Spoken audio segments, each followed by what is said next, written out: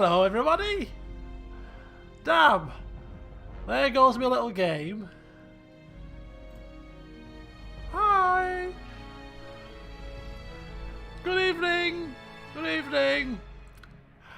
I put this on, I was going to be like, oh, I better explain this stream. I've been kind of lazy. It should really be two separate streams because it's going to be Rimworld later and it's going to be a bit of a conflab and a bit of a celebration now.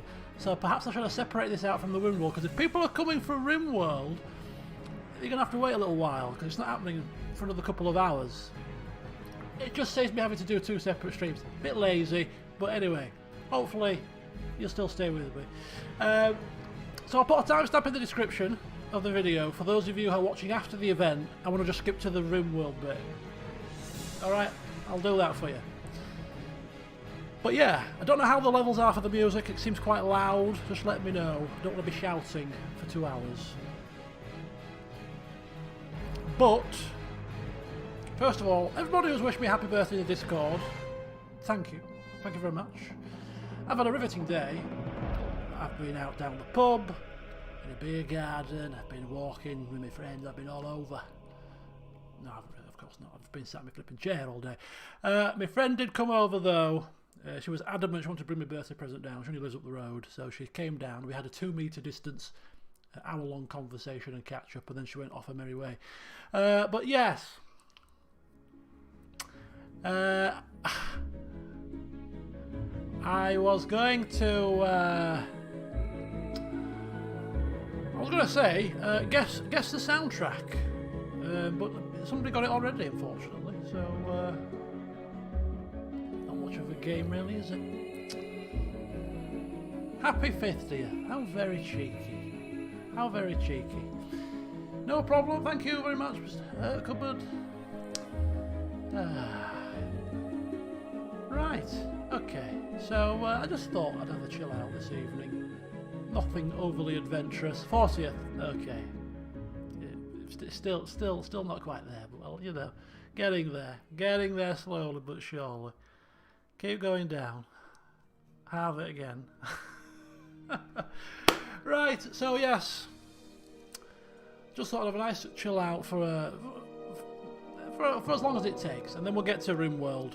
Maybe in an hour now, whenever it is. We'll get to Rimworld whenever we get to Rimworld. I did watch the Dwarf Fortress channel. Yes, it was very interesting. It was very interesting indeed. He does it very well, doesn't he? And then I started watching some more Dwarf Fortress stuff, and I thought to myself, bloody hell, relearning all that is going to be hard work, I tell you. There's a reason why I stopped playing it. Blow me, you've got to have a degree to understand what the hell's going on.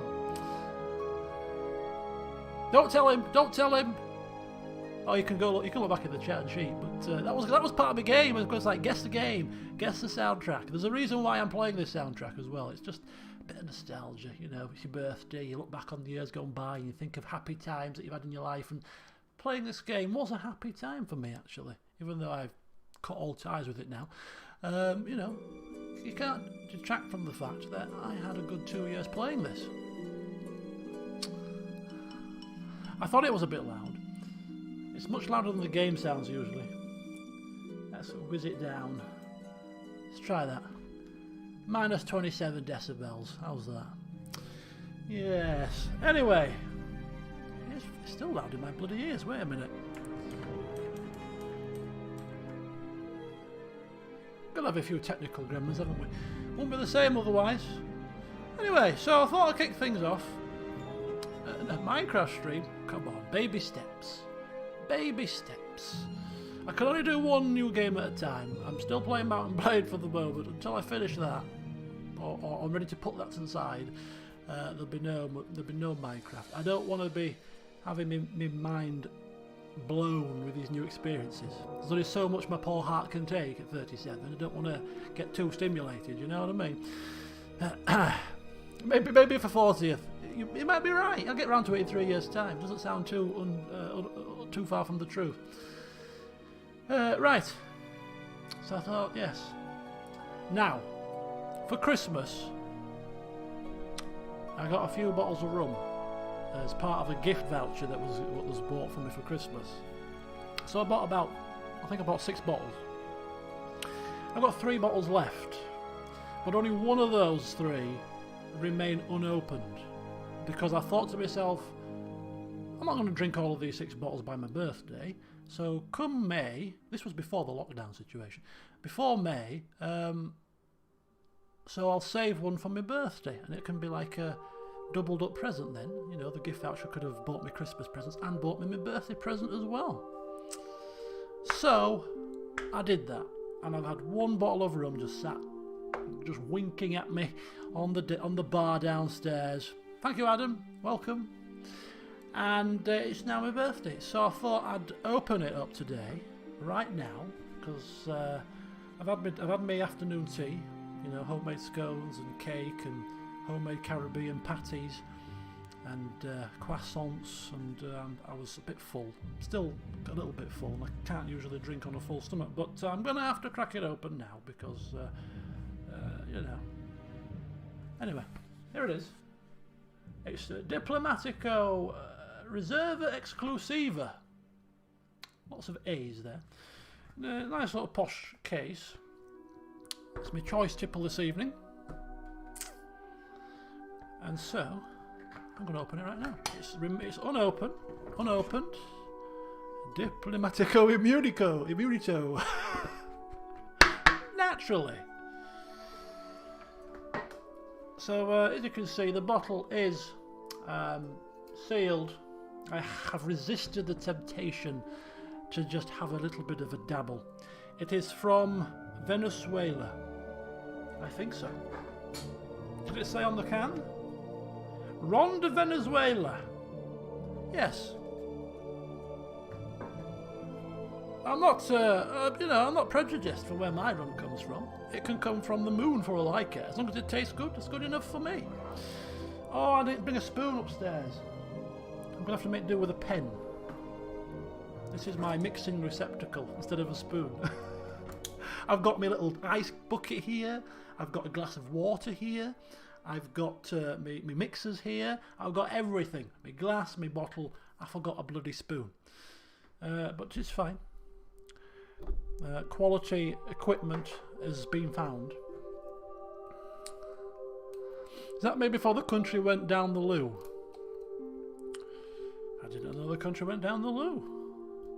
Not big on my South American politics. Geography, it's not my strong suits.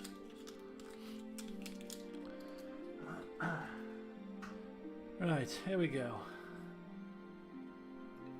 So the first thing you must do, and it's variable light conditions, so we will be having to adjust the lighting periodically. The sun is just about out now. When I sat out earlier with my friend, there was no sun, it was very grey and it was freezing. And now that I'm inside, the sun decides to poke its head out, just to give me a little teaser. There we go. Right, you must, bottle top is off now, you see. Fortunately, we're not that advanced for you to be able to smell the aroma here, but I'll smell for you. Oh yes, it smells very good. I'm getting notes of, I'm getting notes of rum. Yeah, bit of chocolate in there. Very, very sweet aroma. I'm not good at this kind of stuff, really.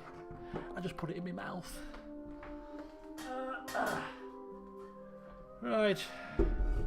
So the joyous sounds of World of Warcraft, of course, is the music, for those of you still wondering.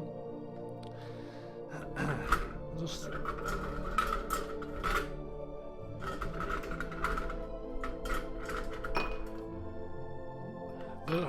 In my house, the rum is never gone.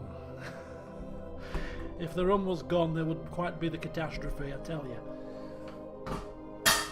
Okay, so we have ice. And I'm just going to pour myself a healthy glug. Ooh, it's leaking down the bottle. Oh, oh, yeah. Ooh, ooh, that's sweet. That is quite sweet. I might not need sugar syrup in this. I might not need any. So there you go. It's already gone down a little touch. A healthy portion there poured out. Right, it's not bad. Could have gone bigger than that, but I thought I'd just sip this evening. Right, I'm going to have to drink it neat first because I'm not a big neat rum drinker, but when you're trying something new and exclusive, you gotta sample the flavour untarnished first, just with a blob of ice.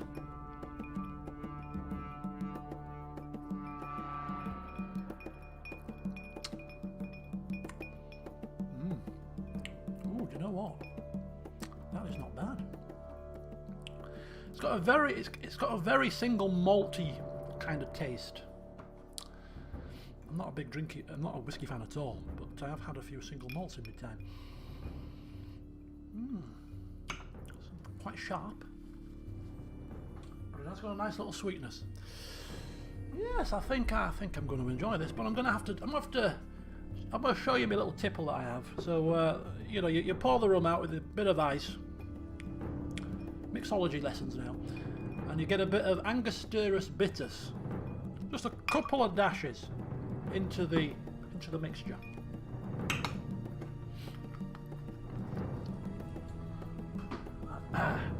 You then get a bit of sugar syrup, a bit of Monin pure sucre de cane, aka pure cane sugar in liquid form, and then you just put a little drizzle. And what that does is it just gives the rum a bit more sweetness, and it just takes that sharp edge off for those of us that can't quite hack it, you know. And then you got to kind of water down the sugar syrup a touch with just a little splash of water. And this is where the spoon comes in, which I don't have right now. You give it a wee mix with your prize pen, making sure that it's retracted so you don't get infusions of ink in your drink. And then there you have it. You have what they call a rum old-fashioned, exclusive diplomatico reserve style.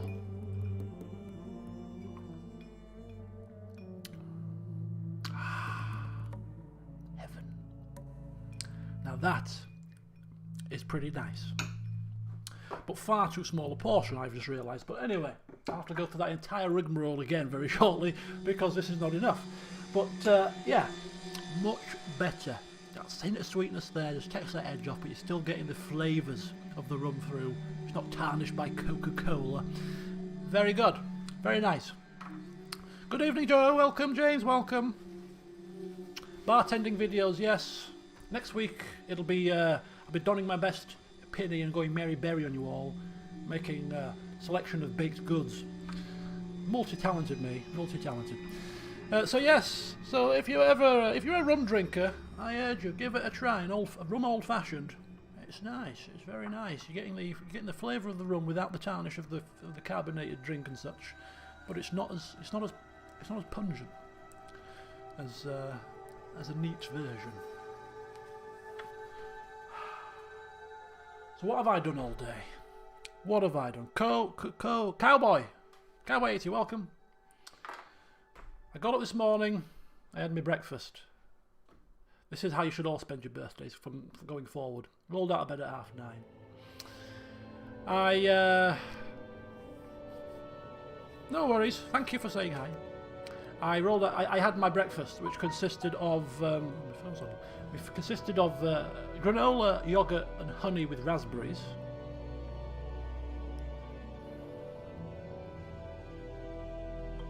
Oh, it's my nephew.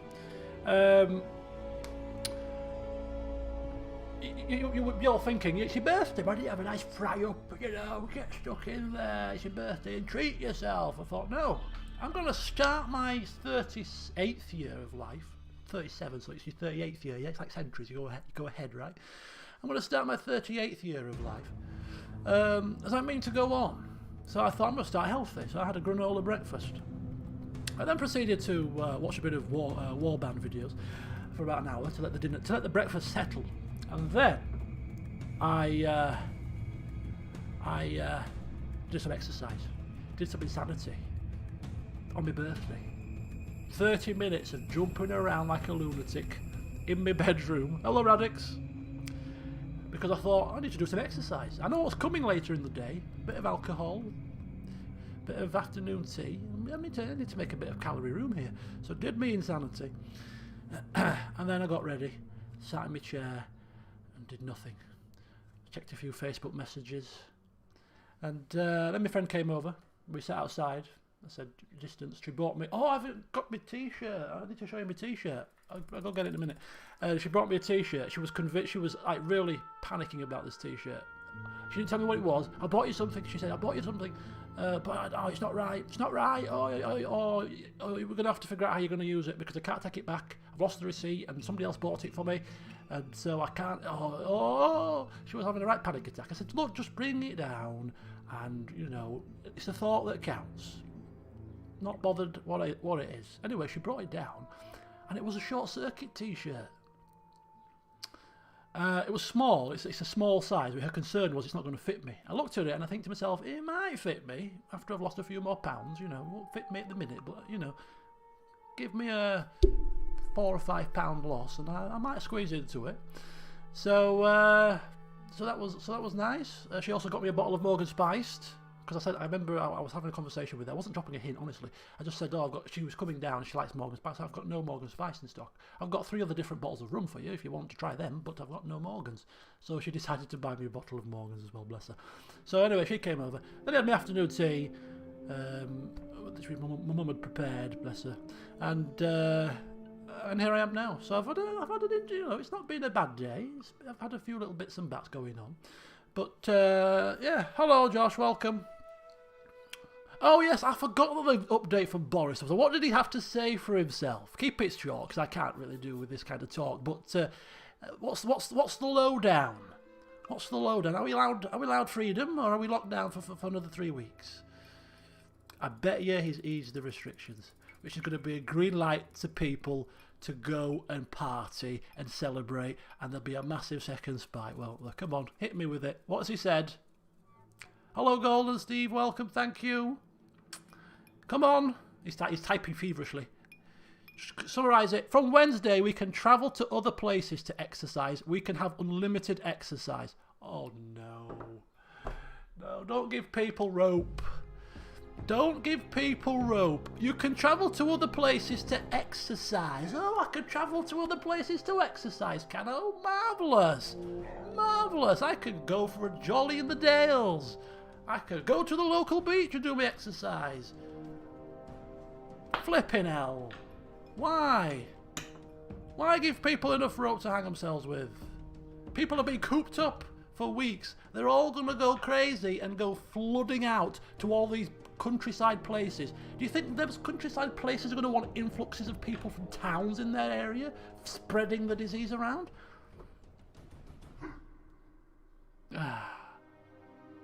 The death rate isn't even calmed yet. Have you seen the I shouldn't have brought this up. The figures are still saying that the death rate is no lower than it was a week ago. So what's changed? Nothing's changed in my opinion, so why are we suddenly easing things? Anyway, what do I know? I don't run the country. I'm not a scientist. I'm not an expert in pandemics. Perhaps I don't know, perhaps they've got it right. Anyway, enjoy your unlimited exercise, folks. Anyway, I'm going to go get my t-shirt. I'll quickly show you my t-shirt. And then we'll proceed on with a bit of Q&A, bit of nonsense talk for a little bit longer. Yeah, people are getting tired and bored, but I mean, people's tiredness and boredom for another 3 weeks, is that a sacrifice worth making to save thousands of lives in the long run? I mean, come on, let's not be selfish here. Let's not be selfish. I can happily sit bored for another 3 weeks if it's going to help the situation in the long term. You know, it's not the end of the world. I'm not having to pull my own teeth out. I'm not having to get shot on the front lines. I'll happily sit here for another 3 weeks, thank you. Anyway, let's forget about that talk for now. We're not here for political talks.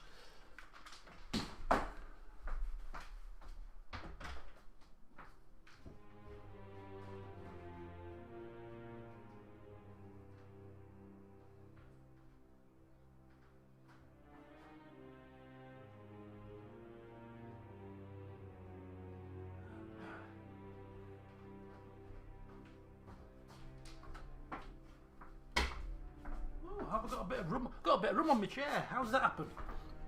Should not spill rum. It's deadly. It's a resource not to be squandered. Yes. Anyway, just to finish on that conversation, it's not going to affect me very much because I don't.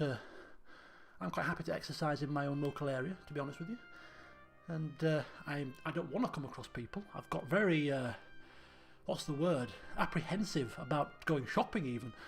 Coming across other folk, it's not nice business. So I'll just continue to work from home and go out once a week to do my shopping and exercise on an evening at the dead of night when it's dark and the night is full of terrors. Right, here we go. Here's my short circuit t-shirt that my friend bought me. I was well pleased. That's gonna fit me. Oh, you can't see it properly, but it's a small. That's gonna bloody fit me. I'm telling you. It's going to fit me. Next time I go partying in the club, I'm one of these people that when I go clubbing, I mean 37 here, I don't go very often, but I do occasionally have the urge to go and put my dancing shoes on, and when I do, I like to go out in things that people won't be wearing or unique. Like when I went out for Christmas, I went out in my PlayStation Christmas jumper. Nobody else had been out in that, you know. And it got a few comments. So things like this are prime going out clubbing tops for me. It's just something different, you know. And somebody that's similar age has seen Short Circuit. They'll be like, "Oh, but this Johnny 5." I'm like, "Yeah, Johnny 5. Want to dance? Right, okay, let's go."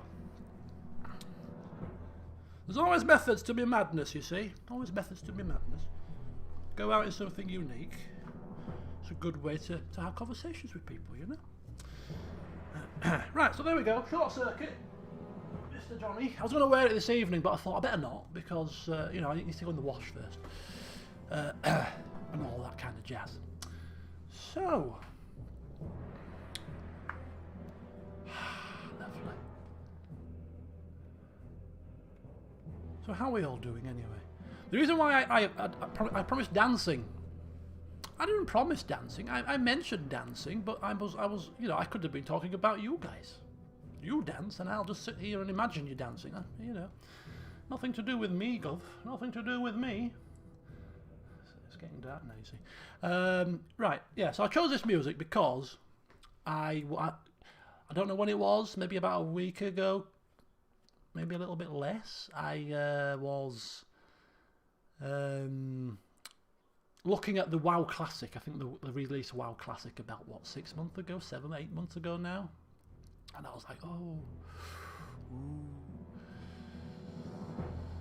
It's a pretty fun concept. Hello, Brendan. Thank you for popping by. But it just got me thinking about my time playing this game. And I know I've not discussed, I don't think I've discussed it in any great detail, really, but I did play this game for 2 years. And I was addicted, but I really enjoyed my time playing it. I think from December 2006, when I got it Christmas. I got it from as a Christmas present to myself. I always buy myself a Christmas present, and I got this Warcraft. It was all the rage at the time. And I'm thinking, what the hell is this fuss about? What is it? I'll buy it. It was like £7. I'll buy it, not realising you had to pay a bloody subscription on top of that, and see what the fuss is about. So I got it Christmas 2006 and played it Christmas Day 2006 for the first time, and then for the next 2 years proceeded to play it probably for about between 8 to 12 hours a day, pretty much every day. So I started with the base game. I got it December 2006. Burning Crusade came out January 2007, so I got that literally straight after buying it for Christmas. Played through that, got to level 70. Did a lot of end game stuff, sort of tier 6 raiding with the guild, heroic dungeon runs, instances in the Burning Crusade, farming for materials. It became a job, which was the part of the issue, really. The fun had started to wane and it started to become a job. You've got to log on at this certain time, let's go into this certain lair, and if you can't make it, you've got to give prior warning, and if you don't give prior warning, you've got to miss the next one. And because the loot that dropped from these was random, you had to go in a loot roll, and it was just completely, or you had to have a headset, you you had to have a headset. And this is 2006, where headsets and Discord and all that kind of stuff wasn't there. It was all about TeamSpeak or Ventrilo or something. So it was quite new to me, all that kind of stuff. I don't want a bloody headset. What do I want a headset for? So anyway, got to that stage. Wrath of the Lich King came out November 2008, and I played that. There's about 40 people, no, there must be more than that, in the guild, and I was like, I took a week off work to play it. I power leveled my way to level 80. I was the third person in the guild to get to level 80. I wanted to be the first, but missed out. And I got to level 80, and I kid you not, within half a day, it was like a light bulb would just happen. I'm not playing this game anymore. I don't know why. I just completely and utterly got to level 80, put the game down, uninstalled it, and never played it again. Weird. Weird. But I don't know. Something just clicked with it. Something clicked. I don't know. Still to this day, I can't put a finger on it. But I just completely got to that level, and I was like, done. I'm done. But yes, I dabbled in RP servers. My main character was rather unsurprisingly a mage on a regular. It was a PvE server. I'm not big on PvP kind of situations, so it was a PvE server. But I really enjoyed my time. I look back on the time fondly. I've got no regrets about it. It did consume my life for 2 years, but it was highly enjoyable. And I was listening to music. This is how it's come into fruition. Because of working at home, I was looking for music to play in the background whilst I'm working, and Warcraft came up, and I started listening to the Warcraft soundtrack, which I'm playing now, and it brought back some memories. So I thought I'll play it today, and have that be the backdrop, just for old time's sake. But yeah, I mean, the game would be unrecognisable for me now. I would never be able to start again. It just wouldn't be the same. The game has changed immeasurably, I've heard, since my days. Even back in my days, I think they said it was much more difficult. It's much more pandered to the casual player now. The quests, you sort of hand-fed the information. You're led by the hand to get these things. Whereas back in my day, 40 years ago, you had to work for your quests. There were no quest markers and stuff. You had to find the flipping quest giver, the quest location. And bloody hell, you had to fight for those materials because people used to tag the enemies so you couldn't get them. Oh, it was a nightmare. Bloody nightmare it was. Anyway, there you go. That's my World of Warcraft history. That was my first... I lie, actually. It was my second foray into an MMO and my final. It was enough to put me off MMOs for good. I was MMO'd out, burnt out in a 2-year period. Yes, happy days. But it was a happy time of my life, which is why I look back on it fondly, because I was joining the police in 2007, February 2007, and I got this game in December 2006. So I was playing it through my training. I used to love going to training school for 6 months. It was such a happy time for me. Happy time. I played Star Wars for about 3 days. The Star Wars The Old Republic. I played it for about 3 days. Couldn't get into it. The previous MMO that I played before World of Warcraft in 2004, going back a little bit further, was A Tale in the Desert. That was my very first foray into MMOs. It was non-combat based, construction, all other skills and tests you had to do. We had to work together to get some of them done, but it was no combat. And I played that for about 18 months, and I look fondly on that experience as well. That was I really enjoyed that game as well. That's what Stardew Valley reminded me of a little bit. Some of the aspects of that, they reminded me of A Tale in the Desert. But yeah, so that's my little MMO history, and I'll never play an MMO again, really. I think I've been there and done that, and nah, I like my single player experiences. My multiplayer experience was completely and utterly nailed in the coffin when it came to the Xbox 360 and the days of Call of Duty, because I just couldn't hack it. I just couldn't hack it anymore. After playing Xbox 360 for live with a group of mates for probably a period of about 2 years, I just fell out of love with online gaming completely. The screeching kids swearing and effing and blinding every time you shoot them in the face. You know, people that lose don't like to lose. They try and knock you off the track. They try and, you know, any old trick in the book to get one over on you. It was just toxic. I just found it tiresome. You know, so that switched me off. So multiplayer gaming, MMO gaming, not for me anymore. I'm a single player gamer. I'll play the occasional bit of Forza or, you know, online because I do like a racing game just for something different, but I just do it in short bursts. I don't have a headset on, you know, just play. Too many squeakers. I can imagine. Oh my god. I used to do. I'm telling you now. I don't know how COD plays nowadays, but if I was to play a session of online COD and got good at it again like I used to do, because I was pretty good at it at one point, believe it or not. You've never really seen me play too many first-person shooters, but when I got quite good, and I had a headset, a surround sound Turtle Beach headset at the time, which was quite rare for people to have. So you could hear people coming in your surround sound, where they were coming, which direction they were coming. So I used to be a tactician, which should not come to us as a surprise to you guys. I used to get myself into one corner behind some boxes and just wait patiently. And people used to blunder in, poof, you shoot them, and then the kill cam tells them where you are. So what I want to do is I'd go to another corner of the same room, watch that same stupid person run in, thinking I'm going to be still stood where I just killed you, and shoot them in the back. And then go to another corner of the room, and then watch them come in, a bit more tentatively this time, and start looking, where is he, where is he, boom, shoot them again. And then I'd move to a different location. And that used to drive them potty. You're camping so-and-so. And I used to absolutely, I used to howl with laughter. And I'm telling you, it makes some great footage.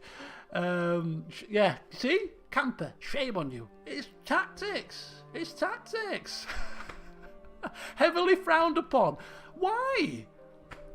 Why? As if it's real life, you're going to go running around like a lunatic and get yourself shot to death. No, you're not. You're going to give yourself the maximum amount of cover and you're going to preserve your life. Frowned upon more than spawn killing? Come on. I know it's frowned upon, which is why I used to love it, because people used to go absolutely ape crap. They used to hate it. Oh, I used to drive them so mad. And it used to make me howl. Oh my god. Because I think how it used to work is you could only hear them when they came near you, or you could only hear them in the kill cam, and then they'd cut off. So they'd start shouting abuse at you when the kill cam was playing, and then it cut off when they'd finished. And they used to get halfway through a sentence, and it would cut them off. Oh, I used to love it. I used to love that bit, but as I say, it got tiresome eventually. It got tiresome, yes. I got a hell of a lot of messages on Xbox 360 Live. You know, they used to send you messages, or voice chat messages. Used to get a lot of voice chat messages after the event. Oh god! I said, "You're blocked, mate. You're blocked. Reported. You stupid little child." Oh, it used to entertain me, but no, it's put me off for life now. I've done my time in multiplayer games. Hence why even when people want to play multiplayer games such as Crusader Kings 2 or something completely, you know, cooperative or whatever, I'm still very apprehensive. I'm like, nah, I don't think so. Nah, I don't think so. And it's just like a stigma now with me. It's just like multiplayer. Oh no, barge pole, 10-foot barge pole. Yeah, but it's cooperative. Yeah, I know, but still, I just can't get into it.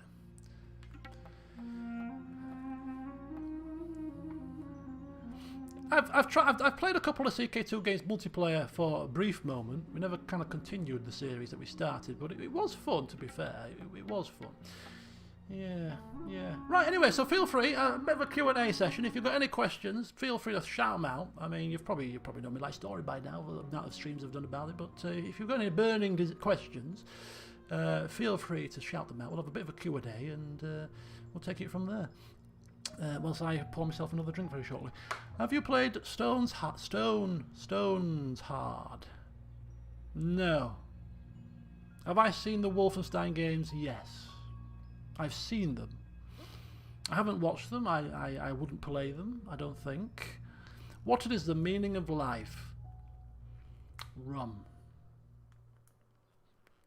End of story. Easy question. You think it was hard. I'm easy. Easy. Your favourite gaming moment? Still seeing Care Troll for the first time in The Witcher 3. Oh, 42. 25. 45.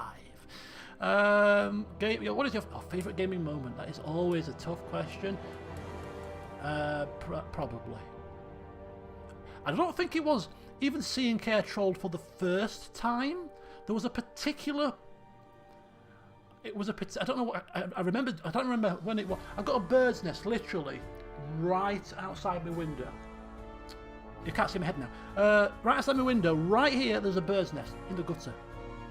Almost as close you can touch it. And it's really been quite peaceful and calming watching the obviously the mother bird or the father bird, let's not be discriminatory here, flying out and then coming back about 5 minutes later and goes straight into the nest and then goes out again and then it's gone again, comes in again, goes to the nest, does something, feeds it or gets some sticks for the nest and then goes out again and then comes back in. It's fascinating.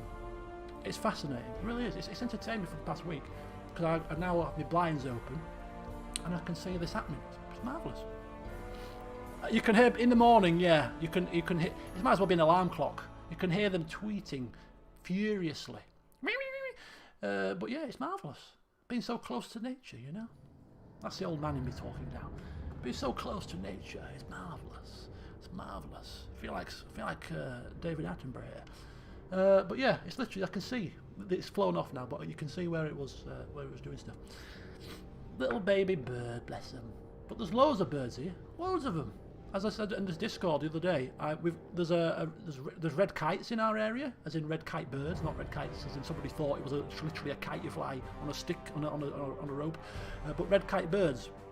They were introduced into Harewood House a few years ago, and now we've got a population of red kites in the Leeds area, and they routinely circle. There was one today. I saw it over there, just circling and soaring. This great big bird of prey. It's absolutely amazing to see that kind of stuff here in an urban area. There's owls. There's owls here. I heard owls the other night, and there's bats as well. There's bats over the road. So it's an urban area, but it's like kind of outer city Leeds rather than inner city. So we're kind of skirting up the Harrogate Road. So there's a lot of greenery here, and it's nice. It really is. Yeah. So yeah. Anyway, I was talking about the favourite gaming moment, and it wasn't first coming across Care Troll. What it was actually, I think it was booting up a game save, or booting up the main save, and where I'd saved it, I was overlooking a bit of the sea or whatever it was, and Care Troll was in the distance, and that music, my favourite soundtrack, started playing right as I loaded the game up, and I remember sitting there thinking, oh my god, this is awesome.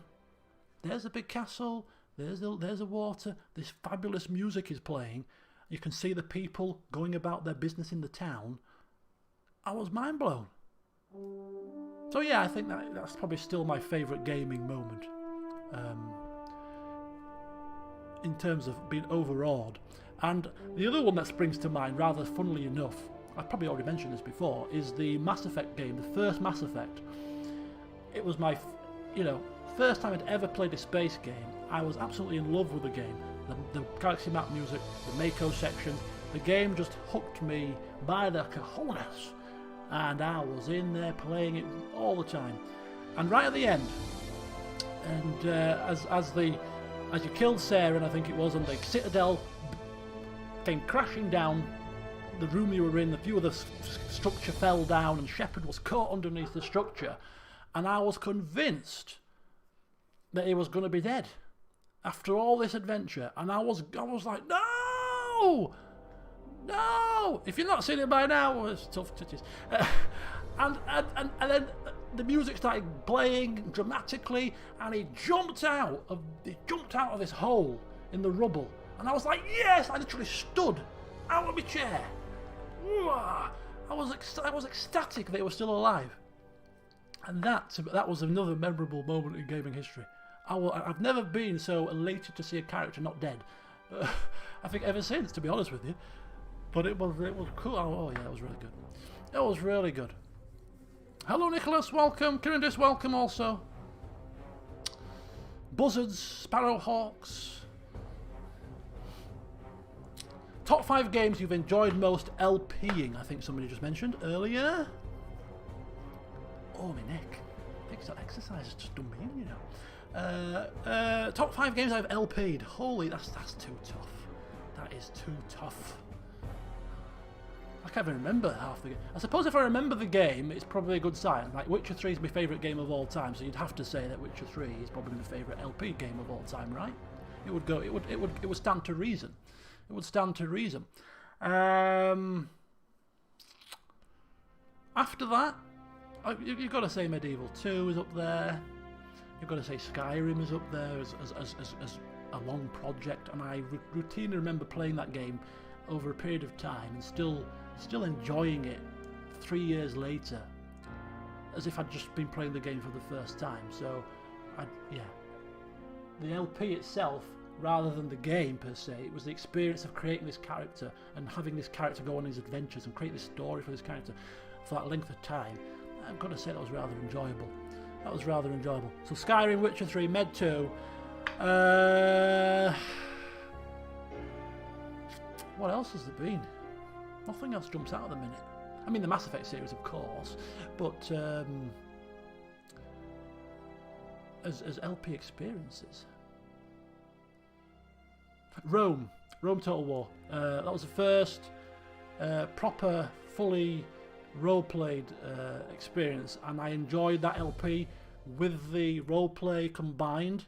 So as a package, I particularly enjoyed that. Actually, that's quite memorable. I really enjoyed that, actually. But yeah, you could well be right. Baldur's Gate has to feature up there. Baldur's Gate has to feature up there because I enjoyed both Baldur's Gate and Baldur's Gate 2. I enjoyed those games more the second time through playing them with an LP'd character than I did the first time I played them. Both of them. So both of those games were enhanced by the LPing experience. So they're definitely favourites. So what we've got: Skyrim, Witcher, we've got Med 2, we've got Baldur's Gate, we've got Rome Total War. I think those are the ones that stand out. I think best game of last year.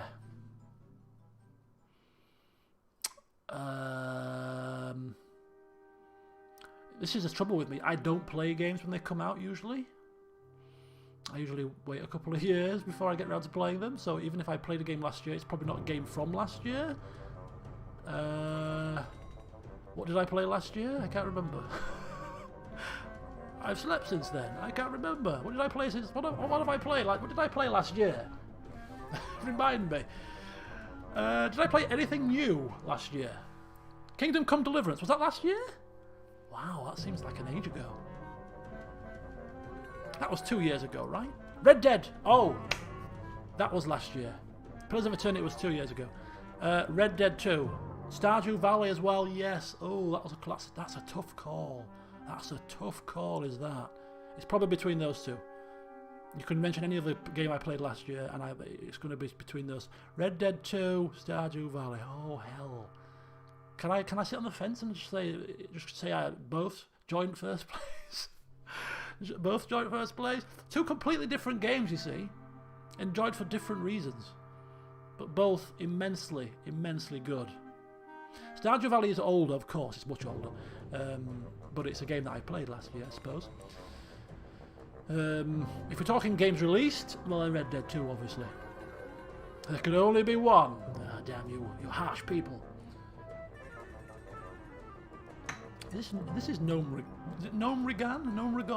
The Gnome City music? I'm sure this is Gnome Regan.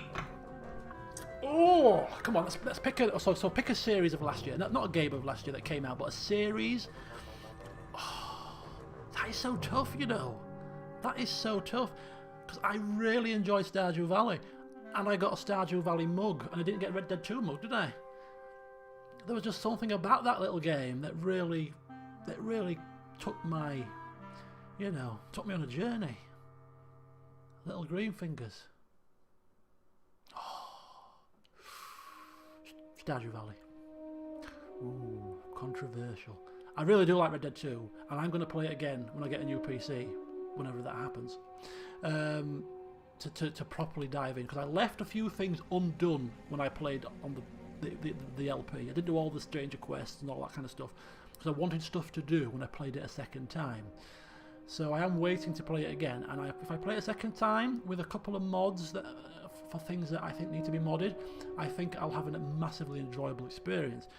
But yeah, I think Stardew Valley pips it. Nah, Life is Strange 2, nah. It had too many flaws, did that game, for me to be up there. This is a place was enjoyable, but again, not as good. Stardew Valley. I used to really look forward to my Sunday Stardew Valley streams. I really did. It became a ritual. Thank you, Crazy Cook. Welcome and thank you.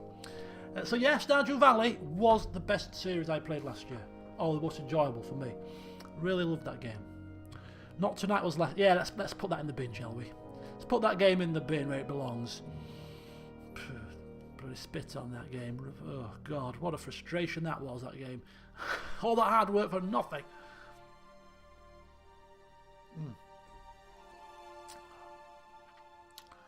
That's good. Yeah, it was quite fun using that as a means to retell and sort of put into practice my old policing, you know, methods and my sort of policing thoughts, and it did bring back some memories of my old job. So it was good fun, and I did enjoy, you know, This Is the Police. Thinking about it and saying the games that you've just listed off, I think last year was a pretty good year last year for games, for series that I did. I enjoyed all of them pretty much.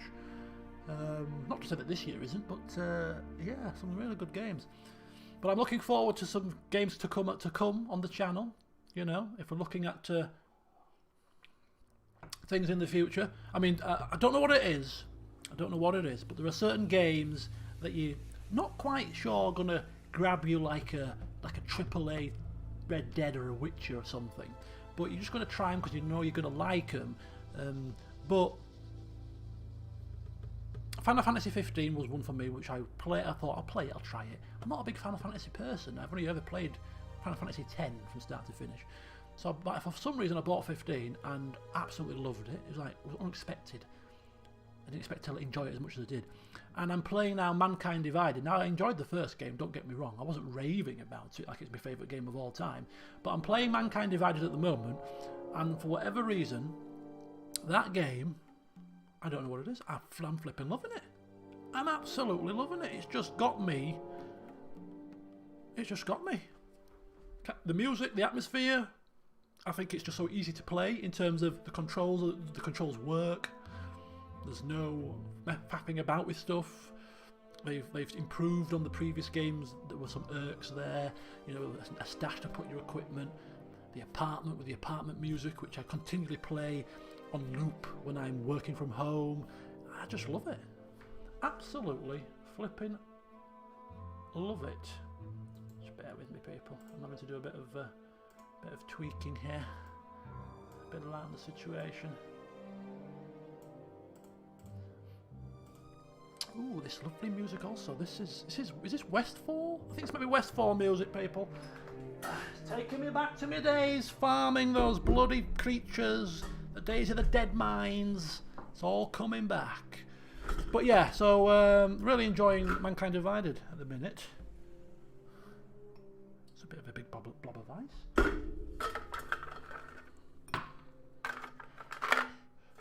What can we say about CK2? But, oh my god, all this ice is stuck together. But yeah, coming up very shortly, Pillars of Eternity 2. I've started just recapping Pillars of Eternity 1 now, in preparation.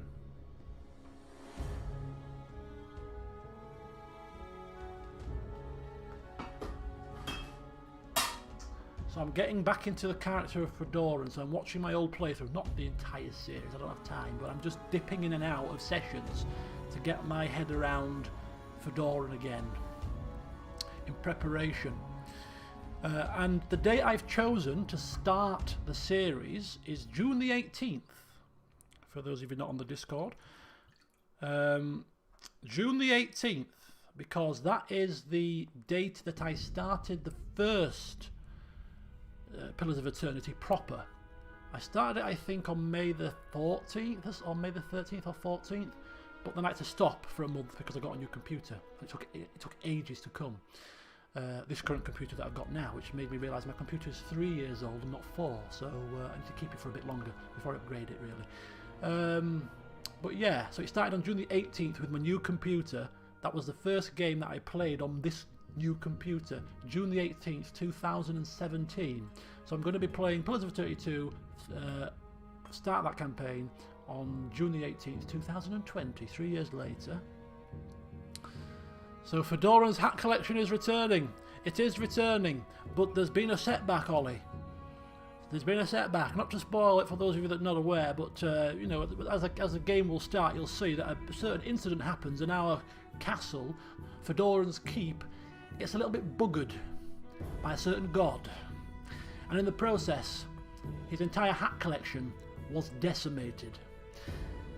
If you need any motivation to track down said god and make him pay, it is if he has destroyed your entire hard-earned hat collection. Not just hats gathered in the first campaign, but in the intervening period of time between the first game and the second game. He went mad with his found fortune and fame and was gifted hats from across the land. It's quite a vast collection, which has now gone to rack and ruin. A call for revenge. Oh yes. And our hat collection must start anew.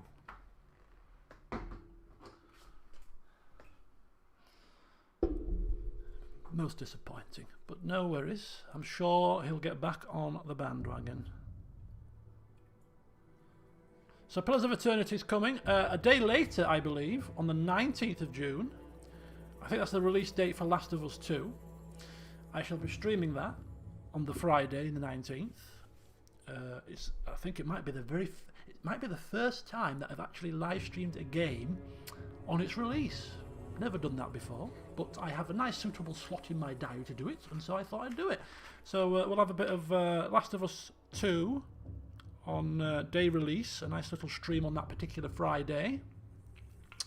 If you care to join me, much appreciated. Do not touch with a 1,000-foot pole. Save yourself. What do you mean? Are you being sarcastic? Are you being serious? I mean, streaming it on the day release is a bit of a risk with the spoiler situation, but it's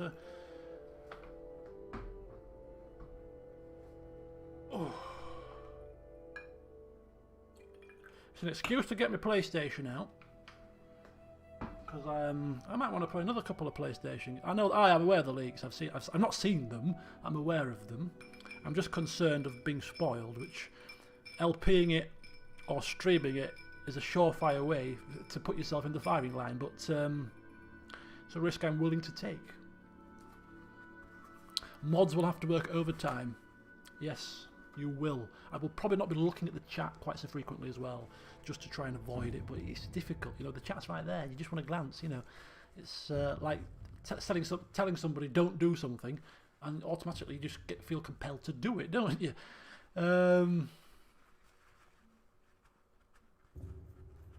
Look, I don't care what people say. I do look at reviews occasionally just to get a general. With so many games out there, I've got to have some kind of a judge as to whether a game that I'm 50-50 about is going to be worth my time spending 6 months LPing it. So I do look at reviews and scores just to get a general feel for a game that I'm teetering about, to see, you know what, shall I, shan't I? But ultimately, I mean, I've liked many games immensely that have not got great scores, or the reviews say this or whatever. So I take it with a pinch of salt. So could turn chat off for the stream. Oh, you can turn chat off, can't you? Or I could just hide it for myself.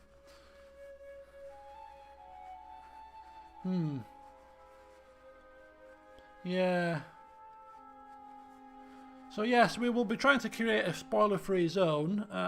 Streaming without a chat, it defeats the purpose, really, doesn't it? I suppose. But We'll have a conflab. We'll have a conflab about it. We'll have a conflab. See what the general consensus is. Could keep. Yeah, there's ways and means, isn't there? But yes, and then Cyberpunk is supposed to be coming out, isn't it? Towards the back end of the year. Yeah, given that I'm streaming it on the release day as well, you're going to get just the odd person that's looking specifically for the streams on YouTube of that game and then just dipping into them, typing the spoiler and dipping out again. You can just see it happening, can't you? So I might, yeah, it sounds plausible to have it as Discord only, I suppose. Much less chance of that happening. Possibly. Possibly, we'll think about it. But yeah, Cyberpunk as well is coming out. It's supposed to be this year, I believe. I do wish to play that. And so I imagine I'll be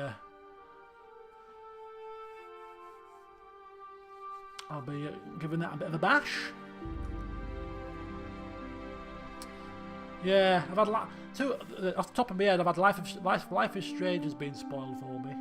And Kingdom Come Deliverance was spoiled.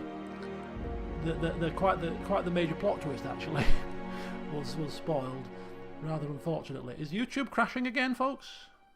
Or is it just my connection? Is it doing the same thing it did last week?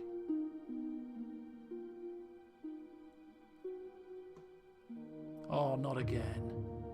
Not again. Oh, come on.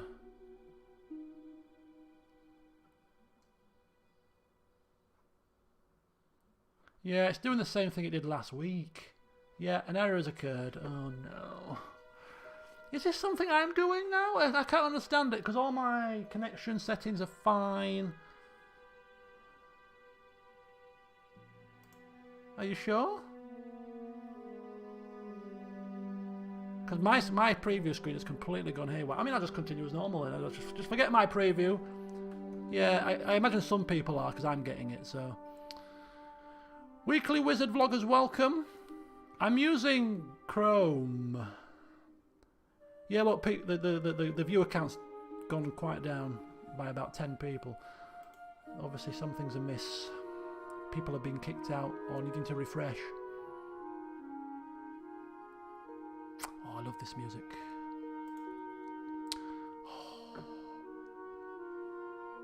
Learn more. An error occurred. What does this error mean? As we take steps to prioritise the well-being of our extended workforce, expect longer than usual wait times for support. Troubleshooting to... playback error. Tap to retry.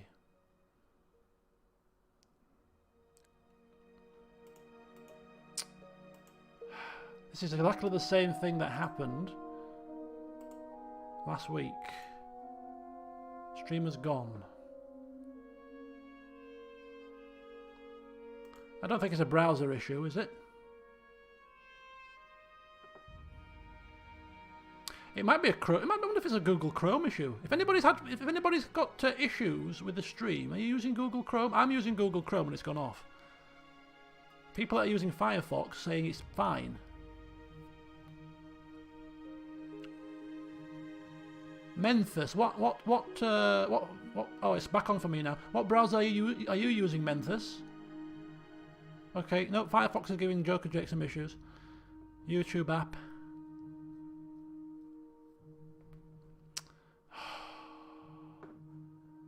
God damn it. God damn it, YouTube. What's your flipping problem? Yeah, I'm back on now. I'm back on. Back on again. Back again. Oh, is this going to be the theme of the evening? Every sort of 20 minutes it's going to do it again? We can't do anything about it, can we? Cheers, anyway. Oh, lovely. Lovely, lovely, lovely. Every night, I know you clap at 8 o'clock, don't you, on a Thursday? Every night at 8 o'clock, the church bells over there ring. Every night, without fail. 8 o'clock sharp. It's like, it's 8 o'clock, the bells are ringing. The bells are ringing. Yeah, you can refresh and then you can just move your little slider forward. It'll catch back up again. Hello, testing.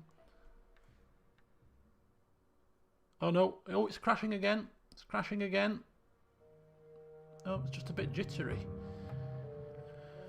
Okay, the delay is only about 2 seconds. It's back on speed.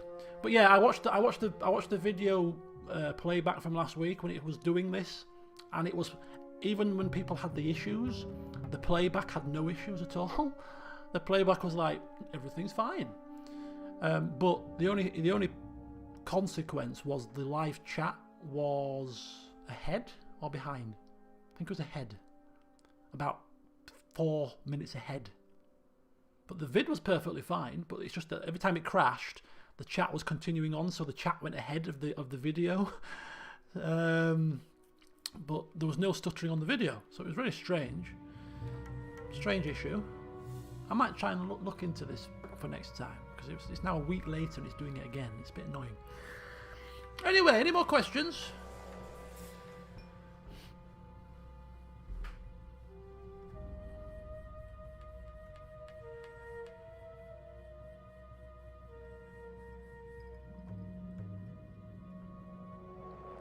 YouTube here talk of spoilers and cut the stream off. I wonder, if there's that. I mean, it could be. Stranger things have been known. Bit of Big Brother policing. You can't say these certain words, otherwise, ooh, they'll strike you down. Hello, Thomas. Thank you very much.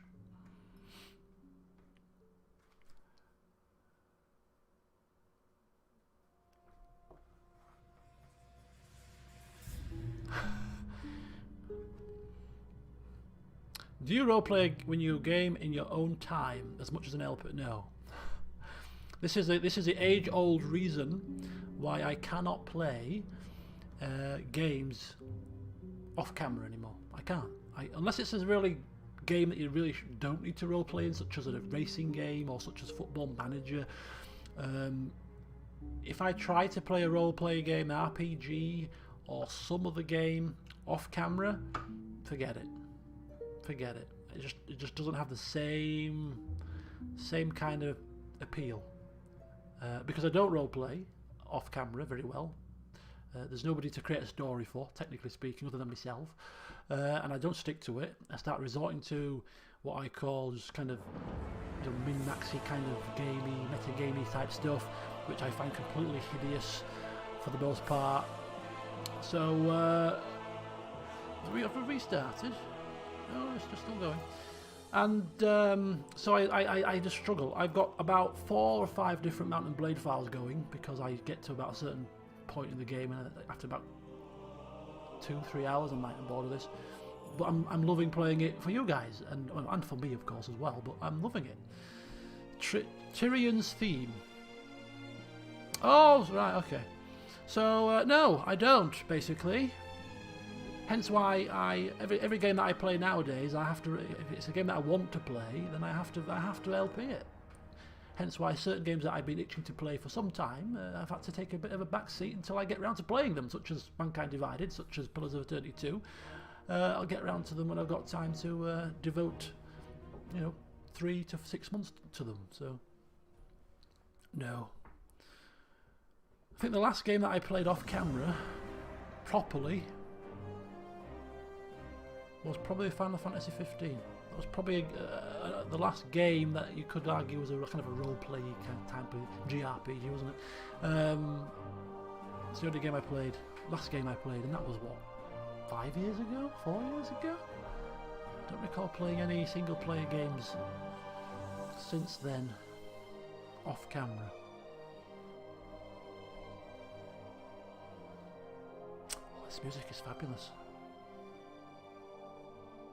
With the setting sun in the background. Oh, it's so fantastic, fantastic. The sun here will be setting very shortly also. It's 20:07. Lovely.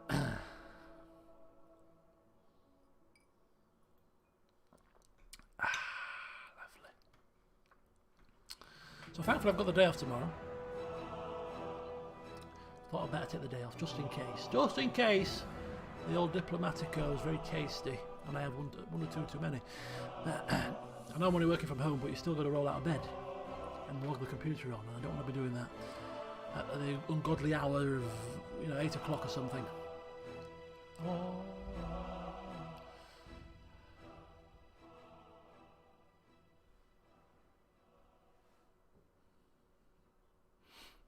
Have a look at the Tropico games. I've got one in my Steam library, I think. Tropico 4, is it? I think I've got Tropico 4 in my library. I think somebody gifted it to me, actually, possibly. And I have never played it, and it's not something I've ever looked at, really. So no, I'm aware of having one in my library, but I don't think I've looked at any great depth into it. Civilization is another game that people have asked about in the past. I might have got it for free. As I say, I don't know what. Either I got it for free or somebody gifted it to me. One of the two, and because I never bought it, so. That's the one with a big, like, dictator type character on the front of it, isn't it? Is it on the box or something? It looks very, like, sort of South American style. It's probably based on a real life person, actually. Yeah, Civilization is another game that I've never played. I just don't know why. I've just never. You know me by now. It's the same with. It's the same with Mountain Blade. It's that age-old kind of stubbornness. I'm a Taurus, right? I'm a Taurus.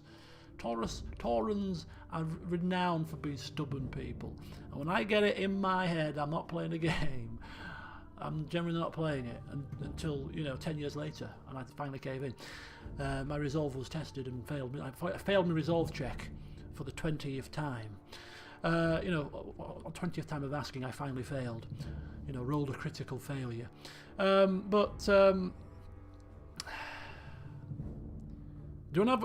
I bring up my Steam library? Is there anything personal on a Steam library? Let me do it off camera. Let me shut the. How do I do that?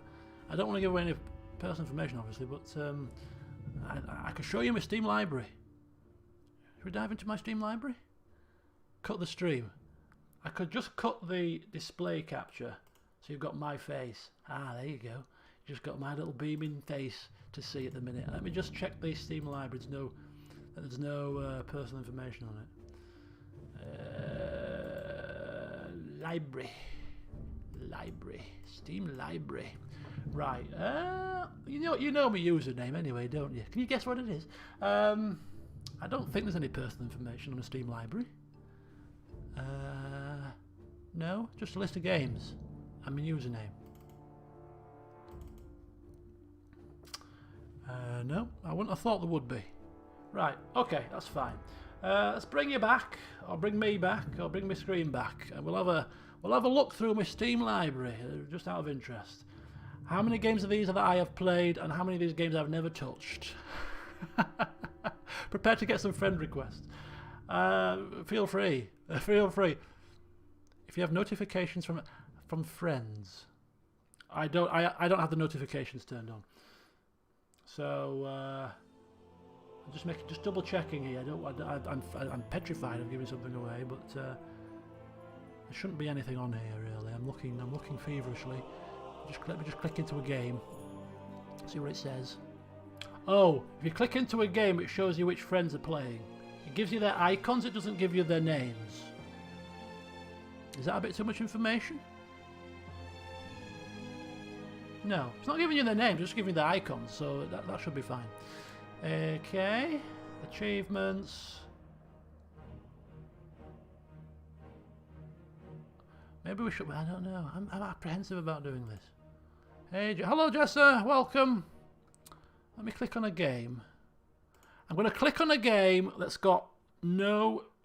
Because some of these people have got their pictures on their badges as well. I don't want to give people's pictures away either. So I'll pick a game that's just got icons and nothing else. And then we'll go from there. If anybody spots anything that's not shouldn't be there, just like scream something and I'll shut it down quickly. Actually, don't do that. Oh no, that's not going to work either. All. Oh, there we go. No information on that screen. I've managed to fix it.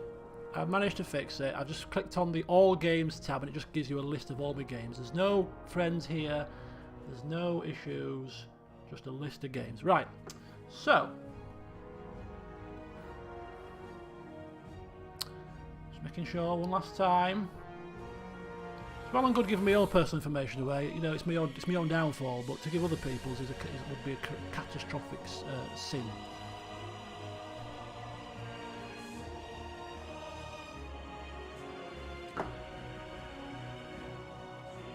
Right, here we go then. There's nothing on there that I have noticed that is of sensitive information. There's no notifications on. So here we go. So, oh, my face is right in the wrong plot, wrong spot. In fact, I put bugger, right there. I'll put myself over there for now. Cover myself. Cover me username. You don't want to see my username. Oh, you've seen who I am. Oh my God. Tragedy. Right, here we are. So this is my Steam library, which actually is probably not as big as some people's Steam library. Many of these games I have never played. Never even installed. 80 days. Fairly good little game. Streamed. Oh yeah, I can even highlight on here, you see. So 7 hours played and completed. One game ticked off the old list. You see, now you're going to be like, oh my God, I didn't realise you've got that game. What the hell? You've never played that. Age of Wonders 3. Got that free. Never installed it, never played it. Amnesia, The Dark Descent. I don't know who got that. I don't know if I bought that myself or what, but I have it. It wasn't. I think I might have bought it intending to play it for some kind of a Halloween stream, but the game is probably a little bit longer than something that I would want to play. And I'm not a big fan of horror games, despite the fact that I have done some before. So that's been close to being played, but never got round to it, and finally decided against it. Arvernum Escape from the Pit. I don't know what the hell that is. It must have been a freebie. Don't even know what it is. Baldur's Gate 2 Enhanced Edition. You'll notice there's no Baldur's Gate 1 Enhanced Edition because I got that through Good Old Games. I got Baldur's Gate 2 through Steam, and of course, do we need to say anything about that masterpiece of a game? 112 hours, LP'd, played, completed the main game, still need to finish Throne of Baal, which we'll get round to when we get a release date for Baldur's Gate 3. I'll be playing Throne of Baal as a prelude to Baldur's Gate 3. Batman, the Telltale series, played for 9 hours. Can't remember playing that. I played that on the Xbox 360.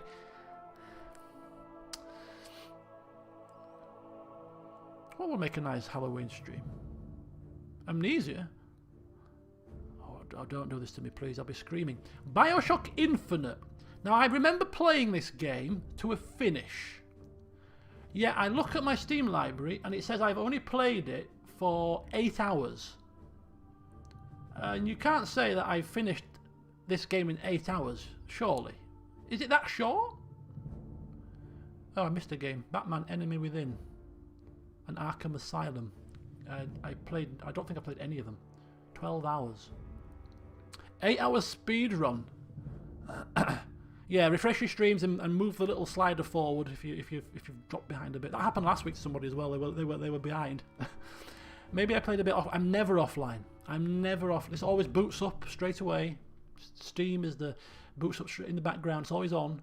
So again, I remember playing some of these games on the Xbox. So whether I've just played them to see how they were in comparison, I don't know. But 8 hours to finish BioShock Infinite just doesn't seem like I played that game. It's bamboozling because I did finish it. I remember the ending. I'm not going to say. I mean, I've already spoiled one game ending for you guys. I'll spoil another one just in case you happen to play it in the future, despite the fact it's been out for like 15 years or something. Less than that, obviously. But I remember the ending crystal clear, so I finished it. But in 8 hours, you see how slow I play. I can't finish that game in 8 hours. I'd have been sidetracked by the views.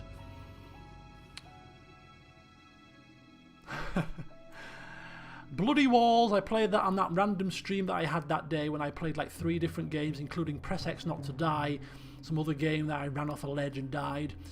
This is quite surprising, and maybe for some of you guys. I've got Borderlands, and I've got Borderlands 2.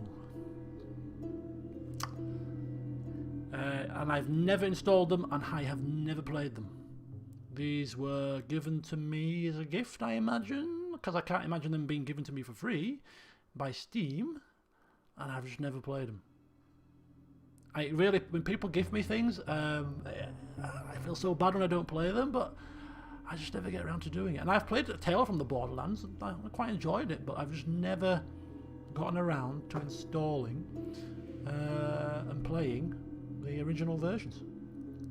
Brothers, Tale of Two Sons, LP'd that, I seem to recall. It was pretty good.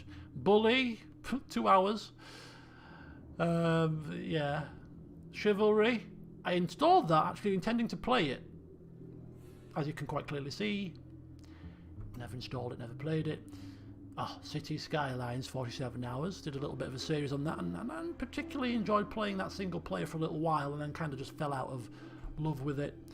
But it was a good game. There's been umpteen updates since I last played this. It might be worth giving this another bash at some point. Oh, CK2. It is the most played game on my Steam library, but it probably pales in comparison to some of you hardcore CK2 players. But for me, this is an achievement. I've played it for 467 hours. That is quite an achievement for somebody that's only really played this game LPing it, and with a couple of odd single player series here and there. Still, it's quite a considerable amount of time for me. But yes, that is the most played game on my Steam library. Darkest Dungeon, 129 hours. And most of that would have been the LP. There were some others. I did a couple of kind of side playthroughs to get up to speed with things, and tried some stuff out with some mods on a separate playthrough for about 10 hours. So it's not all LP time, but most of it is.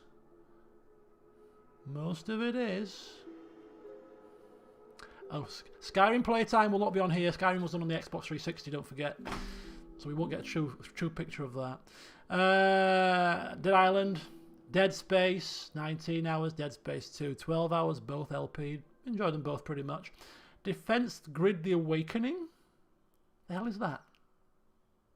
I can't be the only person to have games in my Steam library that you think, what the hell is that doing in there? Why is that in there? You must all have a game or two. I've got several. What is that doing in my... What is that game? Democracy 3, Mr. Green, Prime Minister Green of the Green Party, reigns supreme for all of 6 hours. Democracy Africa, President Green of Kenya. He returned from retirement and led Kenya to glory, green glory, all of 8 hours. Really enjoyed those little short series. Hello, Hauler. Welcome. Mother's Day in America as well. Happy Mother's Day to anybody in America. Happy Mother's Day to you, if you're watching. Hope your children have spoilt you rotten. As best as they can in these difficult times, of course. So Democracy 3, yeah, really enjoyed that little short series. Deus Ex Human Revolution I played on the PC, 33 hours. And of course, good old Mankind Divided.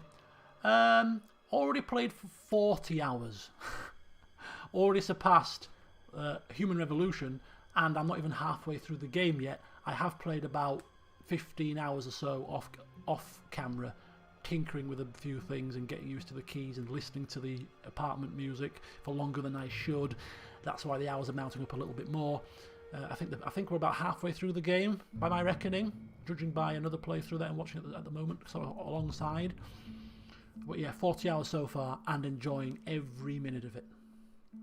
Mother's Day in Finland too. Mother's Day in Finland, great stuff. Happy Mother's Day to those of you wherever it is Mother's Day. I don't know why England is different. England is different. Ours is in March. You beat it in 20 hours. It's a 30-hour game. But if I take 30 hours, then it's probably about 25 hours to a normal person. Add 5 hours on because I just dither and take my time, and it's naturally slower to LP a game. Dirt Rally, 3 hours. Wanted a racing game to play. Played it for 3 hours, and this was very difficult. I played this game on Christmas Day with my brother and my nephew and a friend with my Logitech steering wheel, and that was a good Christmas sort of get-together event, and that's as much as we played it, and I've never played it since. Disco Elysium, just finished, of course. Enjoyed the game thoroughly. 42 hours total playtime, not all on camera, probably about 2 to 3 hours off camera, but most of that was on camera time. About 40 hours to finish the game then. Thank you, Dipsy, welcome. And then we get to some classics. Oh yes, not Dishonored. 19 hours to finish Dishonored. I have played Dishonored. I think Dishonored was mentioned earlier. This bad boy. No, that's the classic version, which installs at the same time as this bad boy. Divinity Original Sin Enhanced Edition. I will always have fond memories of this game, more so than number 2. Even though number 2 was a better game, I have fonder memories of number 1 because it was my introduction to the series. And for me personally, the first game of a series that you really enjoy is always the most memorable one because it's what introduced me to the series. Plus the composer or the music man that did the music for the first game, he passed away, but the music in that game I much preferred to the second game's music. Kirill, I think. So yeah, this game for me was a game changer. Absolutely thoroughly loved it, and I played it all off camera, which is very bizarre because it's a role-playing game, and I played it all off camera. But 121 hours, quite a bit of game time. And then of course the masterpiece that was Divinity Original Sin 2. Oh, so good it was, so good. 179 hours total playtime, probably about 30 to 40 of those hours were off camera, separate saves and stuff. Maybe about 120 hours, maybe 130. I still can't see the series itself being that long. I think there's been a lot of alternative character time. But 179 hours, and it was thoroughly fantastic. Love this game. Love this game. So, yep, still CK2, massively in the lead at 467 hours. I think Divinity is now in second place at 179. Don't Starve, not a clue. Don't Starve Together, not a clue. Dota 2, not a clue. Oblivion, played it on the Xbox 360, did download it for the PC with the best of intentions of modding it and playing it again. As you can quite clearly see, I played it for 2 hours and uninstalled it. So yeah, that's Oblivion for you. Elder Scrolls Skyrim, played on the Xbox 360 for the LP, of course, for that entire 4-year period. I have dabbled off camera with mods, playing around. Managed to play for 63 hours, which is actually quite a considerable amount of time on top of the playthrough on the channel, before putting that to rest, never to play it again. I've done my Skyrim time and enjoyed it, but it's I'm waiting now for the next one to come out in about 4 years' time, probably. Euro Truck Simulator. Don't ask me why I bought this. It seemed like a good idea at the time. I had my GeForce Logitech wheel, and I thought, oh, I'll become a truck driver for a little while. 65 minutes. 65 minutes I played this and then thought, nah, I don't think truck driving's for me, folks. You won't catch me going up and down the M1 on a dark night. No siree, sleeping in the cab. And then my fascination with F1 games. Oh yes! Holy cow, yes! I tried to import the 360 Skyrim save to the PC to continue with mods. The funny thing was, I got as far as importing the save to the point where it would recognise the save and you could actually play, but it was buggy and crashy as hell. But it actually loaded, which I was really pleased with. But yeah, it wasn't playable. But I tried because I had some mods installed. As you can see, I was trying some stuff off camera, and some mods that would have enhanced the LP. I thought it would have been fun to play with Elwyn with those mods. But that was it. They couldn't get around to doing it. Yeah, Euro Truck Sim Let's Play. Would you willingly sit there to watch me driving a truck with a wheel, talking nonsense? Beep, beep, beep! Get out of the way, Mrs. Miggins! Get off the road, love! You shouldn't be on there! Bloody slowing me down. I've got flipping times to keep here, love. Get out of it! The road rage will be coming through. You don't want to see me driving. I'm very laid back when I'm driving. I very rarely succumb to road rage, but when I do, I go mental. Driving home for Christmas. Driving home for Christmas. That's the name of the series. A Euro Truck Christmas series entitled Driving Home for Christmas. Oh my god, I can see it now. Perfect. Perfect. Christmas music blaring in the background. The dice swinging on the wing mirror. You know, I'll get a nice big white t-shirt with food stained slop down it, you know, grow my beard out in truck driver. Not that I'm stereotyping truck drivers, of course. Driving home for Christmas. It wouldn't work, I don't think so. Might be worth booing it up, you know, get the playtime up. Anyway, Formula 1 2012 I played for 14 hours, 2013 I played for 76 hours, 2014 I played for 23 hours, and 2018 I played for 21. I always start these games with the best intentions, and I just never get around to playing a full season. I play about 3 or 4 races, and then I get bored. But despite that fact, I still, every sort of so often, dip my toe in and think, let's have a look at see how they've improved it since I last played it. Oh yeah, it's pretty good. And then 20 hours later, I'm bored now. So that's my experience with F1 games. I should perhaps just save myself some money and just not buy them. Probably is best. I do wait till they're on sale to buy them because I know what's going to happen with them. But it's just an excuse to try something new and break up the LPs occasionally with something off camera. And they're just easy to play, quick to play, and then after 20 hours you can put them aside, you know. Fallout, the first Fallout I've played for 2 hours. I tried to play the original Fallout, thought, it'd be a good idea to go back to a bit of nostalgia. Nah, not a good idea at all. Couldn't get into it. Fallout 4, 120 hours I have persevered with this game.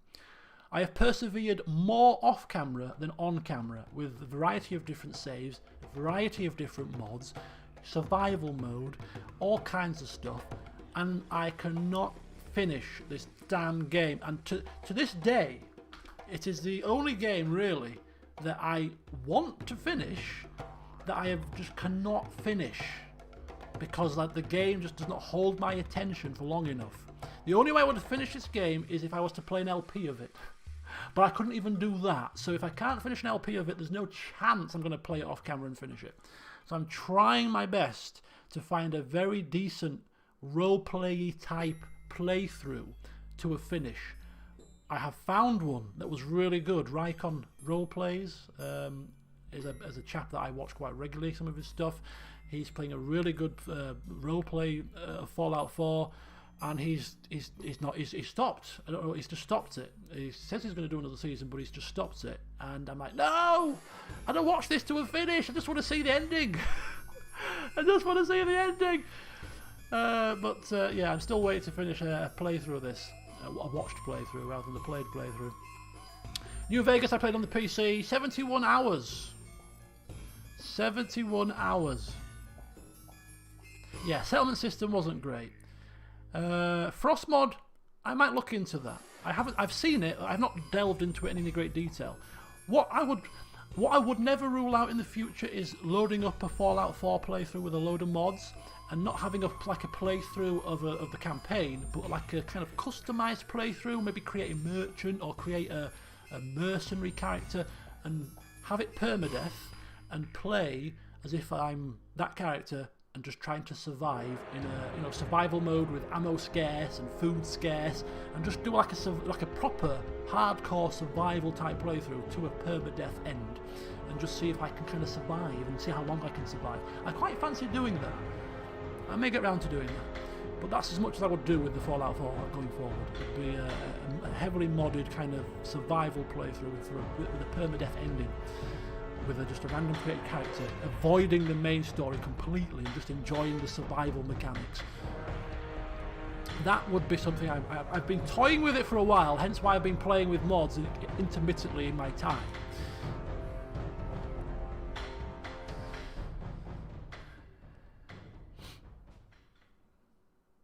Oh yes, it's not a holy. It's your question. Yes, it is. It is WoW music. I put World of Warcraft music on because I was reminiscing about World of Warcraft. Right, I'm gonna now, before we continue on with some more, I'm liking this little Steam run through because it's bringing back some nice memories of games.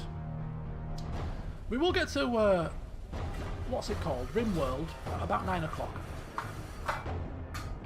For a couple of hours. I'm sure some of you have probably turned up expecting to see a bit of Rimworld. Rather than me blathering on, but you know, it's my birthday. I'm just doing what I'm enjoying. I'm enjoying at the moment, shutting my blinds. Right, what colour shall we have today? Should we have multicolours? I've never used the strobe effect of these lights. We'll have multicolours. We'll have a fade out multicolour effect today, which might play hell with the whitening of this. It might make my face go different colours because the camera auto adjusts my face to the colours of the background. We'll see how it goes. We're having multicolours today, folks. Multicolours. Right, I'm going to take another sip of my drink and we'll pour another one. And then we're going to continue down the Steam library. Trip down memory lane. I can't remember who suggested this, but it's a flipping cracking idea. Cracking. Well done. Right. This, for any rum drinkers out there, is it not you, Clarence, is it? It was somebody else. Somebody else bought some rum bullion on my advice. I think Brendan did, maybe. And somebody else. Anyway, whoever you are out there, if you're seeing this, I also highly recommend this, because this is delicious as well. Diplomatico Reserva Exclusiva from Venezuela. It is flipping lovely. Hello, Chet. Well, thank you very much. It's my 37th birthday today, enjoying a lockdown birthday as best as I can with my online friends. And you know what? If I was actually not on lockdown, I would be doing the same thing anyway today. I'd have played football because it's Sunday. I'd have played football. But I'd have had my party yesterday. So I'd have been nursing a hangover now. So instead, I'm nursing a hangover tomorrow. Just delayed things by a day, that's all.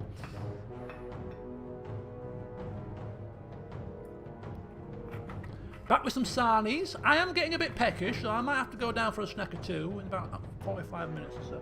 Actually, I do have some crisps here, actually. Conveniently placed mature cheddar and onion kettle chips.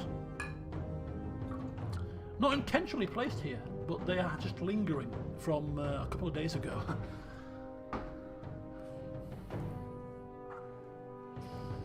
That's a good thing, you see. I have managed to get... I'm still working on my Christmas stocks. Which reminds me...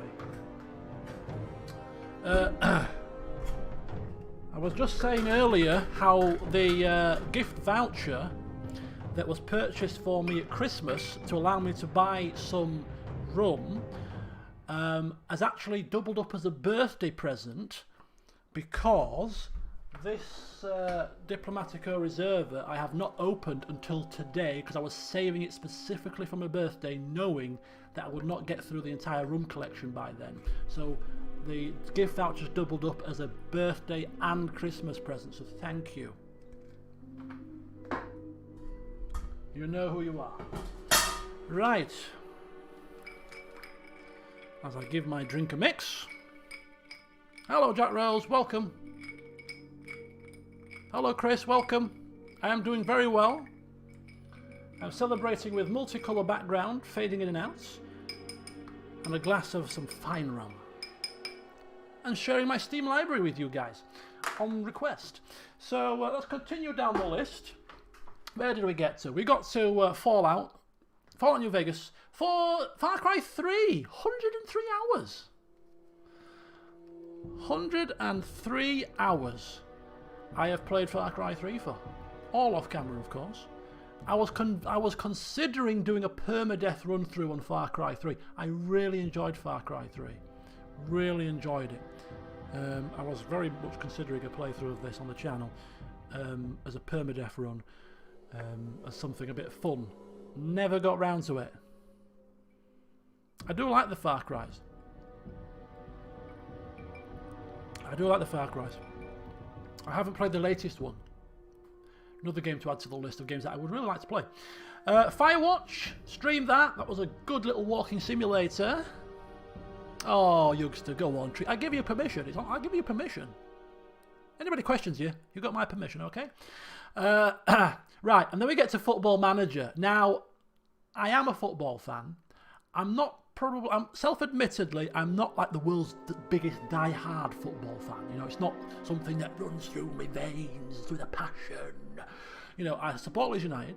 I watch them when they're on TV, if I'm not streaming, because they usually come on TV on a Saturday when I'm streaming. So if I'm not streaming, I'll watch them if they're on TV. I've got right superstitious recently, where I think that if I'm watching them, they play really crap, so I don't watch them, but I follow them on Twitter instead. So the game's on Sky, and I've got Sky, and I know they're playing, but I refuse to watch them because every time I've watched them, it feels like they're just doing rubbish. So I won't watch them, but I'll follow it on Twitter instead. So, you know, I do like my football. And I play lots of football, of course, five-a-side. So I've always liked Championship Manager from 2001, 2002, and I've continued to play all the way through the Football Managers, you know, quite often. So 2009, 4 hours. I'm sure I played 2008, but I think I played that on the disc. Games used to come on discs in the olden days, you know, when television was in black and white. Football games used to come on disc that you had to install on your system. You know, there was none of the Steam malarkey. So, yeah, hence why I've not got 2008 and 7 on my Steam library, because I had to actually manually install them the old-fashioned way. So, yeah. Oh, that's it. Everybody's getting a drink now. It's drink time. Come on, it's drink time. I'm getting loads of messages now. Belated birthday wishes from people that have... somebody's asking me... Oh, my mate's asking me, did your shirt fit? Not tried it on yet, but I'm just going to ignore your message because I'm busy. But yeah, I've already thanked her for it. It's fine. Old school. I know. Chester. Some of these whippersnappers don't know they're bloody born. I'm telling you. I'm so old school, I used to install games on a cassette. Alright? We've gone through that many times, especially during Game Dev Tycoon. But yeah, I remember when you had to install games with a tape. That's how old I am. Oh dear, yeah.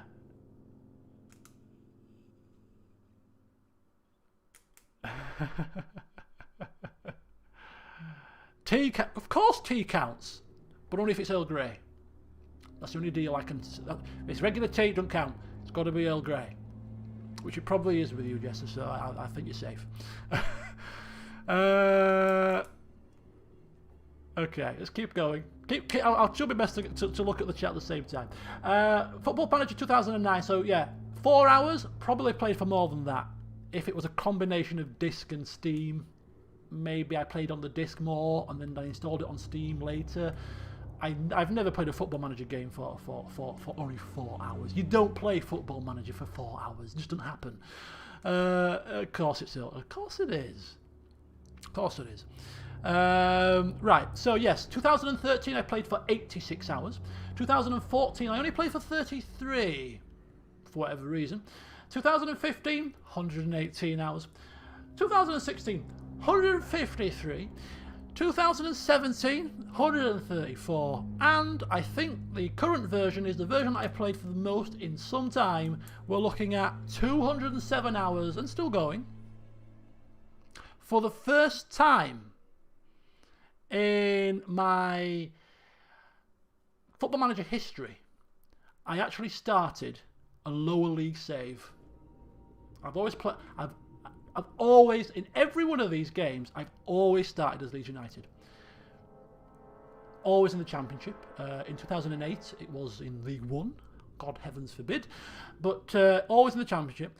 But in 2019, I did my lead save and then thought, I'm getting bored with this. Won the Champions League, as you do, with my managerial prowess. And thought, nah, I'm going to try this lower league malarkey. Combined more, but not any one individual game. CK2 still reigns supreme. So I loaded up, always a true Yorkshireman, you see. Couldn't venture forth to pastures too far afield. I started with Halifax. FC Halifax, as they are known now. It used to be called Halifax Town in the Vanarama National League. I didn't go to the lowest echelon. I know you can install a database that takes you right down to EL7 and stuff. I didn't want to start too low, so I started with Halifax in the Vanarama, got promoted to League 2, and then got promoted again to League 1. So I'm in League 1 with Halifax at the moment, and I'm enjoying it, and I'm trying to push my way into the Championship as we speak. And I thought, all these years I've never done that, and it's actually quite good fun. And I thought it would be more difficult than it is. I'm actually, I've changed my database. This means nothing to non-Football Manager people, I apologise. I've changed my database colours for the stats to reflect the lower quality and all sorts, so that I can pick out hidden gems and stuff. I thought I should have done this years ago. This is much better than starting at the second tier and working your way up. Start at the bottom and work your way up. It's much better. Anyway, that's enough to talk about Football Manager. Those of you who are Football Manager fans will know exactly what I'm talking about. Game Dev Tycoon, 33 hours, played a game series, my gaming history. I went through this game talking through my computer gaming history using the game as a medium, going right the way back to my gaming starting point in 1988 as a fresh-faced little 5-year-old child playing Amstrad games on a green screen monitor with a cassette tape. And all the way through to the current day with my PC gaming. And that was a fun series. Really fun series. Good to look back on some of the consoles that I've had in the past and some of the games that I've played. So if you want to know my full rundown of my gaming history, you're kind of intrigued as to where I've come from 1988 to the present day. It's not a long series, about 4 streams tops. Check out my Game Dev Tycoon playthrough. It was good fun. It was good fun. Game of Thrones, the game. Don't know what the hell that is. What is that? I've not even played it, not even installed it. Game of Thrones, the Telltale version. LP'd it, 14 hours.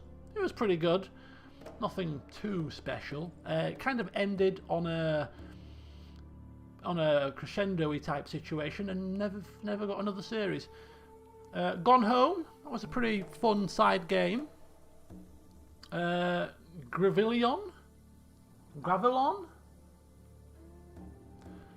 Gun Monkey? Not a clue. Half-Life 2 Deathmatch? Nah. Episode 1? Played it on the Xbox 360. Why have I got on this Steam library? Not a clue. Lost Coast? Deathmatch Source? These must have all been downloaded for free at some point. I don't recall downloading these. I don't recall. These games games just magically appear for, free game days. Here you go, have a few games. Oh yeah, free games, yeah. And then 3-4 years later, you do this. Where's that come from? What was that about? So yeah. So looking through the game so far, there's nothing really jumping out as a potential LP of the future, really, at the minute. Hitman Res Absolution. Never played it. Never installed it. Hitman Sniper Chronicles, no. Keep Talking Nobody Explodes, 3 hours. A little bit of a fun side series with what was his name from the old forums? I can't remember his name. Christmas Euro Truck. Were you being serious? I might pitch it. I might pitch it at Christmas and see if there's enough interest. Fancy seeing me turn myself into a truck driver, driving over for Christmas, whilst glugging on rum. Maybe I shouldn't do that. It's not a very good example to set to people. Yeah, Keep Talking Nobody Explodes. That was pretty fun. And the premise was, not for every session I don't think, but for one of the sessions was that if the bomb exploded, I had to take a shot. And one of the sessions was if the bomb exploded, I had to do press-ups, which increased every time the bomb exploded. So I had a forfeit every time the bomb exploded. But one of them, I think it was the last session, was take a shot when the bomb explodes. I was a little bit tipsy at the end of the session. It was a good little side series. It only lasted 3 streams, I think. Kingdom Come Deliverance, 94 hours. I have a sneaking suspicion there's more to this game than the 94 hours that I played, and this is another game, together with Red Dead 2, that I plan on playing a second time when I get a new computer, because this game did not agree with my computer at all. I had to play it on medium settings, and even then it was a bit iffy. So when I get a new computer, I'm going to give this another try and see how it's developed in the time since I played it, because it was a little bit buggy when I was playing it, because it was quite new, but I'm sure it's been patched and whatnot since then. But it was a good game, I enjoyed it. Late Shift. Bit of a kind of a game come mini movie. You have to make decisions. We hit a guy with a golf club. We got shot a couple of times. It was pretty fun. It was pretty fun. Enjoyed that. Layers of Fear. 6 hours. I remember playing that. I remember banging my leg on the desk quite badly during a particular scene. It was good fun. Life is Strange, 19 hours. Enjoyed that. Life is Strange 2, 20 hours. Yeah, for the most part, enjoyed that. A couple of episodes were a bit iffy with the decision making and the kind of story. Fell down a couple of episodes. Didn't take the overall experience really, but for me, the first episode was the best on this one. The first one was great, and it was difficult to live up to that kind of same standard throughout the series. Magica. Yeah, what's that all about?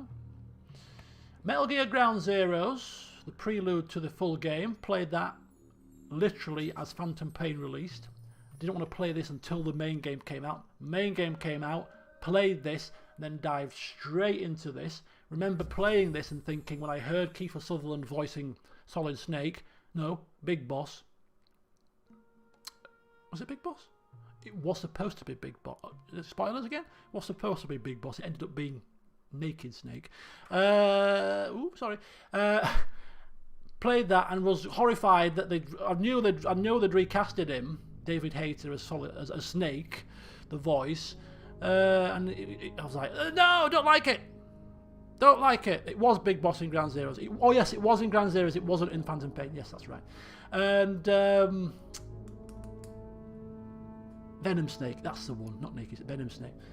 And yeah, it took me a little while to get used to it, but by the end of the game, you were used to it, you see. And the Phantom Pain, 118 hours. To this day, this game will always have a big ring for me in terms of it. I took when I left the police, I took 16 months off. No work, no nothing for 16 months, just living off my savings purposefully and enjoying a belated gap year, having worked from the age of 16 up until 28 at the time. Is that right? No, it can't be right. 2000 and what? No, 32. Anyway, however long it was, I'd worked for 16 years straight, never out of a job. I thought, I'm going to have a year off before I get another job. Had a year off, and in that year off, I played The Witcher 3 and I played Metal Gear Solid Phantom Pain. And forever, to the day I die, I will always remember the Phantom Pain fondly because I was playing it whilst I was having the time of my life, not having to worry about work or finances. Just went on a cruise, went to Amsterdam during that time, and it was one of the best years of my life. Was that time, and Phantom Pain was part of that. Yeah, are you taking the mick of me, Jack? I've had a few rums. Maths doesn't come quickly now. The brain is a bit fuzzy. Okay, so we've got Metro. Many people have said Metro, Metro, Metro, and here it is, sat in my Steam library. The 2033. Is this the first game? Is this the first game? Maybe. So I have got it. It's there, sat waiting. I've just never installed it, never played it. Maybe I should give it a bash. Who knows? Maybe. Moira. What the hell is that? I've played it for 32 minutes. Have I? What the hell is this? I do not recall playing this game for 32 minutes. I do not recall. If ever I'm bored, I'm thinking, what shall I play? I should really perhaps give this a bash, right? Moira. What is that? I do not recall playing a game called Moira. Murray. Oh, was it? Oh. Makes sense. Monaco. Great big pink shippy thing. What the hell is that? Not a clue. Never played it. Motorsport Manager. Yeah. 202 hours. Really like that. Really like that. Really like that. Played a series of it on the channel. Had good fun with it. It was good. To this, I'm still waiting for them to release a new version. I know they have released other versions on the phone. Would like to see another version on the PC, but that was a really good game. Mount Blade Warband. That is not a true time of play, not a true play time, because the Florist mod doesn't utilize the Steam file, so anything I'm playing on Florist doesn't add to the game time. So I've played probably closer to 100 hours now, really, than to 34. Not tonight, 14 hours. Less said about that, the better. Orion Prelude. Never played it. Don't know what it is. Don't know why I've got it. I would not have bought a game called Orion Prelude. So it must be a free game from some sort.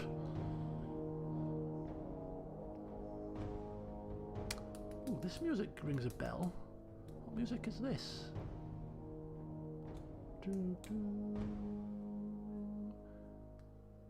Where did this music play in World of Warcraft?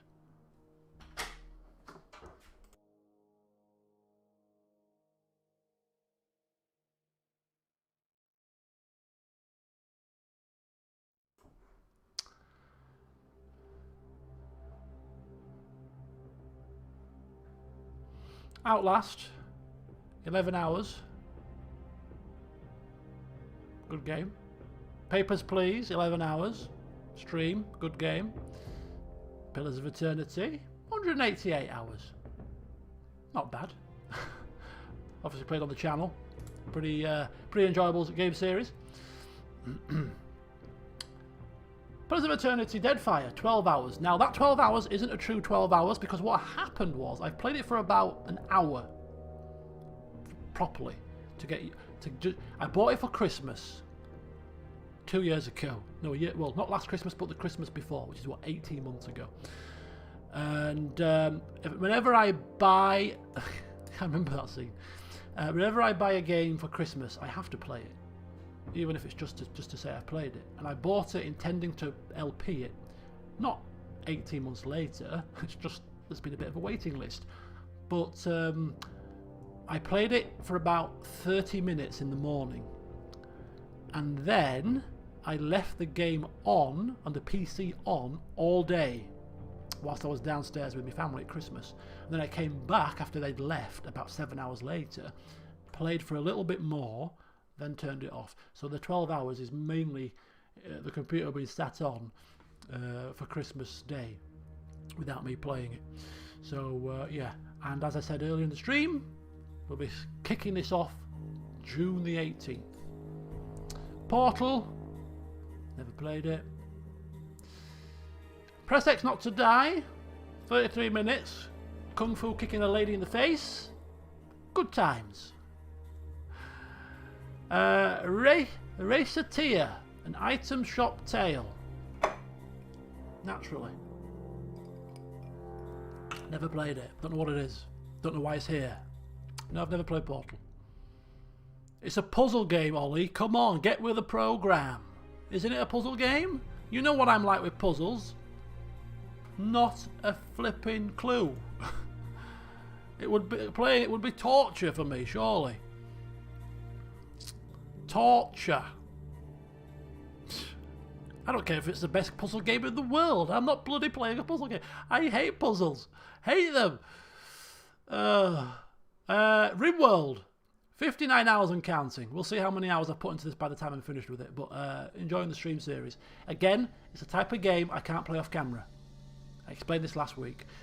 Need to be playing it on camera. So when the series is finished, my time with this game will probably be done, which will feel a bit short because there's a lot to this game that I'll probably never experience.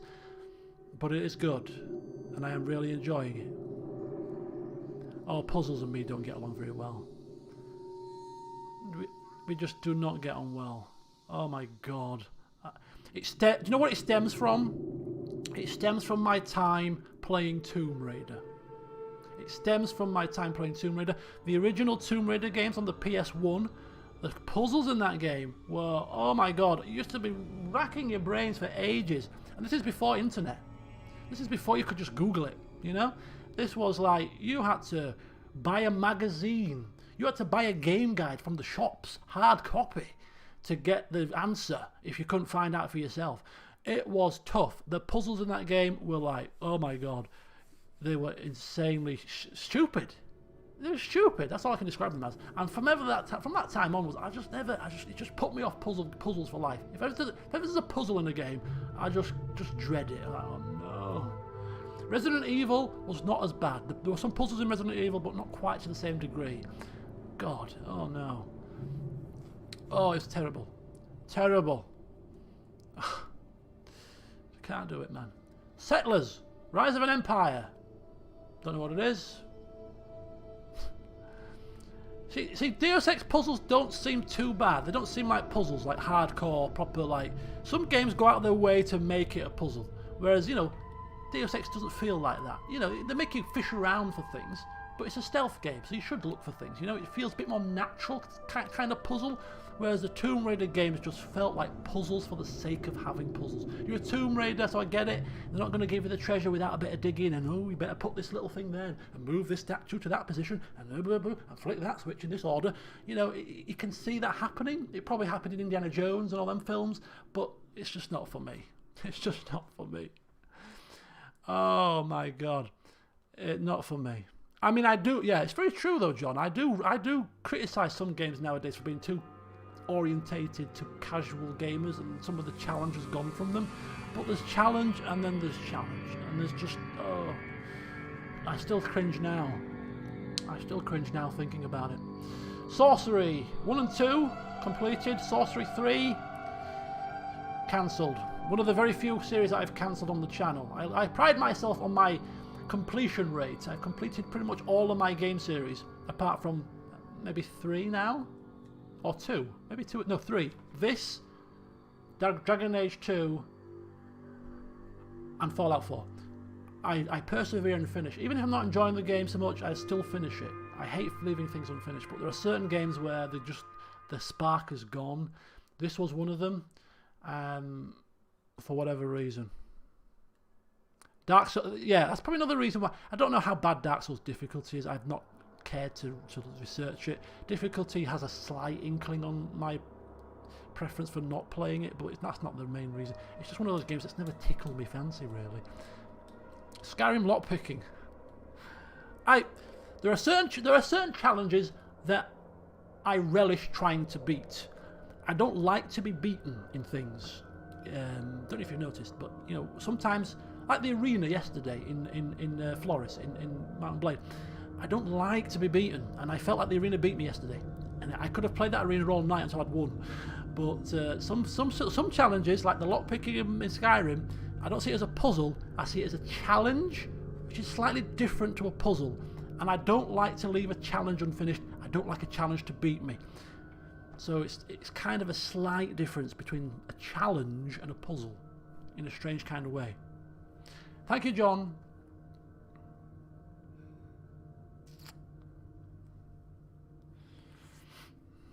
Hello, Rob. Welcome. Stanley Parable, 66 minutes. There's probably another playthrough in there, isn't there? Apparently. We may get to that. Maybe a drunk playthrough.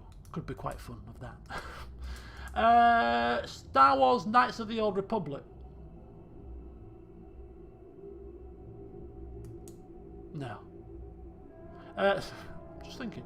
Star Wars Knights of the Old Republic. The Sith Lords. Are you thinking what I'm thinking?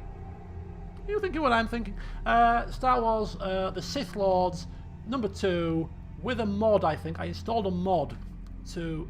It was like the Resurrection mod or Restoration mod, I think it was called, which basically finished the game, because the game was a little bit unfinished in its base form, apparently, from memory. So I installed the Restoration mod and then played it on here. 61 hours.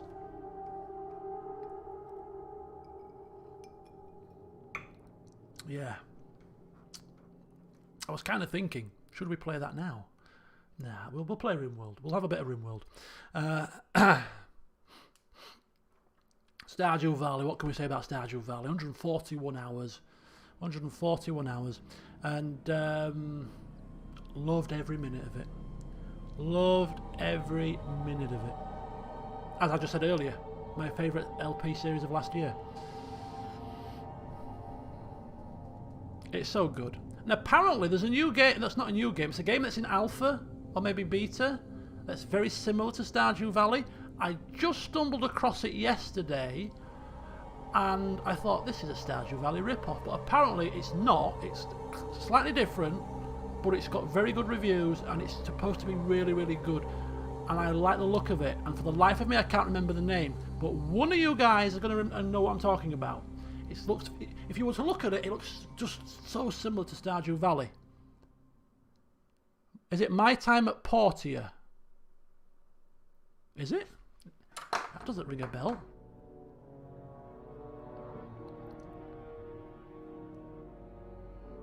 Oh, I don't even want to know about Stardew Valley's new stuff. I don't even want to know. I don't even want to know it because it's going to... I don't want to dive back into that game and lose more hours of my life. It looks exactly like Stardew Valley. If you were to look at it at a glance, you would think it was Stardew Valley. It doesn't look quite as good. It's not 3D. It's still exactly the same graphic style. Oh my god, I saw it at the Steam store yesterday and I was like, oh my god, that actually looks like a potential playthrough. And I was reading the reviews and what the people were saying, they're saying it's so relaxing to play, it's really good music, and I'm like, relaxing? Yep, good for me. Music? Yep, good for me. Similar to Stardew Valley but different, so it doesn't feel like it's a rip-off. Yeah, that's a good sign.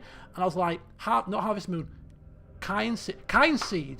That rings a bell. Let me see. Let me Google it. Kind Seed. Is it Kind Seed? Oh, no, I don't think it's Kind Seed. No. Is it Kind Seed? Is it Kind Seed? A whimsical game? Oh, I don't think it is, you know. Or was it Kind Seed? I thought I'd remember the name of the game when I saw it. No, it doesn't look like Kind Seed. It doesn't look like it, I will admit. It doesn't look like Kind Seed. Harvest Moon, The Elder Scrolls Now. I'd go into the Steam... If I go into the Steam store, is it going to cause an issue with my... I'm going to move the page and go back to my Steam store and see if I can just find it. I'm never going to find it again. It just randomly popped up. And I was like, what the hell is that? I bet you'll never find it again now. Oh, come on. No, where is it? Where is it, you little bugger? Oh, no. Why did it flash up yesterday, not now? Oh, you blighter. Was it in Community? Oh, come on. No, it's not that. Somebody needs to find this game now. It's going to bug me all night.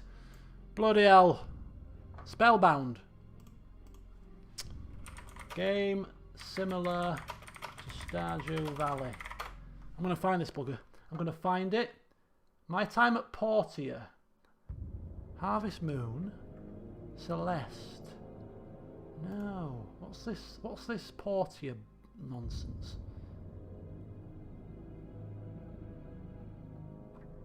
Give me some pictures. No, that's a 3D version. No, it's not that. It's definitely not. It's definitely not that. It's a 2D. Give it to me. Celeste, Cuphead. How's that like Stardew Valley? Game similar to Stardew Valley 2020. Let's have a look at that. Kind Seed, Staxel.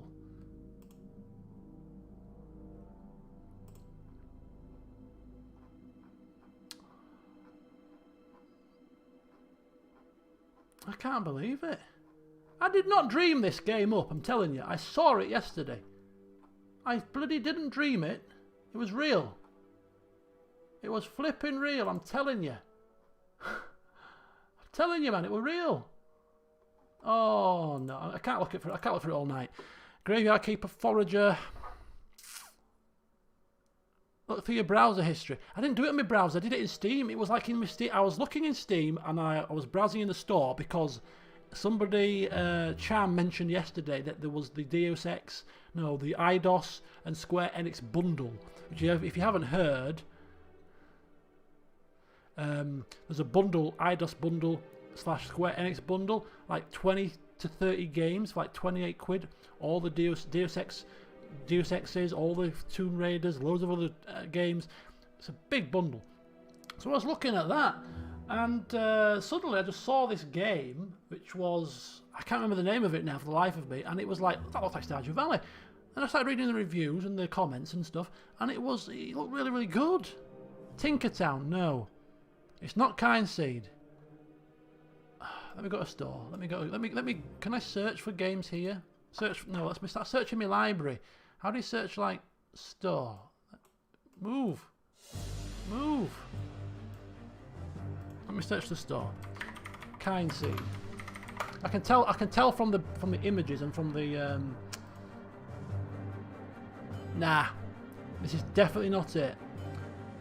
More like this: Streets of Rogue, My Time at Portia, Graveyard Keeper, Harvest Moon, Garden Pause, Escapists, Undermine, Library. Or maybe I found it through my Stardew Valley page. If I go to Stardew Valley and try games similar to Stardew Valley. How about that? Games similar. Oh, for God's sake. This is going to bug me now. Stardew Valley. Stardew Valley. Farm Together, Danger Crew. My Time at Portia. That does, that's 3D. Farmer's Dynasty. Oh my God, where is it?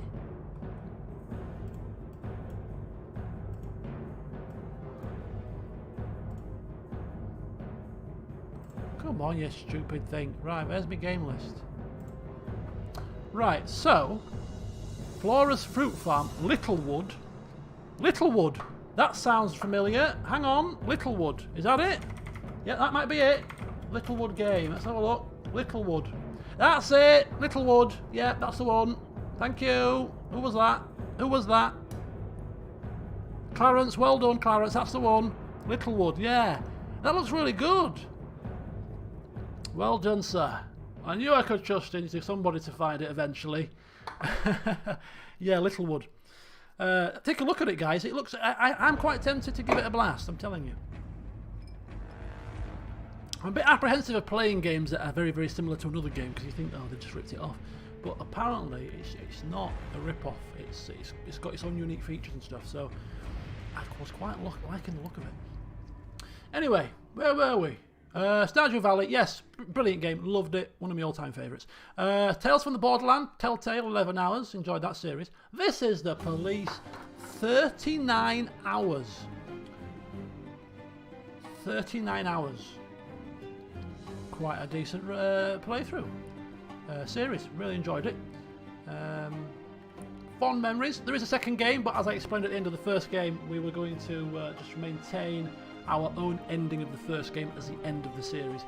Didn't want to play a second game of that, especially when there was a bit of apprehension about how good it was in comparison.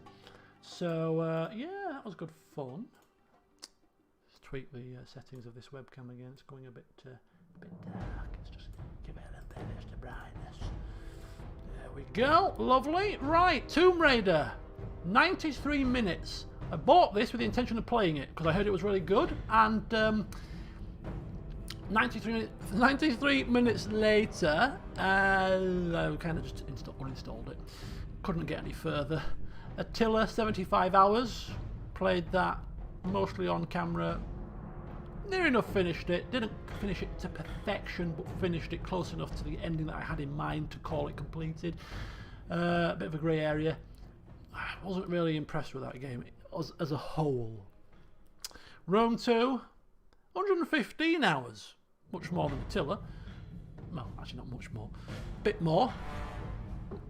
And yeah, disappointing on initial release. It's had so many revamps and expansions now that it's probably worth playing it again. They redid the politics system. I think they actually might have even implemented a family tree again.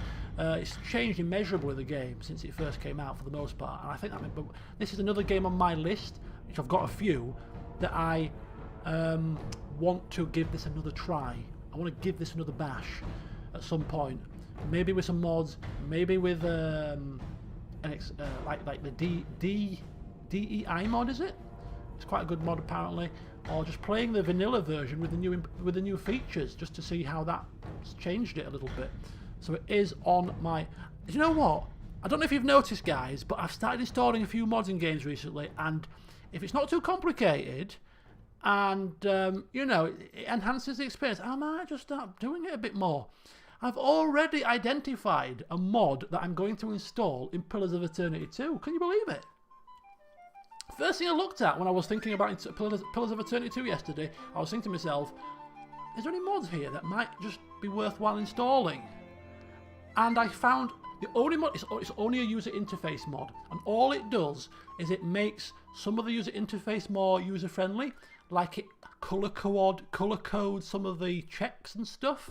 It's a very subtle mod, but it's the one that's top of the Steam Workshop, and it just makes things a little bit more, you know, easy to see, rather than it just being text and white text. It color codes the checks, which stat it uses. So yeah, one mod, as simple as that, and I can say that I can say with pride that I've played Pillars of Eternity 2 with mods, with mod. But yeah, my Rimworld playthrough, there's about 12 mods installed, and none of them have crashed yet. Oh dear. That's why I've never played with mods, Huckster, because I'm always worried they're going to break. And the game updates with patches and the mods become redundant. You've got to then go back into the mods and update them, and if the author doesn't update them, they might not become compatible. They have compatibility issues with other. I just can't deal with it. Can't deal with that stuff. So the Steam Workshop, for all its faults, does make certain modding things easier for me. So if it's just a simple click of a button, subscribe, maybe another 2 steps or so just to get the thing working, and then I can just forget about it because the game is already finished and patched to its maximum. It's never going to be touched again. Another benefit of playing a game about 2 or 3 years after it's been released. Then I'm quite happy with that. But modding a new game that's just out, it's constantly getting patches and stuff, no. Not for me. Not for me. And lo and behold, I would never run a game with 200 mods. I would rather pluck my own eyeballs out with cocktail sticks.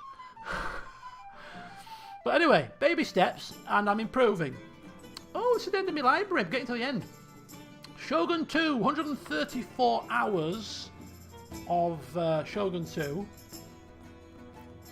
The original series and Fall of the Samurai. Two series. So, particularly enjoyed Shogun 2.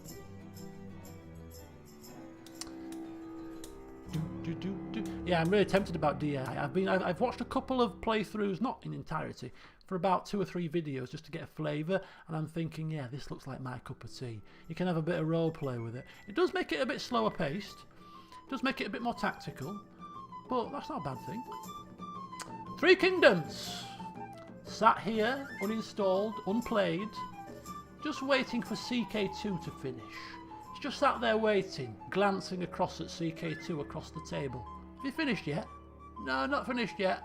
Not finished. Alright then. Got my eye on you, sir. Just let me know when you're done. Are you finished yet? No, I'm still going. Okay, just let me know. But when it does finish, I'll be all over 3 Kingdoms like a rash. There you go, Tropico 4. As I said, it is in the Steam library. Dictator on the front. And considering I've now confirmed that it's a game about a dictator, I'm quite tempted to resurrect Mr. Green for this and just give it a blast. It'd be quite fun, maybe.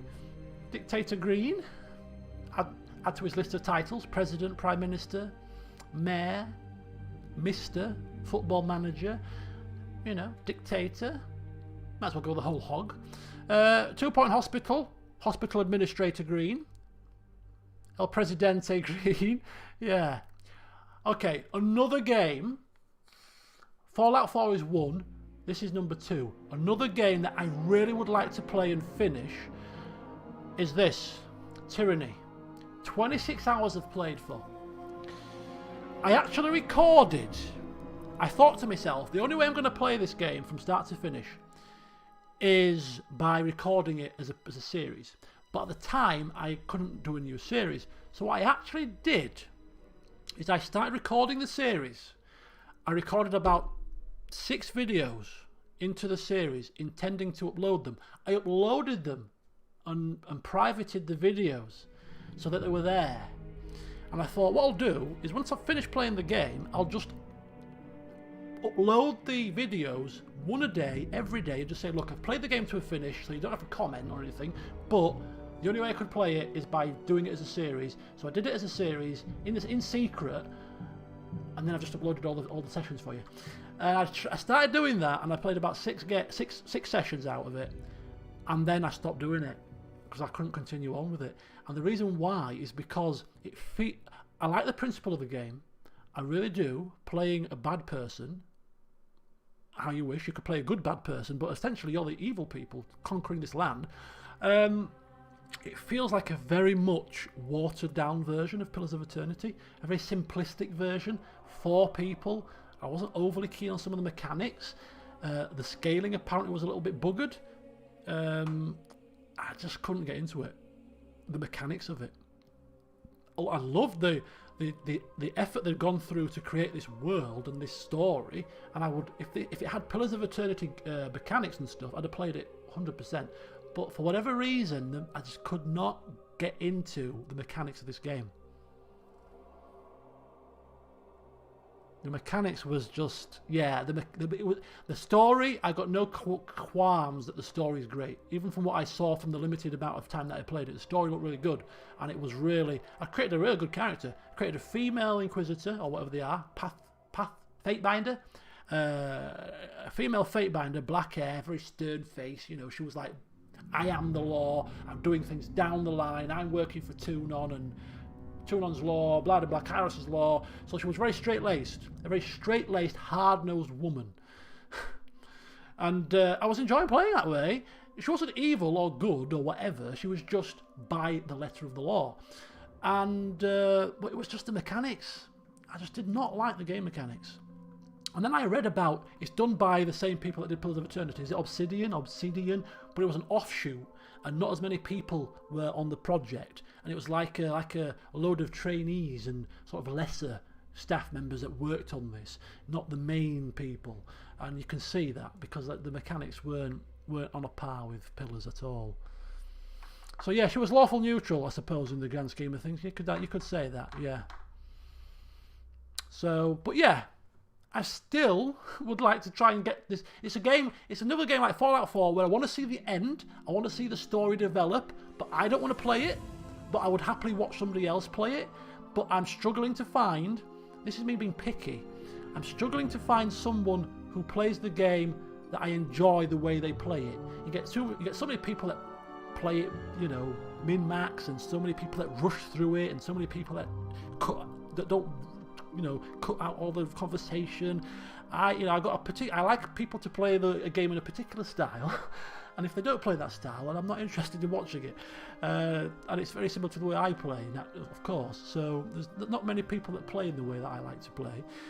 So I struggle to watch certain series of games, but I'm still searching for a decent series of this. So if you've got any recommendations of somebody that's played this game that you think I would like, let me know, because I'll check it out. I'm still waiting to find one. Same with Fallout 4. Really? Oh, I'll check it out, certainly. But I hope you played it the way that I just described, though. Otherwise, I won't watch it. No, if you've done one, I'll certainly check it out. Undertale, 10 hours. I have a sneaking suspicion, which I'm sure is very, very much true, that I have only scratched the surface of this game. I played it through once and enjoyed it to a certain degree, but from reading after the event and seeing what I've seen about the game, and from what snippets of information I've got, that to truly appreciate this game in... Oh, Jester, of course you do.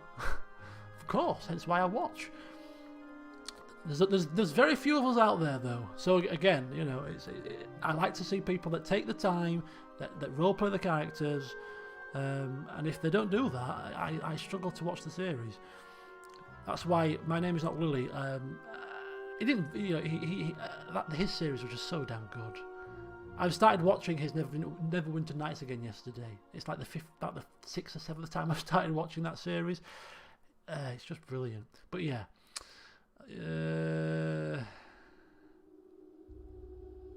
Yes, so Undertale, scratching the surface. Apparently, to get the full mashings of this game, there are so many hidden things and so many kind of side references, and you've got to play it 2 or 3 times to get the full mashings, and even then you won't even got everything, apparently. And it's the whole package of all the different playthroughs put together with all the things that you can find that make this game what it is. And it's not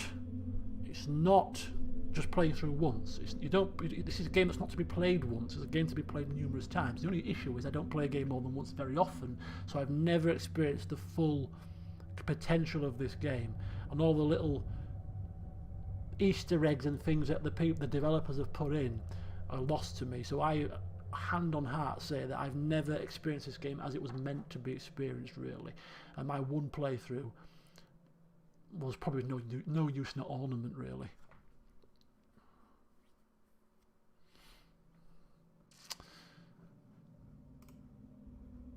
Right, Walking Dead, 17 hours, classic. Nothing more needs to be said. Epic game series.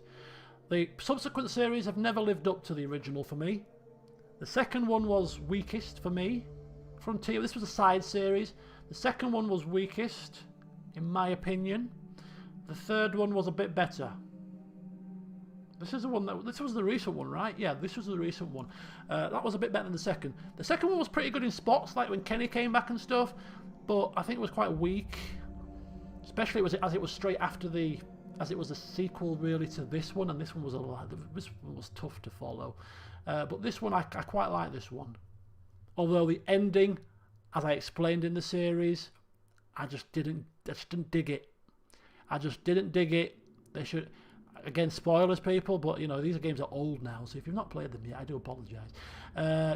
Close your ears now. But yeah, they should not. She should have been dead, right? She should have been dead. I didn't like the fact that they brought her back. You know, I'd accepted the fact she was dead. I'd accepted that, you know, and, oh, I've chopped my leg off or chopped my arm off, whatever she did. And then, I'm alive. Nah, come on. Just to placate people, maybe, I don't know. Just give us the hard news and let us deal with it. Just let us deal with that heartbreak. It's painful, but let us deal with it. We were almost accepting it, I suppose, at that point. You know, she's gone. But no, oh no, chopped it off. Yeah, but Lee chopped it off, and he died. Why are you different? It was never before, I don't think, have I ever been so confused by an ending. It's like, I was just confused. I was completely confused. Dawn of War, not a clue. Wasteland 2, Director's Cut. That's a game worth playing, apparently. Wasteland 3 is coming out soon, and I have, for the life of me, tried to start, you know, I tried to get into, I've installed it, I think. No, I haven't installed it. I'm sure I've installed it and give it a try. It says no minutes here. Maybe I haven't. But I've tried to watch a couple of playthroughs so far. I've never got past the first episode with anybody that I've watched so far. Again, I'm looking for somebody that role plays it and plays it in the style that I like, and I haven't found that yet. The trouble when I tell you something, right? The trouble with YouTube. I'm going to go on to a bit of a mini rant here. The trouble with YouTube, especially for someone like me who likes people to play in a particular style. Who's not loud enough? I am on my normal levels. These are the normal microphone levels. There should not be any difference in the levels as normal. I can't take my volume much higher than it is. I mean, I can put it up a touch.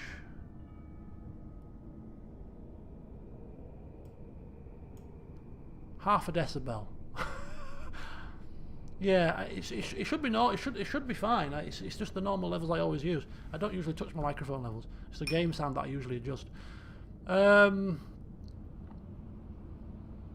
strange. Mind you, we have been even having stream problems. So, yeah.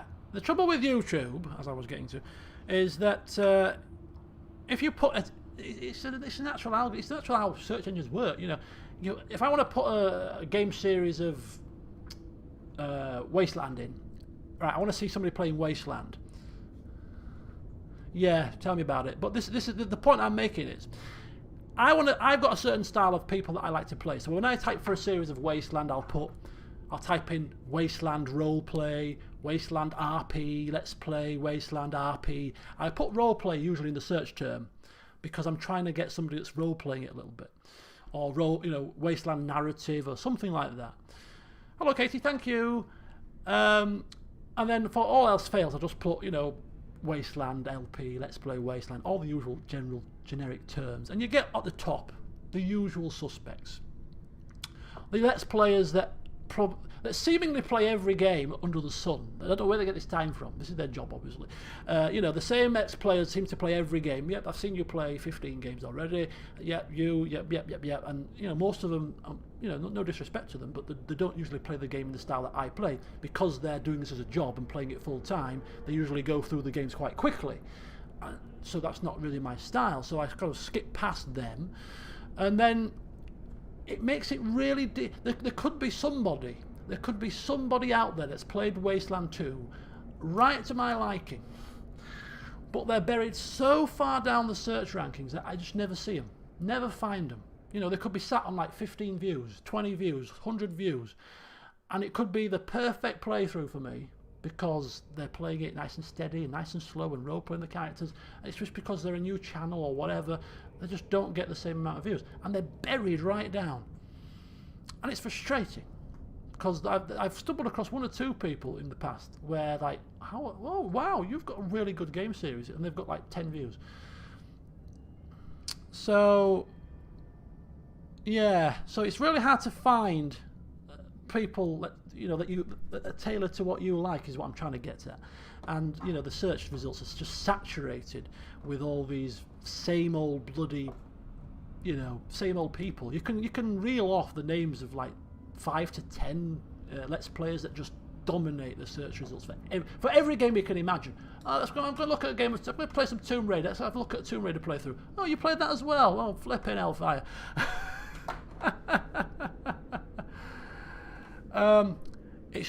It's not Emmanuel Can? Is it Emmanuel?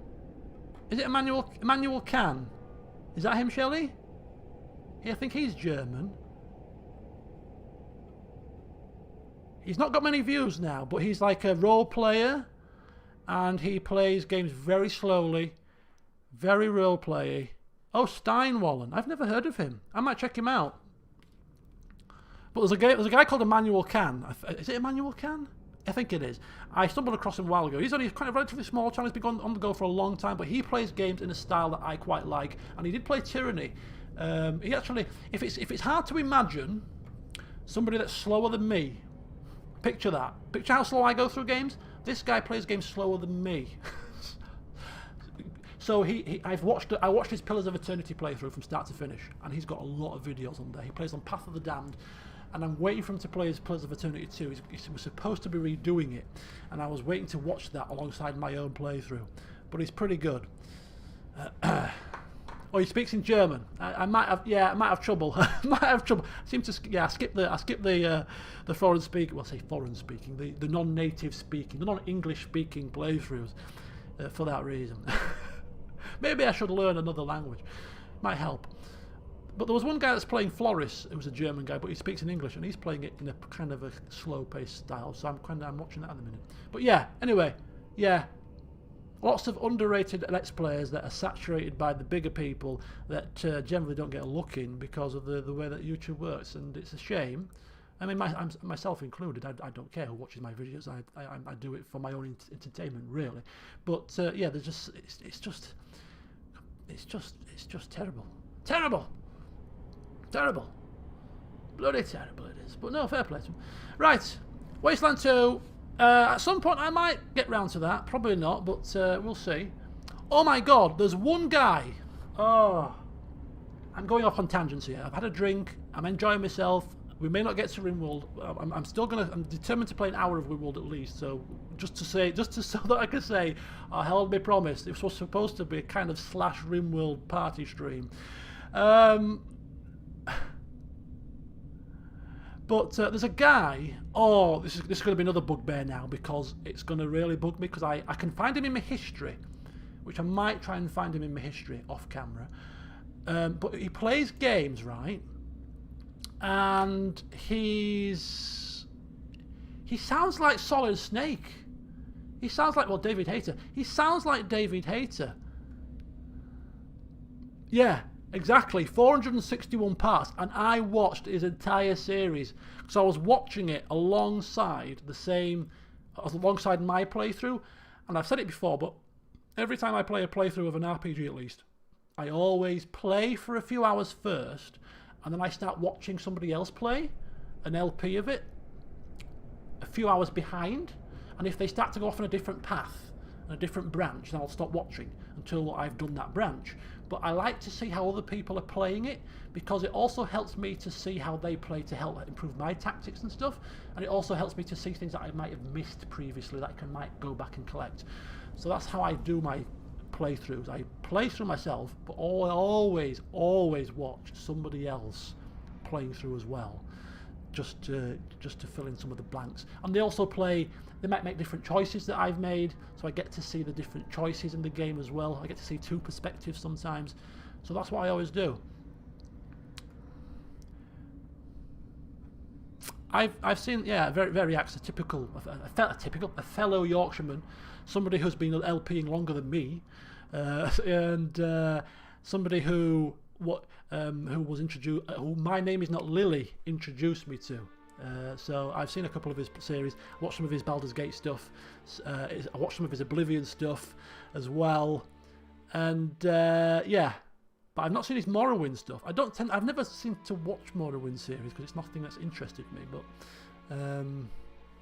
again, it might be worth checking out when I've got some downtime, aka pretty much every day at the minute.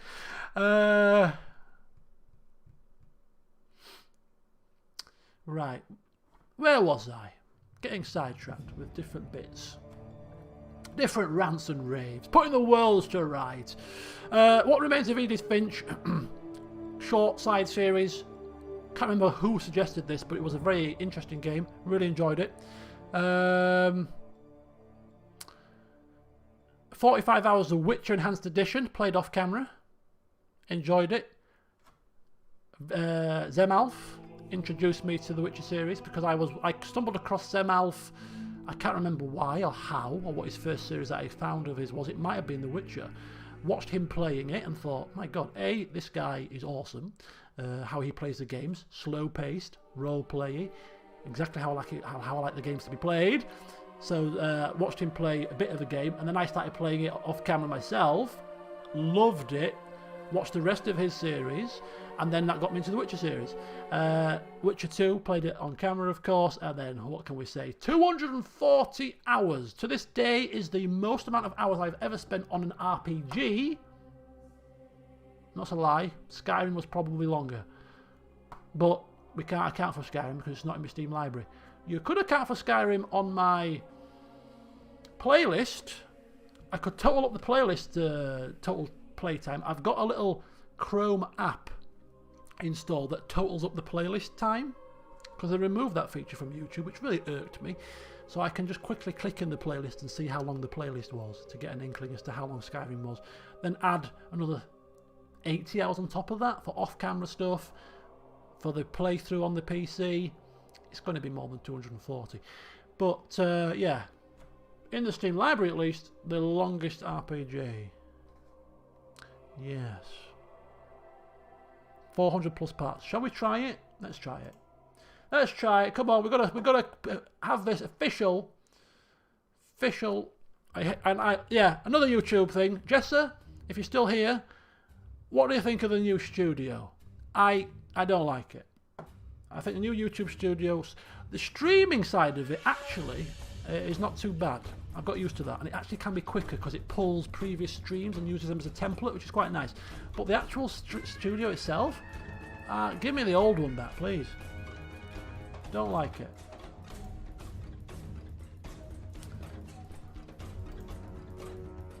Right, come on, playlist. Oh, now I have to scroll down and find Skyrim. And there's 2 playlists. What have I got myself into here? What have I got myself into? I don't know. Talk amongst yourselves. Talk amongst yourselves. Alan Wake, that's a bit earlier. There's a way to search for playthroughs here. It's too easy. Right, 200 videos. The first Skyrim playlist stands at a whopping 62 hours and 50 minutes. Okay, that's not as long as I thought. So that's 62 hours. Note that down, people. 62 hours for the first 200 parts. Where's the second series? Skyrim number 2. Another 200 videos. This is when YouTube was getting a bit longer, so this would be a longer playlist now. 69 hours. 69 add 62 is 131? 131? Something like that? 131. Right, okay. 131. My final Skyrim sessions. 131. Add 18. 141. 149. 149. Add Dragonborn.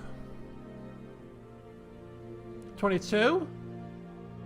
149, 169, 171. 171. 171. Okay.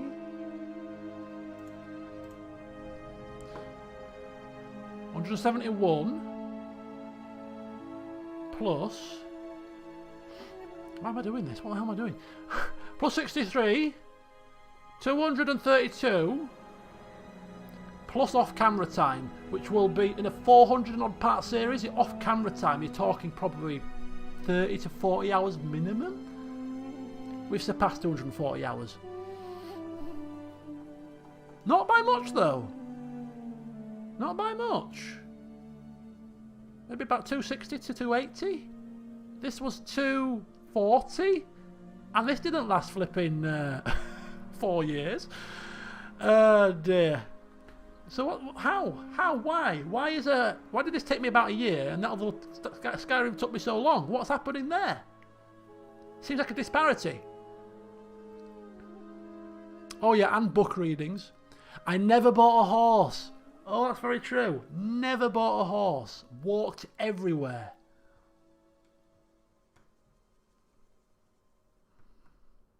Picking flowers, butterfly rings. Skyrim videos were shorter. That's very true. Yeah, we were strict about like 50-minute videos when we first started in 2011, right? And yeah. So that would indicate the number of parts. But if I still played a 45-minute session, I'd upload 3 videos, right? Or did I not do it like that? I can't remember how I used to do it. But the point being is that The Witcher 3 was finished much quicker, it seems like, but comparable in time almost. Which is, and the good thing about Witcher also is it's not quite as sandboxy. is to a certain degree, but it's not quite. It is much more story driven. So to get 240 hours out of that, half of that playing Gwent like, but it's quite an achievement. Yeah, I'm sure I used to upload, if it was like a 45-minute session, if I could only upload 50-minute videos, I used to upload like 3 videos at a time.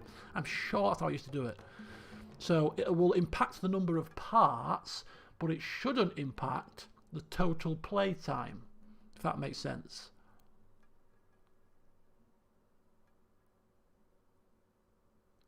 Yeah, I'm not a big fan of the new studio. Not a big fan. Wolf Among Us! Let's talk about a sequel to this, isn't there? It was different. It was different. I enjoyed it. I wouldn't say it's one of my all-time favourite Telltale series games, but I'd happily play a sequel. 16 hours of World Rally Championships. Yeah, probably. I think in 2011 I was playing 5 series at a time. That could be the reason. Plus, I already explained that when I was playing The Witcher, I was off work as well for 16 months. So that's 16 months of time that I can devote much more to the games. That's probably part of the reason also. Yes, Your Grace, at 20 hours. And Xenoclash. That awesome game, Xenoclash. How many game series am I playing now? Under normal circumstances, I'd be playing 3. 2 LPs and 1 stream. But given the current circumstances, I'm working from home, therefore there's less travel time. I feel like I have more time on my hands because I'm not playing football also. I did up it to 5. So 3 LP series as was, and 2 stream series. I have finished 1 LP series, finished 1 stream series, replaced 1 stream series, but didn't replace the LP series. So I'm now playing 4 at the minute. So the only reason I'm doing it is for 2 reasons. First of all, to keep me entertained and keep me going, and with a bit of variety, and just to see if I could remember how it used to be in the olden days when I used to do 5 at a time without streaming, because streaming definitely helps keep the pacing up on some of the series. And second of all, because you guys are under lockdown also, with not much else to do, I suppose, that if I could bring you some more variety and some more series, it might give you something to watch when you've got nothing better to do in this difficult time. So that was the reason why I up to 5 again. It's now down to 4 because I'm trying to finish Deus Ex in time for Pillars of Eternity 2 and Last of Us 2. So I am whittling down to then start back up again in June. Yeah, it's just that nature of change, isn't it? Resistance to change. It is a leadership quality, you know, embracing change. But, you know, those of us that are in big corporate companies or government departments, more often than not, when they make changes, it doesn't usually go down well. For better or for worse, it doesn't usually go down well. Mainly because in big organisations, changes sometimes are made for change's sake because a new bigwig comes into power and wants to put their stamp on things. And I'm going to change something so I can say on my CV that I've done this. But it makes no sense, it serves no purpose.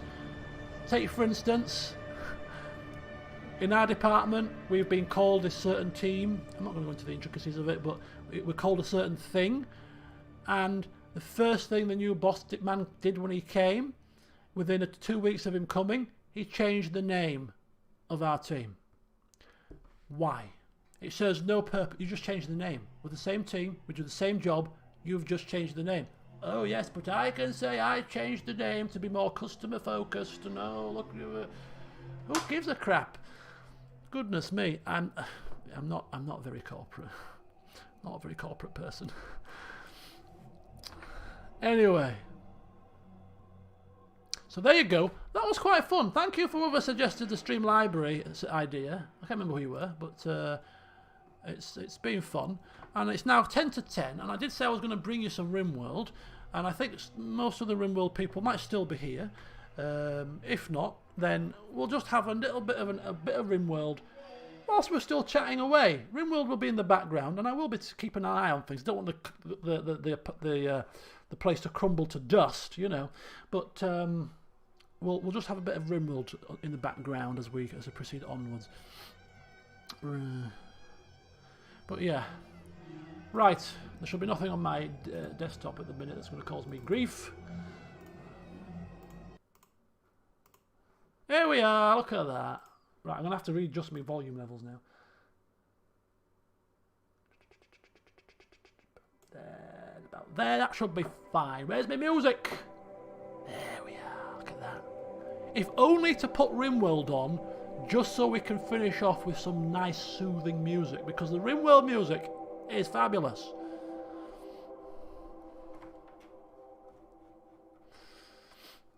Right, so if you are a Rimworld person, aka character, jump into action. If somebody wants to ping Mr. Spud on the Discord server, he did say ping him when we start Rimworld. You might have gone to bed now, but we are starting Rimworld, tell him. Oh, he's here, look! I bet he's been lurking all this time. I bet he's been lurking. As a rum lover, would you say that Captain Morgan is a good rum for someone with... I would say that if you're on a budget, one of the cheaper rums, but yet one of the most tasty rums, and despite the fact that I've been sipping on rums that have been £40, £50 downstairs from Christmas, and sipping some really fancy rums, despite the fact that they are delicious and they are tasty, when I just want a nice simple rum and coke to satisfy my needs, Captain Morgan's is the Old Faithful. It is delicious, it is nice and sweet, it goes with many mixers, it's smooth on its own, and you know, if I was to pick one rum above them all, it's only £13 a bottle here, usually for 750cl, or 75cl, sorry, and it's hands down untouchable. Untouchable. Captain Morgan, yeah, 13 quid a bottle. Transfer, times that by 1.3 to get your equivalent US dollar price. Times it by about 1.1 to get your equivalent euro price. And there you have it. I don't think £13 a bottle is bad value. It's probably a bit more than that. £13 is usually a sale price, but if it's always on sale. If it's not on sale in Tesco, it's on sale in Asda. If it's not on sale in Asda, it's on sale in Morrison's. You know, it's never not on sale somewhere. It's always on sale somewhere. So I always go on to... I used to go on to mysupermarket.com, and that's now folded to get the price comparisons up, but it's always on sale. 13 quid, never pay more for it. Right, mods. Somebody last session asked about which mods I'm running. So here we go, before we dive in. This is my full mod list, which is many for me, small for some people. But the music mod, I've got P Music. That's the mod list, that's the music mod that I'm using. P Music.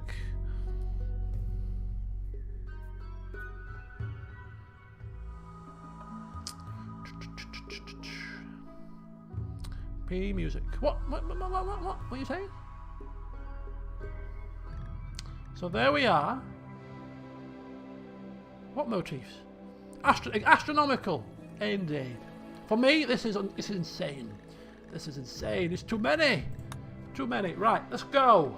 Let's load up. Jesus' disciples. So we're going in hot and slightly tipsy. What's the worst that can happen? Jameson's. It's another popular drink. I go to a lot of Indian weddings. There was one, my best mate was supposed to be getting married in August, which, as you can imagine, is not good timing at the minute. But typical Jamesons and Morgans and Smirnoff, typical Indian wedding type bottles that are always on the table. Okay, so we are going, right? Yeah, we're going. Oh, we got this meteorite that crash landed and broke our wall in the last session. We have been mining it out, so I can't remember exactly what happened in the last session, so people shall have to remind me. But I seem to recall that we managed to grow some smoke leaf. We were in the process of maybe making some joints. But other than that, I'm just going to let the pawns run around until people tell me what to do, because this is not supposed to really be a very productive stream. It's just a bit of a background noise whilst I continue to answer any questions. Oh yeah, we made carpet. That's very true. We made red carpet. Creepy laid red carpet. Bless him. Despite his illness. And look at it. It's fantastic. Sets off Jesus' and Naomi's rooms to perfection.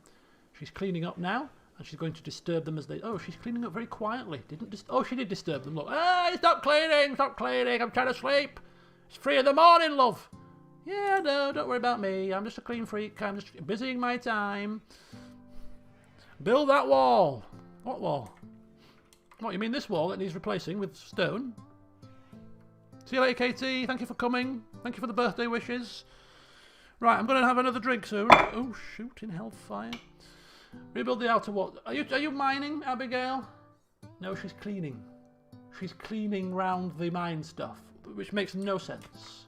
Oh no, she's mining. She's mining now, it's fine. We'll let her continue to mine. Repair the hole in the wall.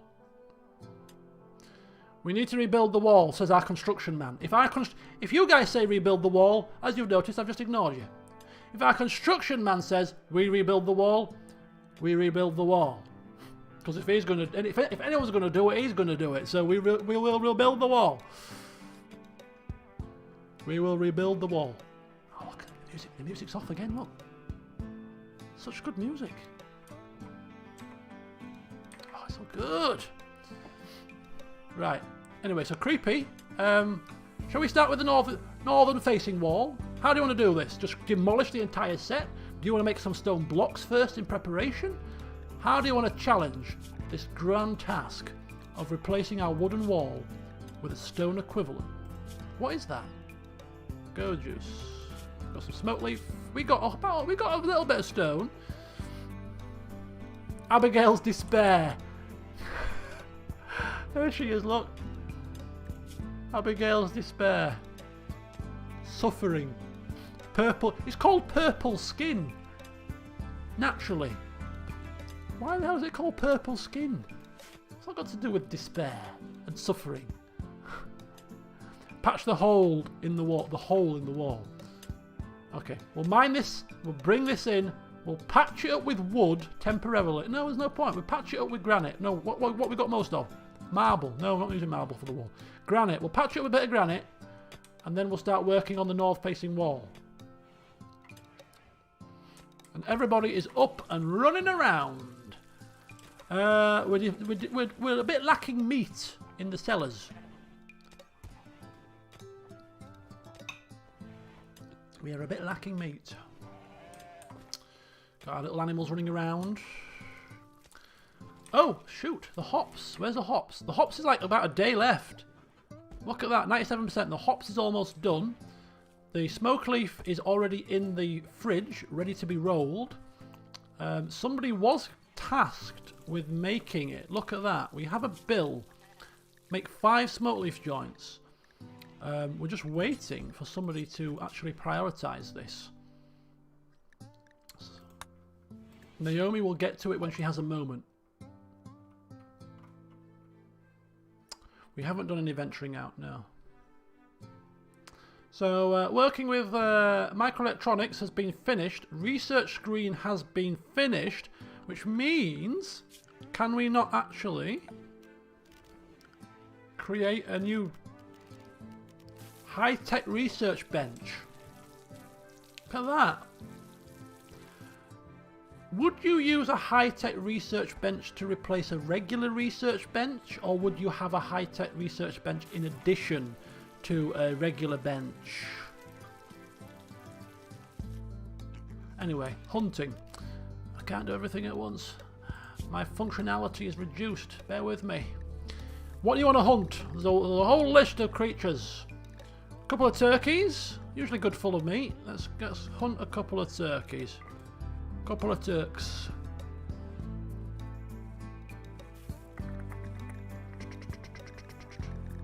Okay, so turkeys are done. A couple of deer for some venison. Yeah, easy stuff. 0% chance to fight back. Hello, Samuel. How you doing? Sam the Craven's returned. Picking on the easy things. Carson fan, thank you for coming. Have a good evening. Right. So he's off to kill some easy prey. So in his absence, we shall treat him to a replacement bench. We do need components, which we have because we've hauled them inside. So let's deconstruct that and get the new one put up. Let's patch the wall with granite blocks.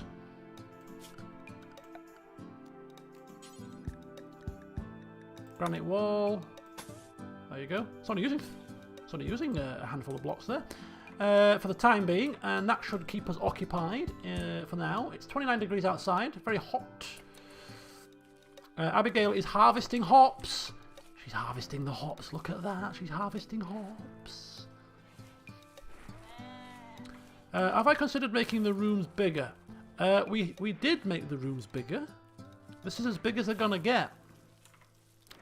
We expanded the size. I mean, obviously Creepy was happy to have a very kind of sort of small room. Our new arrival, Chef, had no choice. Abigail got an upgrade to her room, you'll notice, as did the couple. So Abigail's got an upgrade. If Abigail wants... Oh, hang on! We've got new lovers in the colony. We've got new lovers. This is... Who is it? I'm taking bets. I'm taking bets. Who is it? Who is it? Who is it? Creepy has been trying for so long. Creepy and Abby. Do you reckon? Do you reckon? If it's Chef, I bet Creepy's going to go mad. He's been trying for so long. He has been trying for so long. If it's Chef and Abigail, I don't know what Creepy's going to do. Let's take a look. Oh no! No! Oh, Creepy's going to go insane. Creepy's going to go insane. Oh my god, Chef has turned up and it's not even been a couple of months and he's moved on in. And he's hooked up with Abigail. Oh no! Holy cow! Creepy's gonna down tools. You can fix your own hole in the wall. You can upgrade your own wall. Let Chef do it. Let him do it. British cooking and get out there and get your hands dirty. I'm doing nothing. Oh no! That's a slap in the face. There's 5 people in this colony. 2 lots of 2 and Creepy on his own. Oh no. That is so bad.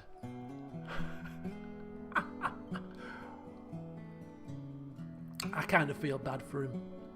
I kind of feel bad. That's bad news, man. Bad news. Time to break down those walls. Right, so the first thing we've got to do is we've got to make a bed for the new couple. And ordinarily, you know, Creepy is our construction man. So I'm going to just ask the question, Creepy. Would you like to construct the new bed for the 2 new lovers? The double bed? Or should perhaps they do it themselves, maybe? Create their own lumpy, bumpy bed. I think we'll use the bigger room for now. They might find some knives in their mattress. Right, okay. Holy hell. Right, we're gonna have to do a bit of a rejig here. They need a double bed, which we will make out of wood. We're gonna have a change of location. We're gonna put it right near the statue here, against this little wall. We're gonna deconstruct that bed, and we're gonna reinstall that on this wall, I think. Changing rooms. Changing rooms, my friends. Changing rooms. Bedside table. We're going to reinstall that. There. There you go. Bit of a change. Bit of change to the room. So a bit of a home makeover for Abigail and her new lover, Chef. Chef, of course, is now going to... we're going to unassign Chef from that bed. Hopefully his new bed will be ready for him and Abigail by the time they go to bed this evening. Otherwise, he might be sleeping on the floor. But yeah, we have a spare bedroom now, ready and waiting for any new arrivals. And I hope for Creepy's sake that it's a female. I feel bad for him now. I do. I feel bad. I feel kind of bad. Right, onwards. Oh dear, poor Creepy. I can hear Jesus firing his gun in the background. Why is there bits of wool on the floor? Can we bloody take those inside, please? This is not Tin Pot Colony. This is not good enough. And this rice, get it inside. Come on, move it. Meanwhile, I'm gonna have one more drink. Oh! Come on, you stupid game. It's not playing ball. It's not playing ball with me today. Yeah, we are trying to... Yeah, we're working on a couple of bits. Creepy's fixing the wall, research facility. Got to make the beds.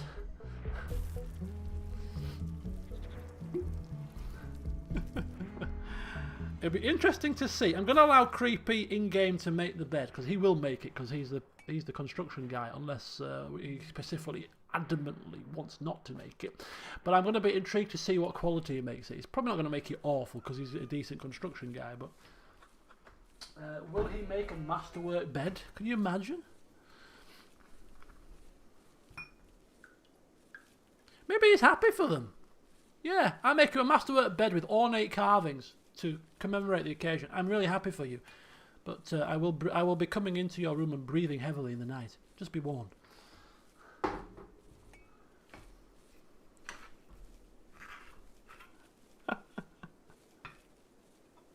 Creepy has never hit on Abigail. Are you sure? There's a chance that affairs could happen. Really? Can they have affairs? Ornate carvings of dead koalas. dead koalas and chickens with dry lips looking stressed.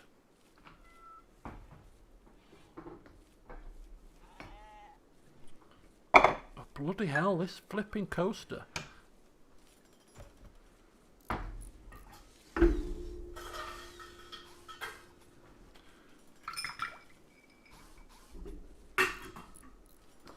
Right then. Creepy's going to do a runner. It'd be kind of cool if you could have your colonists just abandon the colony. Or can you have your colonists abandon the colony? Can you? I don't think you can you? You know, just up and leave. You can kick them out. I think you can kick them out, can't you? Can you kick them out of the colony? There, look. Banish. We could actually roleplay it. This would be a really, really harsh decision to make.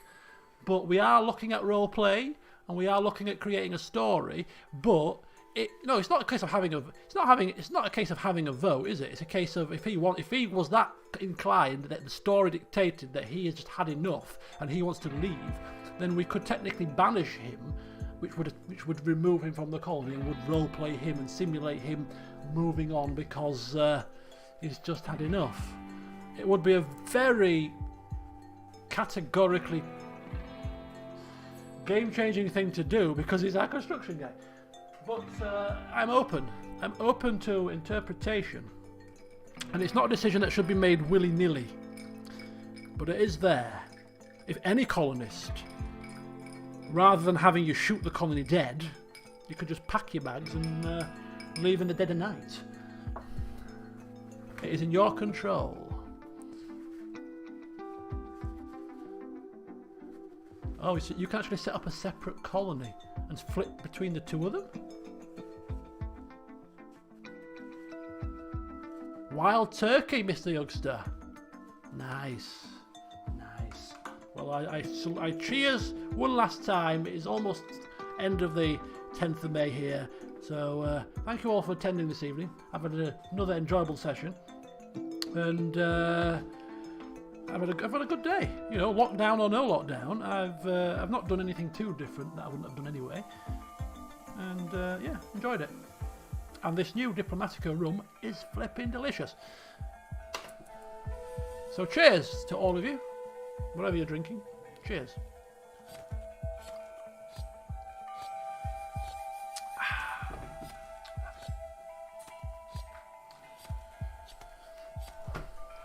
Okay, what are we doing? It sounds like somebody's cutting something or sharing something or doing something. Oh, work tomorrow. Goodbye, Dipsy. Thank you for coming. Ah, that's the spirit, Mr. Pete. That's the spirit. Cheers, everybody.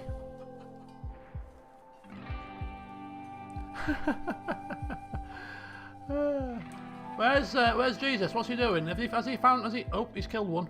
Oh, and some berries down here as well. Oh, and Abigail's getting wood from down here. And there's a group of people here. Why are people here? We've not been notified that people are coming. Who are these people? They're down as blue, so they're not here to kill us, but I'm concerned why they haven't been broadcast on our map. Are they leaving? Have you got goods? Who are you people? Why are you talking about locusts and purple things? What are you doing? They're passing through. Oh, we were notified. Naturally, I didn't see. Naturally, I did not see.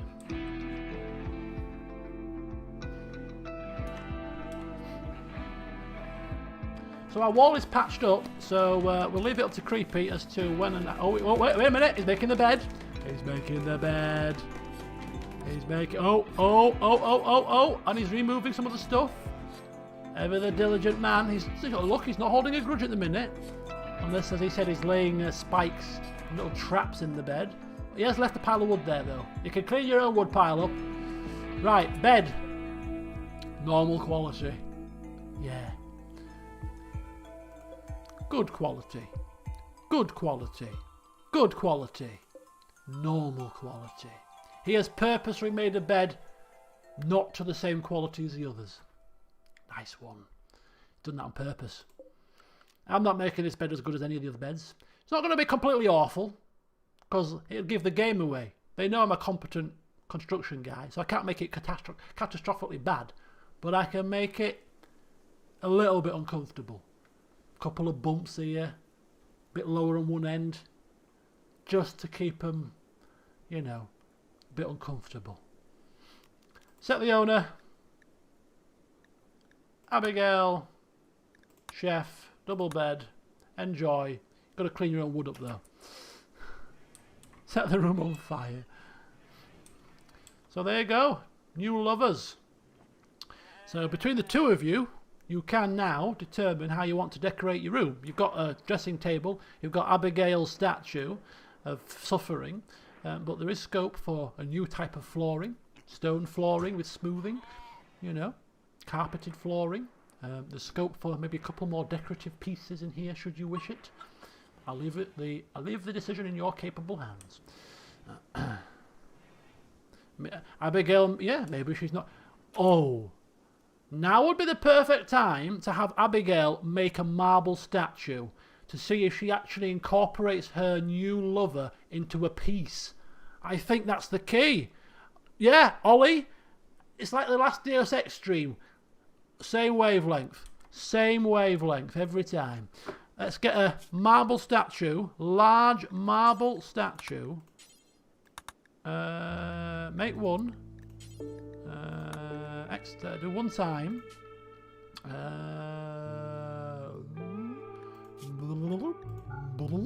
Marble. So marble, a very decorative material.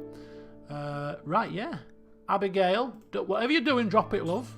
Prioritise this sculpture.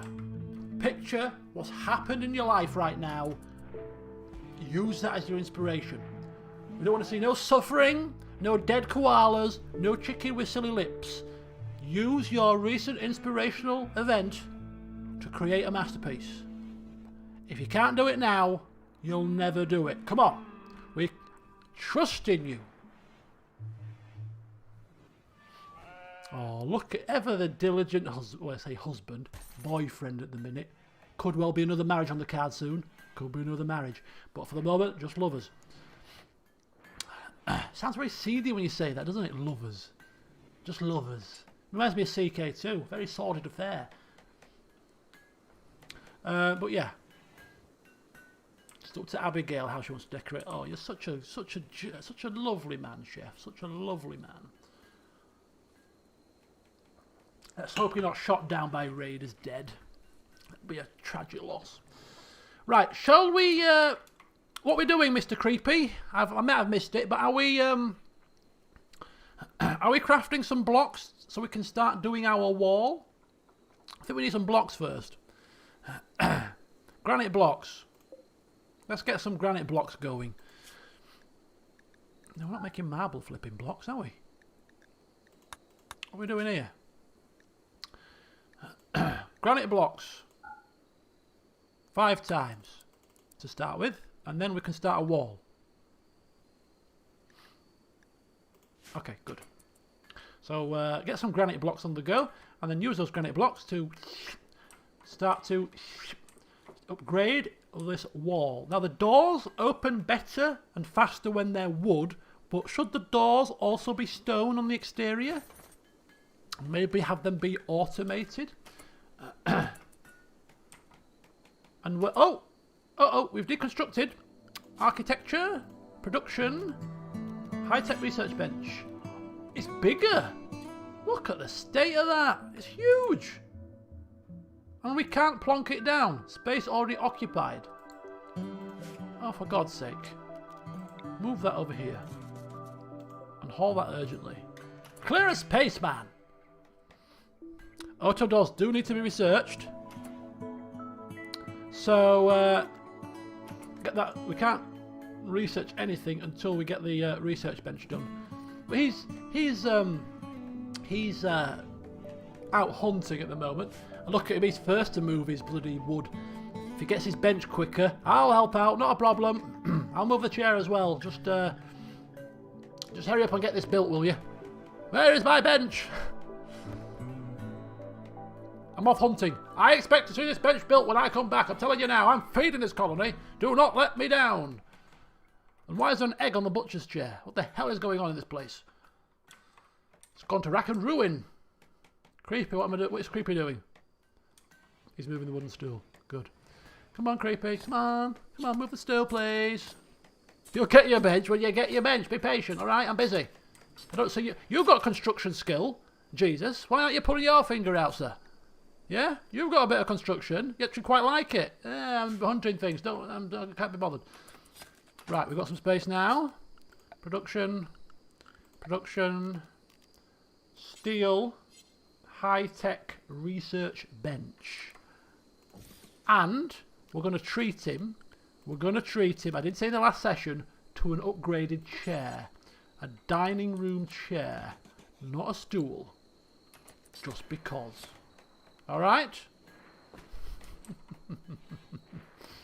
Good stuff. Abigail is living her best life with Chef. Not having Creepy hovering over her bed anymore. Oh look, Chef's gone to his new bed. Wood there. Nobody cares about it. We'll have it hauled urgently. Creepy still... Jesus is still shooting in the distance. What's everybody else doing? Abigail's constructing. She'll probably starve herself to do this again. And then she'll start accusing us of, forcing her into slave labour.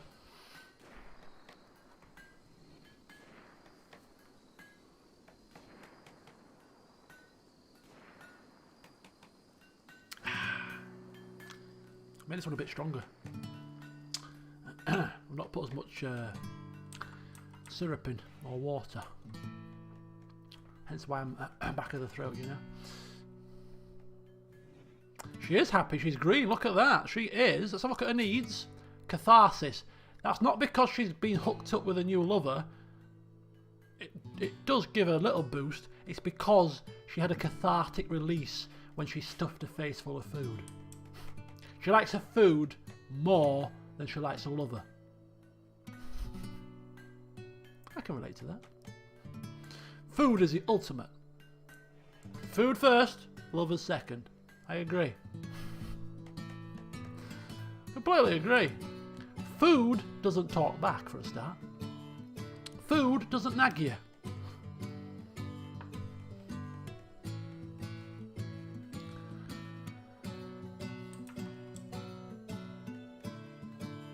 At least it shouldn't talk back.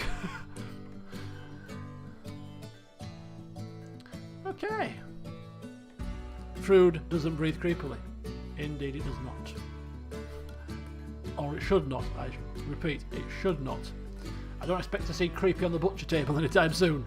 Who said our food doesn't talk to us? Say something, will you? As I chop your leg off. I know, it's great, isn't it? It is honest to God, this music in this game is absolutely fantastic. I don't know, at this point, I don't know what music is from the mod and what is from the main game, but that's what makes the mod so good, is it blends in seamlessly. And it's just great. It's just so good. Hence why, this has replaced Stardew Valley for me. I know it's not quite a Sunday relaxing stream today, but, going forward, I will be streaming this mostly on Sundays, just to rekindle that kind of Sunday stream, chilled out affair that we had with Stardew Valley. Just sitting back, chilling out, having some fun with the stories that come out of this game, like we just had today with the new lovers, and listening to the music and just watching the pawns, and on occasion just going about the business. We're not rushing through, we're not speeding through the game to try and get to the end, we're not speeding through to get to the turrets and the massive raids.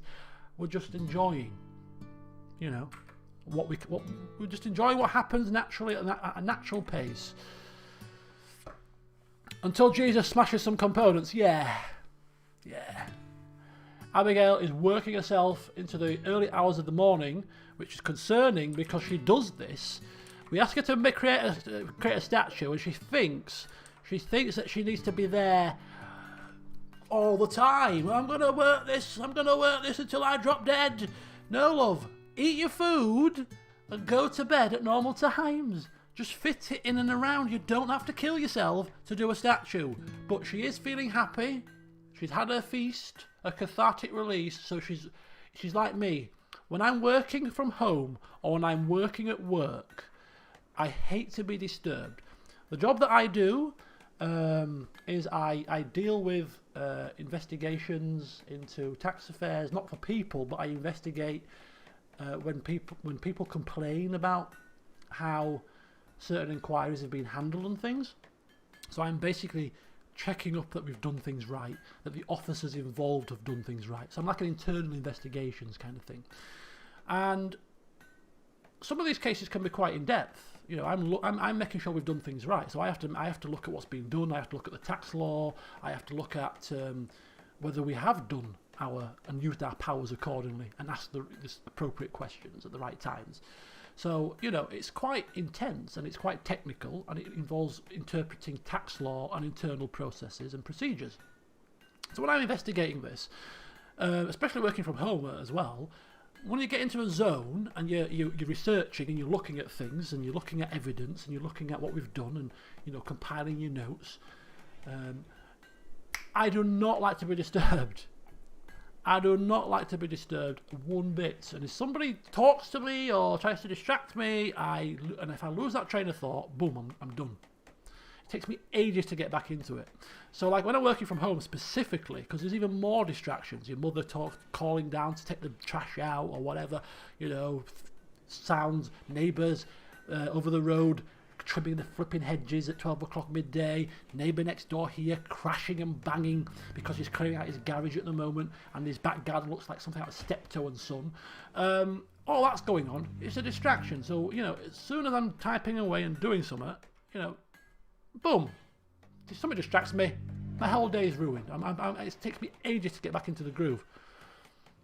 It's like, mother, with all due respect, I am at home, naturally, so if it's urgent, I will do it, but I am at work between the hours of 8 and 4, so technically speaking, unless I, come and say hello and I'm having a bit of downtime, I shouldn't really be disturbed. Twice. It's synonymous. It's a running joke with you guys, and it's now a running joke with my work colleagues. I've been in a Microsoft Teams meeting, and she just waltzed on in, started talking to me. I'm like, I'm in a meeting, mother. You're on camera. Oh! She's hilarious. It's hilarious. It's like, oh, it's a good job, you know, she's not in a nightie.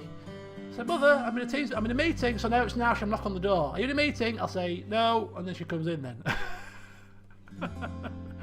Yeah, the team got a shock one day when she came in, you know, just waltzed on in. I said, mother, because we're quite, we're good friends, me and my mother. We've been on many cruises together, many holidays, so we're like best friends as well as mother and son.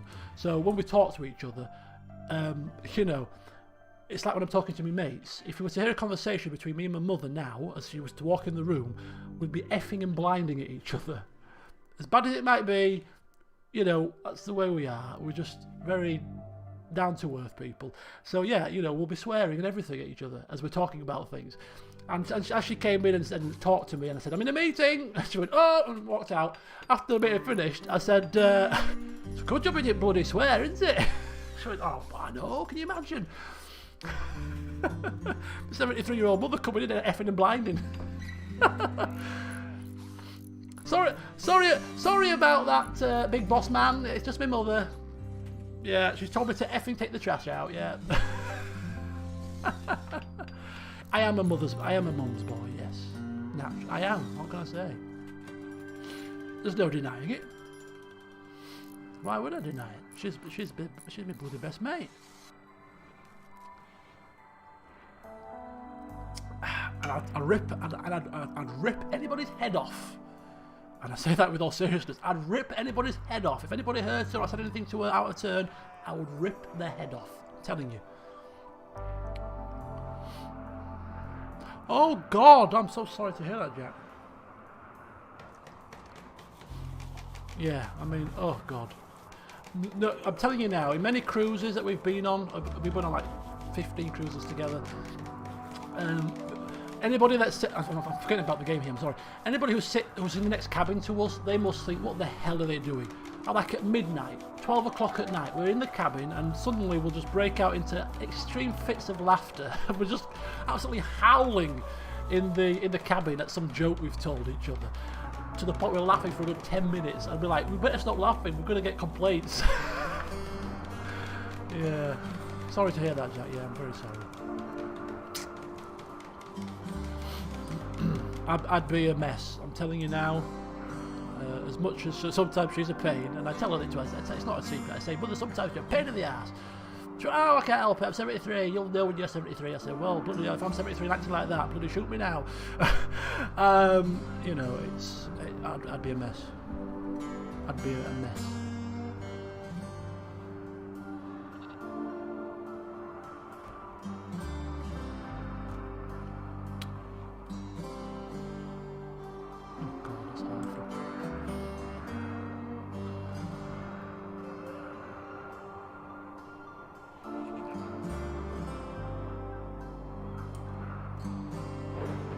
Oh, we got is that a dry thunderstorm? It's a dry thunderstorm.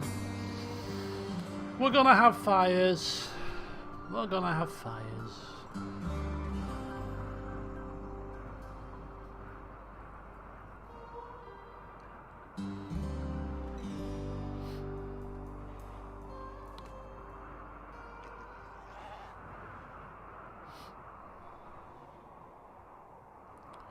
Do do do do do do. What's the weather like here? What, in the game or in general? What here? Where?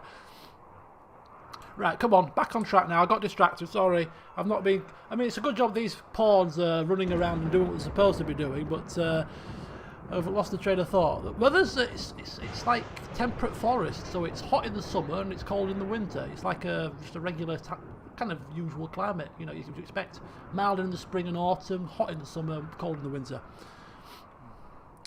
Oh, fine meals! We were supposed to be making a selection of fine meals. When we got some more meat, we have 200 meat, so let's just oh no, that's the wrong thing. Let's just do a bit more fine meals. Let's cook 5 meals. Let's do 10. We're just doing them in batches, really.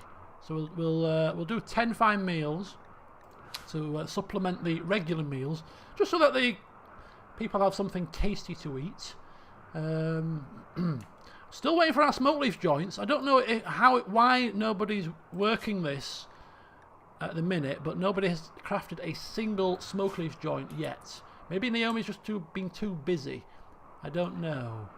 She's harvesting trees at the minute, which is a higher priority, perhaps.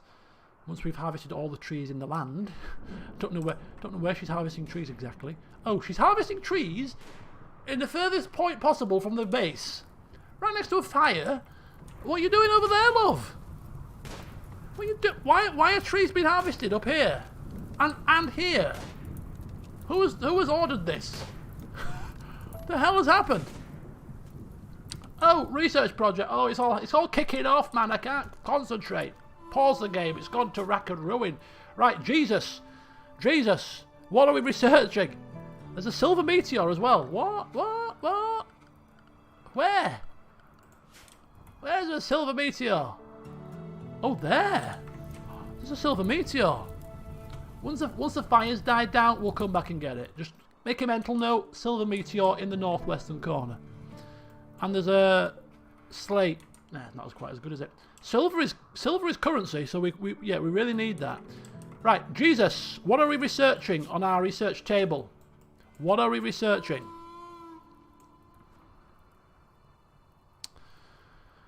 Let's have a look.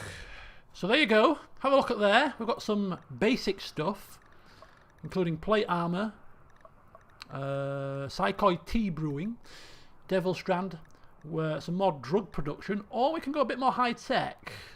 Auto doors, so we can have auto opening stone doors on the exterior of the base, maybe. IEDs to supplement our traps.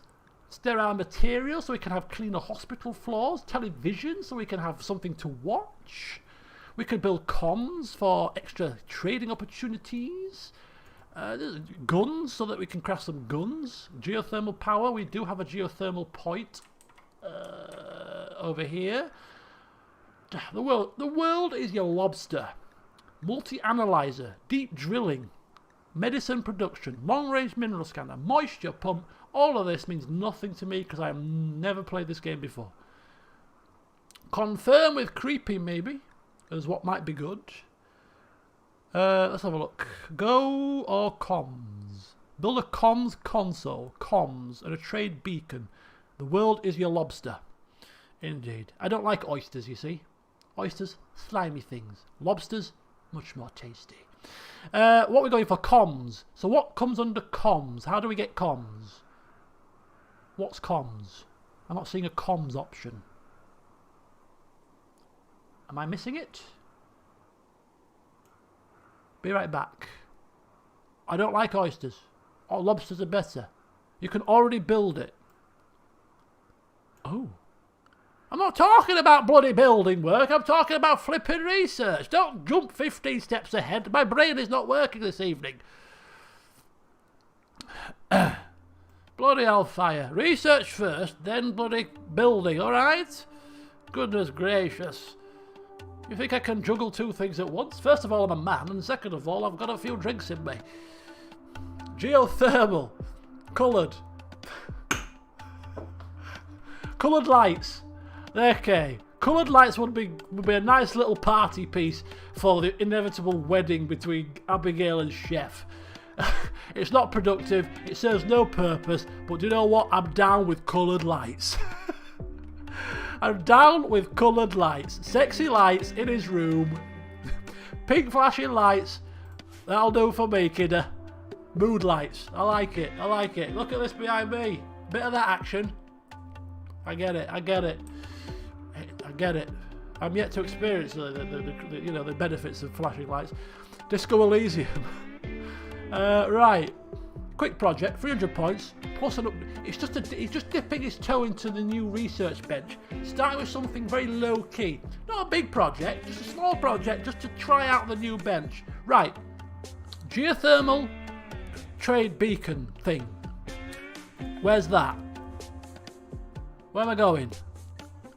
Production. No? Security? MISC? Comms console. Woo! Look at that. What's this? Allows radio contact with other factions and orbital traders. Where are we putting it? I've seen somebody put it in a playthrough. I don't think it matters where you put the comms console, but I think you need to put your trade beacon near your stockpile. Is that right? I could be wrong. As I say, I'm working on memory from a playthrough that I watched about 3 months ago. But there seems to be a hoo-ha over where to put something. I think I had to put the trade beacon near to where the goods they were trading or something like that. From memory. So where are we putting the comms console? Does that matter?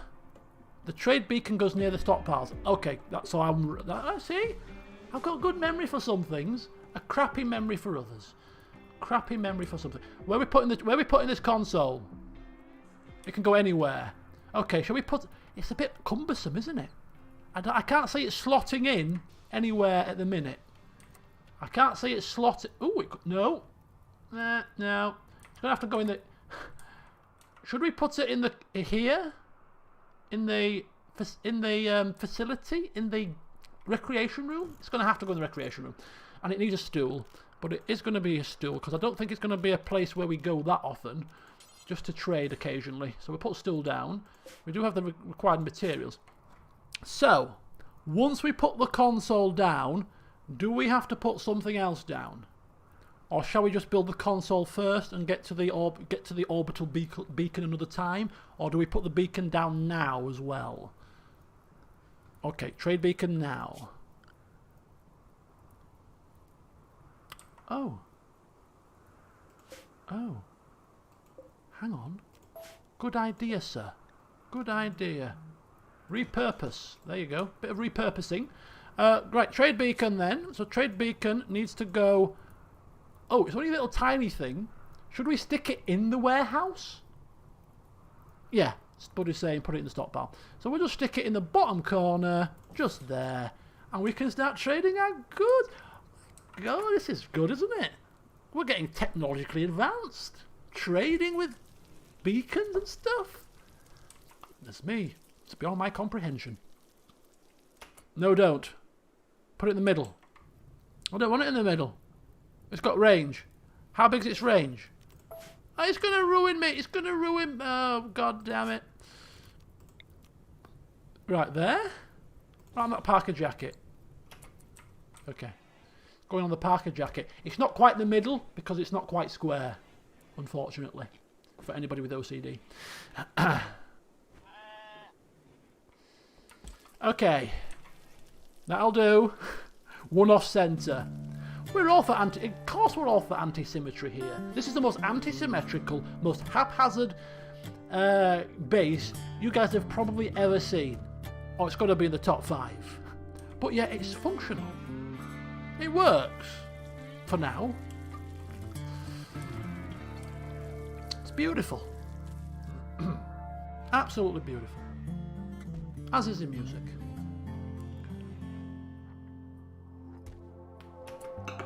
I'm still waiting for these stone blocks, Creepy. Are you cracking on, son? Nah, I'm busy. You've tasked me to do a load of other things, so I'm not making any stone blocks right now, but I'll get to it eventually. Alright, okay, take your time. I'm building the comms console now, for instance, and in the orbital trade beacon. Do you think I can do everything at once? No, I'm just querying, just asking the question. Well, stop pressurising me.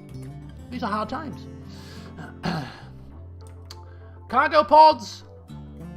Cluster of cargo pods. Crash landing right about now. Boom! Yayo? The flippin' hell's Yayo? Why is the 45 wood up here just randomly placed? Right, do you know what, my friends? Let's allow that, and let's get all that hauled back urgently, please. And there's some wood here. Somebody's been chopping down trees across the entire map, and has just left the things lying around. Can you take trees being chopped down in the middle of nowhere? What the hell is happening here? Right, you know what? can we select all similar woods across the map? And can we all haul it urgently, please? Look at no wonder Naomi's not been flipping making smoke leaf joints. She's been cutting every flipping tree in the flipping known world. Look at all these trees that she's cut down. Flipping hell. There's tons of those things. Look, all down here, all over here. She's like a woman possessed. She's deforesting. Naomi, stop. Stop with the trees, please. Stop with the trees, please. Where's the tree? Oak tree. Select all oak trees. All oak trees on the map. Yeah? Cancel. Do not chop any more trees, Naomi. Do not chop any more trees. Collect the wood and start making some joints. Please. I cannot believe how much wood she's chopped down. Well, we've not even noticed. Don't burn yourself, love. There's a couple of fires. Jesus is like, where's me smoke leaf? Researching like a trooper here. I've killed a few deer and turkeys, feeding them. I just want a bit of a smoke just to calm me down. Naomi's chopping trees, mate. Naomi's chopping trees like there's no tomorrow. She's off on one. She is chopping trees like there's no tomorrow. Right, anyway, hops plants. Hops plants. These are new. There should be hops plants. Needs to be put in the refrigerator. Otherwise it's going to spoil. Right, okay. I hate this bit. I hate this bit. I can never get it right. Manufactured. Where's hops? Where's hops, people? Where is it? Raw resources? Plant matter? Hops. Disallow hops from there. Allow hops in here. Plant matter hops. Allow hops in there. And how do you make beer? Let's get this show on the road. Add bill. Make wort. Do it 5 times to start with. Details. Do X times 5 times. Ingredient radius requires hops. 25 hops. Right. Boom. Brewery is on the go.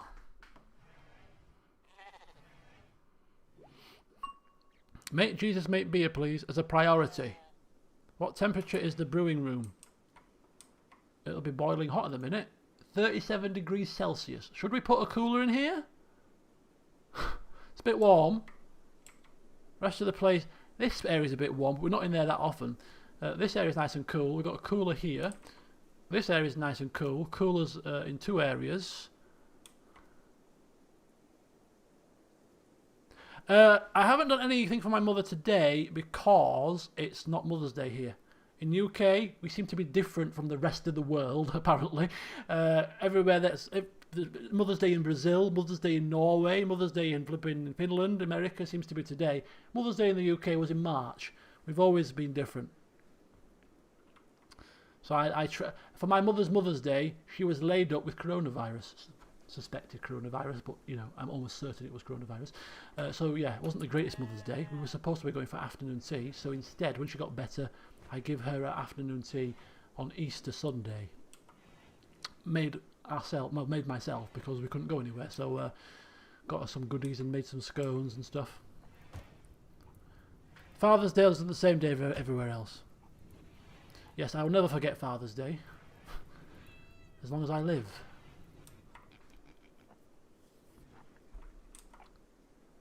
Mind you, obviously it fluctuates year to year, of course. Yeah, March in England. So what we're saying, do we need to put a cooler in the brewery place? Is having it will affect the rate at which the wort ferments. Okay, so I think we better put a cooler in here then, yeah? That's what we're saying? Is that what we're saying, my friend? We're saying put a cooler in here. Put a cooler in, just specifically for the brewery, because we can't. Jesus will kick off if the brewery is not running at full effectiveness, and if we stick it right there, it's going to draw power from the batteries directly. So that's quite handy. It's just going to require creepy little touch to get it built, but I'm sure he'll manage that. Naomi's now back. Is she going to make joints? Nah, she's gathering wood. She's putting off making joints because she knows if she starts making joints, Jesus is going to be out of action for some time. So she's refusing to make joints. Can you make some joints, please, Naomi? No, I'm going to gather wood. 2 days later, can you make joints, please, Naomi? No, I'm cutting down trees. 2 days later, can you make some joints, Naomi? No, I'm planting some stuff in the farm. Sorry, busy. busy.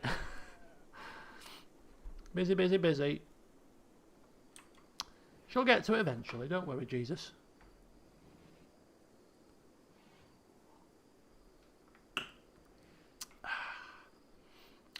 Ooh. It's times like this, as unfortunate as it might sound, that I'm craving a flipping McDonald's. It's the only time I ever eat McDonald's is when I've had a few drinks. And since I've had a few rums, I'm quite craving a McDonald's right now. Oh my God! Have we got a statue made and I've completely missed it? She's not finished it. What is she doing? No, you know what, love? Prioritise the sculpture, please. I don't want you. I know hauling urgently is. Oh my God! Look at the fire. Hauling urgently is a priority because of the work priority. Urgent hauling comes under the mod, which is quite a high priority. And seeing as Naomi's gone on a cutting spree of trees, there's a lot of wood to haul. So even Jesus, every man and his dog is hauling all of this wood, which in the long term is going to benefit us, so we'll let them crack on. But it does make them a little bit, you know, tied up for any of the more normal tasks around the colony.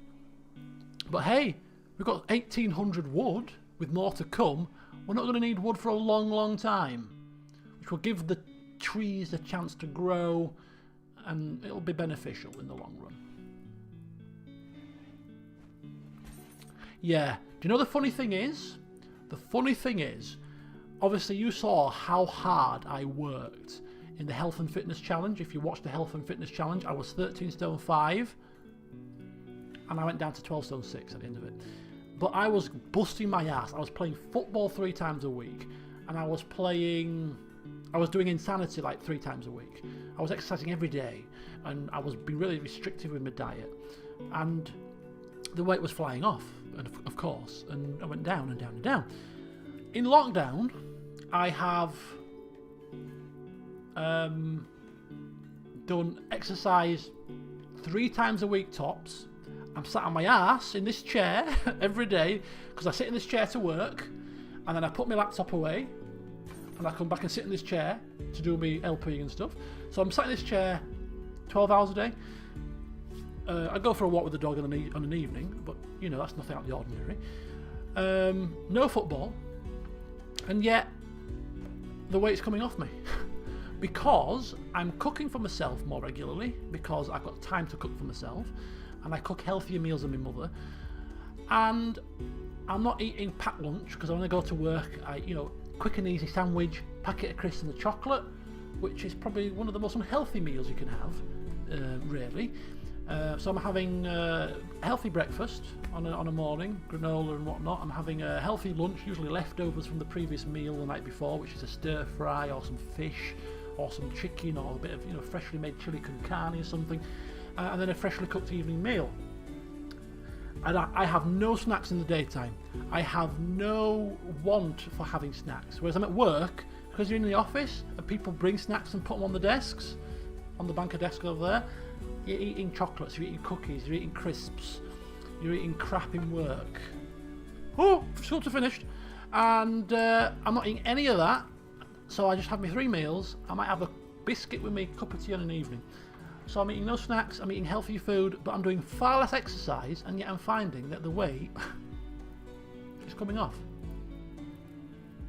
It's ridiculous. It's kind of surprising how a change in lifestyle, as simple as it might be, in terms of a change to diet, slightly. That's all it is. It's a dietary change. That's the only thing that's changed. It's a diet.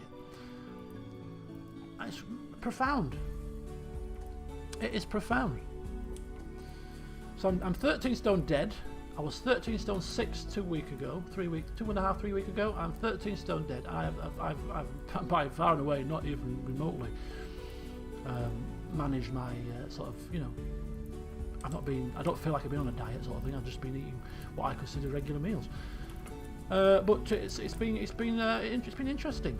But I do notice, the one thing I do notice is I'm not as fit as I was when I was playing football regularly and exercising regularly. Because I'm doing my exercise 3 times a week, and when I'm doing it, I'm out of breath and I feel tired. Whereas before, you know, 30 minutes level 1 insanity rather than the higher level. The level 1, I'm doing it and feel like I'm doing a bit of a jig. You wanted dancing anyway, so there you go. There's a bit of a dance for you. You know, doing my exercise and I'm fine. You know, a bit tired towards the end, but normally just power through it. Every time I've done it during lockdown, I get about 15 minutes in and I'm breathing heavy. My legs are killing me. It's hard. It's hard when you're not exercising regularly. It's terrible. TikToks. What is this TikTok craze? What the flipping hell is it all about?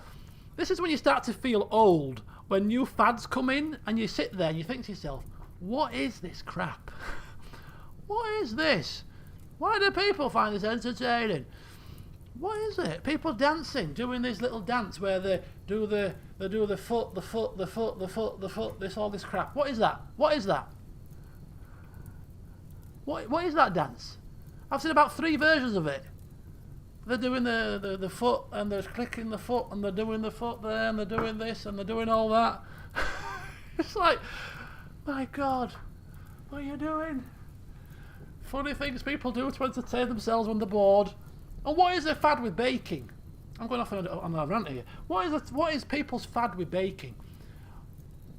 You can get toilet paper now. You can get disinfectant now. You can get eggs and everything now in the shops. Not a problem. The panic buying seems to have finished. But try and get any flour? No. Baking powder? Not a chance. The whole country's turned into flipping Mary Berry. Can't get a damn thing. My mum had to go on Amazon and she bought 6 bags of flour for 30 quid. I said, I said, what? She went, I bought 6 bags of flour for £30. I said, are you crazy? It's £5 a bag? She said, well, I want to bake and you can't get it in the shops. I'm going to pay £5 a bag then. I'm like, are you mad, woman? Just do without the baking. Your cookies and your muffins are nice, but it's not good for calories. Oh dear. I'm sounding like an old man now, aren't I? Right. Marble sculpture without a name. Oh, don't get me wrong. You can't beat freshly baked goods. I'm not one to complain when a cake appears on the flipping kitchen counter. Just made a ginger cake, she says. Just made a ginger cake in my spare time. You just might want to taste it with a bit of custard. Yeah, go on then. Go on then. Force feed it to me. I've just made a lemon drizzle cake on Friday.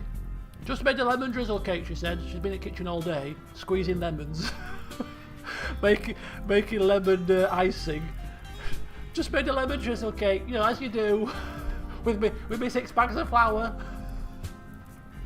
It was nice. It was good.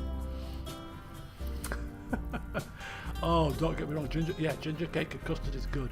When did I have that custard? What was it the last Rimworld stream when I had that coconut cake with custard? This is what I have to put up with, people. I've been fed, force fed, fat feeding. She's trying to put weight on me. Fat feeder. Yes, I did get a birthday cake. She made a birthday cake. She made some scones. She made some Caribbean Jamaican patties. She's made 3 baked goods today alone. And I said, she's 73. I said, Mother, stop it. Your back is injured. You've got your morphine for your arthritis in your back, your osteoarthritis. Sit down. I don't need a birthday cake. I'm doing it, she said. I'm making you a cake. I was like, Mother, please. And then we were sat down, no word of a lie, we were sat down eating the scones that she'd made and the cake that she'd made and all the stuff. And we're eating away, and she said, we're having a conversation. And she said, oh, I daren't tell you what I've done. I said, what do you mean? She said, oh, I daren't tell you. I said, are you going to tell me? Because you wouldn't have brought it up otherwise, would you? She went, well, I won't tell you, but I daren't tell you at the time. I said, what have you done? She went, oh. She went, well, I wanted a candle for your cake. I said, yeah, I saw the candle on the cake, yeah. She went, well, it was in the top of the cupboard, and I wanted it to be a surprise, so I didn't tell you. But I had to get a chair, 73, with bad back and everything else. I had to get on a chair and stand on the chair in the kitchen and reach at the top of the cupboard for the candle. I'm gonna swear now. I said, are you fucking crazy? I said, are you effing crazy? I said, of course I'm not bloody kicked off. Are you stupid? Her words were, I go to the end of the earth for you. I'm gonna, oh, mother, please. Do not stand on a chair again to put a candle in a flipping birthday cake. I'd rather have a birthday cake without a candle than come down to you with a broken neck. Jesus wept. Anyway, so that's the relationship we have. Bloody stand on a flipping chair at 73 to reach the top shelf of a cupboard, knowing full well that if I came downstairs, I'd have screamed at her, get down! Goodness me, stepping on a flipping chair. Right, Naomi's voice. We've been waiting ages for this marble carving. On this carving is a depiction of an imposing blue fireball blazing across the sky. Naomi looks on in shock. The image is bordered by hundreds of sharks. This is the meteorite hitting, isn't it? The work is infused with the idea of God and is done in a post-impressionistic style. This image refers to a meteorite impacting Naomi's village. Holy cow! Oh, yes, it is, isn't it? She's falling over the coat, falling over everything. Yeah, I love her depict. She loves meteorite striking, doesn't she? Meteorite striking over there. She made a flipping carving of it. Meteorite striking here. She's made a carving of it. A depiction of an imposing blue fireball of component ore landing down, blazing across the sky. She looks on in shock. And it's infused by hundreds of sharks. I don't know where the sharks have come into this. Hundreds of sharks. Maybe it was raining at the time. Hundreds of sharks, out of water. Oh, help me, I'm dying. Infused with the idea of God. What? In an post-impressionistic style. To be honest with you, Naomi, that's an improvement on the last one. It's not bad. Hello, Obi, thank you. Jesus. Could be. Yeah. Somebody's up out of bed. Who's up out of bed? There's a person missing here. Who's missing? It's Naomi. She's off shopping. You're on lockdown, Naomi. Get back inside. Is there still more wood to collect? There's still more flipping wood to collect. But the rain has come at a good time because it's putting the fires out.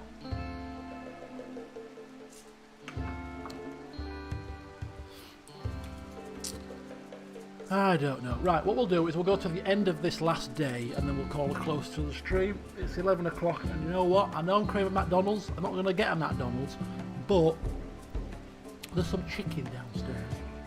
Freshly roasted chicken, which I'm going to cut up in a haphazard style with a bit of salad cream and stick it in a sarnie. And have it with a cup of tea. Goodbye, Garrett. We're not going for much longer anyway. Just for the end of another 10 minutes at least. People are eating fine meals. That could be the last of the fine meals, in fact. There's a dead turkey on the butcher table stool. You know, naturally. When in doubt, just stick a turkey on the stool. Or, are you crazy? Are you crazy? Oh, chicken and stuffing sarnie. Oh. I've got no stuffing, but chicken and salad cream. I'll have to cut it. But chicken and stuffing, I agree. Oh, food of the gods, man. Food of the gods. Oh, we've got a bloody knackered switchy thing. technical term that. Cooler. A broken down cooler. Which Creepy will get to at some point. I don't have to worry about it. Why are there potatoes on my bed? Oh, I just spat on myself. Sorry. Oh, goodness grief. I'm making a fool of myself here. Oh my god. I feel so embarrassed.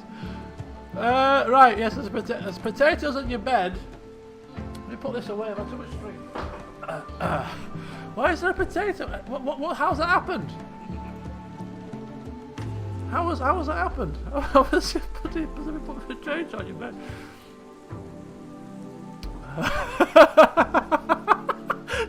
Don't you dare! Don't you dare! Oh no! Don't you dare! Oh, heavens forbid! Oh, good grief! You should have no shame doing this for a living, should you? A living, as a hobby rather. You should have no shame. I've got no shame. I've got no shame. But why are there potatoes on the bed? Who's put potatoes here? I'm going to have to watch the stream back and find out who's put potatoes in Abigail's bed. It's a very random thing to do. It's tickled me, that. Creepy's done that, hasn't he? Creepy has done that. He's put a... Anyway, I was horrified. Yes, I was... Let me just recount. Let's just wind back a bit before I dribbled on myself like a child. Somebody mentioned that chicken nuggets are horrible. Are you crazy? Are you crazy? My common meal after a night out at McDonald's is two double cheeseburgers with medium fries, a portion of cheesy bites, and 6 chicken nuggets. That's my supper after a night out.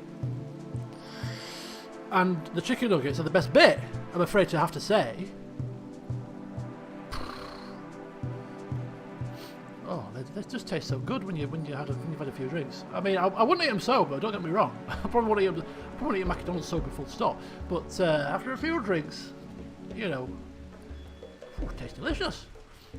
Bloody delicious. Is anybody going to remove these flipping potatoes from this bed or what? Come on. You work at McDonald's? Oh, that'd be game over for me. That'd be game over for me. Holy cow! I'll have to pop down. You can give me a staff discount. Staff discount. Of course, it'll have to be a night out though. I won't do it sober. But after a night out, you know, with two burgers, with chicken nuggets, with cheesy bites. You know, it's about £8 that. Get it for £4. I'm happy. I'm laughing. It's 50% off. One of my friends that I play football with, he's a senior manager at McDonald's. He's worked in McDonald's for years. He's a senior manager. A master's. Ooh. What are you studying a master's in? God, I commend anybody that does a master's. I did 4 years at uni, and boy, if you you asked me to do another year, or is it 2 years for a master's or a year? Is it a year? You asked me to do another extra year or 2 years on top of my 4 years to do a master's? No. I've done my education. Thank you very much. You can keep your master's, thank you. But anybody that does a master's, I flip and commend you. I'll tell you that much.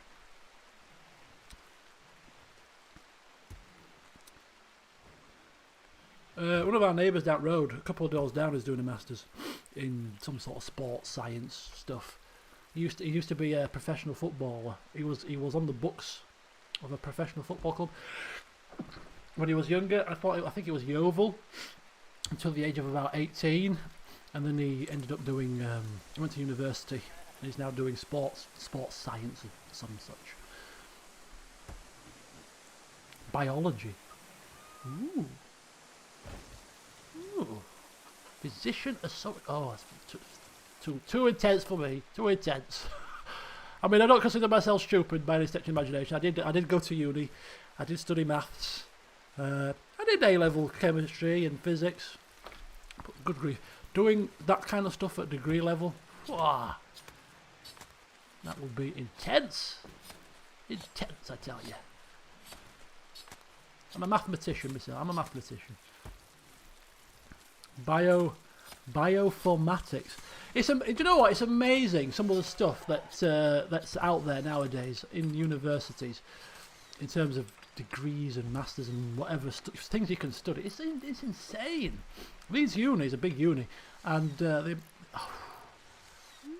you can think about it. They've got a degree in it. I'm telling you.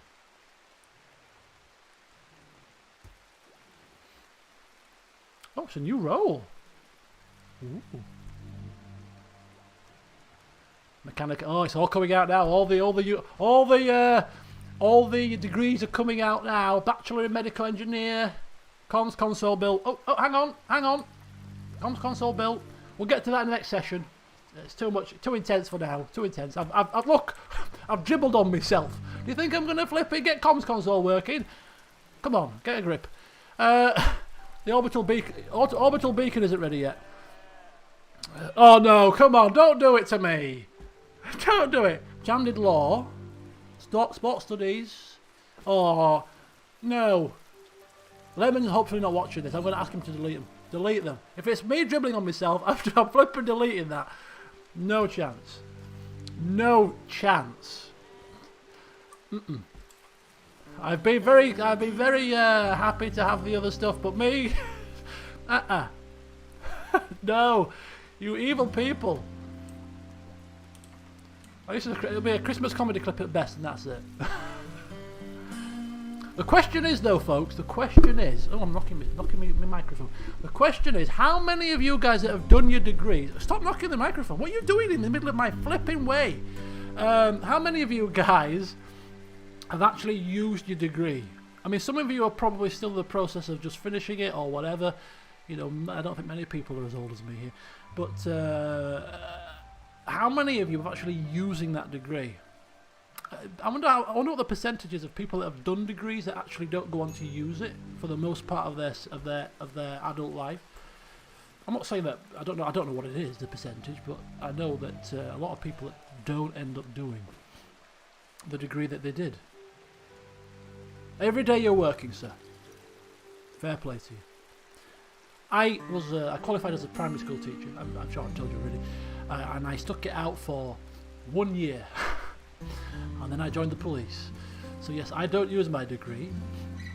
That's a slight lie to a certain degree, because I do a bit of teaching in my current role. I do a lot of training in my current role, so I use my teaching skills that I picked up when I was teaching to apply to adult audiences now. But you don't lose it, and I enjoy presenting. I don't know if you can tell, I enjoy presenting stuff and, you know, training with other people in front of you, and, you know, delivering stuff and having a bit of a laugh with them and engaging them in conversation and stuff. I like that kind of stuff. So I do use the skills that I picked up, but I'm not a teacher, obviously. So I don't say it's 4 years wasted. I enjoyed my time. I picked up a lot of skills that I've used throughout my life, but I don't, technically speaking, use my degree because I'm not a teacher.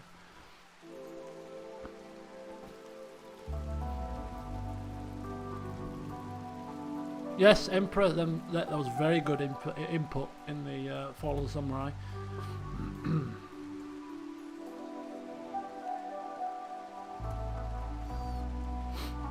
No, the story is that I don't know if I've told you the full story. I'll tell you the full story before, as the game's winding down. As a little child, I always wanted to be in the police, but I always fancied being a teacher. So as a child, I used to always, in school dress-ups, used to have the little policeman's hat on, and I've got pictures downstairs of me as a child in a policeman's hat, which I will never show you, of course. I've got pictures downstairs of me as a 5-year-old with the biggest afro you've ever seen. Again, I'll probably never show you. But I also fancied being a teacher, and I couldn't decide between the two. But the priority, really, as I got older, was in the police. I used to watch all the police programs, and I used to, you know, police was the first choice. But I always said to myself that being a police officer at 18 and a half, which is the youngest that you can join the police, I'd have no life experience, I'd be 18, I'd probably look like a child myself, I wouldn't want to join the police at 18 and a half. So, what I'll do is, I'll try my other job that I fancy doing, which is being a teacher, coloured lights, Mr. Jesus, for the next session, of course. What I'll do is I'll do a degree in teaching. That way, I get a degree behind me, which will be handy. I'll try teaching. If I like it, I'll stay on doing it. If I don't like it, I'll maybe try the police afterwards. And 4 years, I'll be a bit older, so I can join the police at 22, 23, which is a bit better for me personally than 18 and a half. So I did the teaching degree, did my teacher training, did my teaching placements, did a little bit of teaching in both primary and secondary, and decided, nah, kids are a bit much, really. They're not your own kids, so you can't give them a beating. You know, you can't slap them. You know, you can't do much to them nowadays. So, do you know what? I'll join the police and at least have a bit more control over who I'm dealing with. And so, joined the police and got in first time. And that's why I didn't join the police until after, because I wanted a bit of life experience, a bit of, you know, education behind me.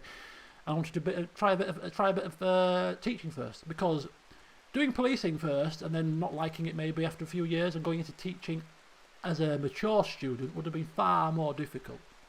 So, degree first, experience, teaching, yeah, I didn't like it, then the police.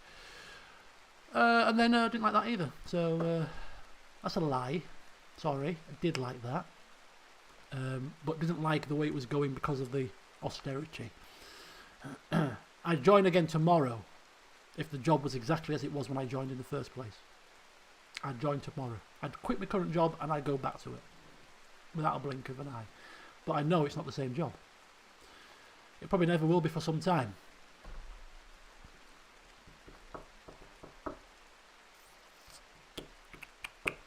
You need a degree to join the police. I don't know. I don't think so. I'm going to pause it now and end this part of the stream. I'm going to just quickly... I'll keep the music playing. I'll continue to talk for another 5 minutes or so. But no, it varies force to force. Some forces like you to have some kind of... The minimum is like 4 A to C's GCSE and fitness and whatever else. I don't think there's a requirement for further education, but some forces do have like a requirement that when you join, you will do either an NVQ, or when I joined in my force, you had to do a foundation degree in your training. So we did the police training, but alongside the police training, we did a foundation degree in police studies, where we did all the broken windows theory and all the theories behind criminal behaviour, and, you know, a foundation degree. So not a full degree, but a 2-year degree, which you could top up on a 3rd year to have a full degree. But as I'd already had a full degree, I didn't take that option. So I got a degree I got a foundation degree in police studies as well. So it's, you know, it's another little string to me bow. But I don't think it's a prerequisite. I think it's something you might have to do when you join with some forces. That's the inkling that I get. What changed with the police? It's hard to explain to somebody that's never been in the police. But the general gist for me was a lack of being on the street and a more being stuck in a custody area queuing for hours because the custody is merged because they're trying to cut down costs, and therefore you've got a simple prisoner to deal with and you're stuck with them for 3 hours in custody when it should really only take you about half an hour. Being pulled from pillar to post to cover other people's roles, because our role was quite a free role for some degree, that we could have a degree of autonomy because we were based in a neighbourhood. But then if a different department was struggling, you'd probably be pulled over there, you'd be pulled over there, you'd be pulled over here, and you had a workload to deal with, so you couldn't do that whilst you were doing other things. But then you were just getting pulled in like 15 different directions, juggling many different balls, and it was just getting too much. Yeah, because of the lack of staff were dwindling because of the cost cutting. Therefore, you found yourself with your rest days cancelled more often. You found that your leave was not getting approved as much. You find that your leave was getting cancelled because you need to be in. You find that you were working hours overtime that you didn't want to work. You know, you had things booked and things planned, and because there was too many calls on the box, you can't go home for the next 3 hours even though you're supposed to finish.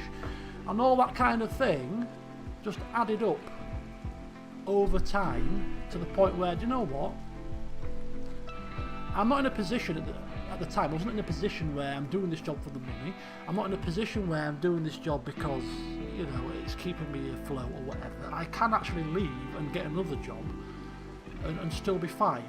I don't have a mortgage, I don't have kids to feed, so I'm not in a position that some people that wanted to leave were in, where they couldn't afford to leave. So I said, screw it, I'm going to take a year out and I'm going to leave and get another job. So yeah, that's why I left. But I do miss the job in certain respects, you know. I do miss the on-the-street job, dealing with people, getting stuck in, attending certain calls. I do miss the exhilarating experiences of getting to a burglary on the scene, first on the scene, you know, chasing down criminals. I was quite good at chasing down. Don't know if you noticed, but I'm quite athletic, and I used to love foot chases. I used to love it. So yeah, I do miss that bit, but I don't miss other bits, and the other bits outweighed the good bits. So yeah. And I could be there now, you know, key worker in the face of people spitting at you and coughing on your face and, you know, causing all kinds of grief, which I wouldn't relish either, to be honest with you. So, no. Theresa May is the one woman to this day that I would never piss on if she were on fire, to coin a crude phrase, because she was Home Secretary when I was in the police. And she was so anti-police, it wasn't even funny. And then she became Prime Minister and it continued. And the contempt that woman had for the police, and the crying wolf that she was saying, and all, oh, you're crying wolf, and blah, blah, blah, and all that's happened after that, and the shortage of numbers, and they're trying to now backtrack and get more police in.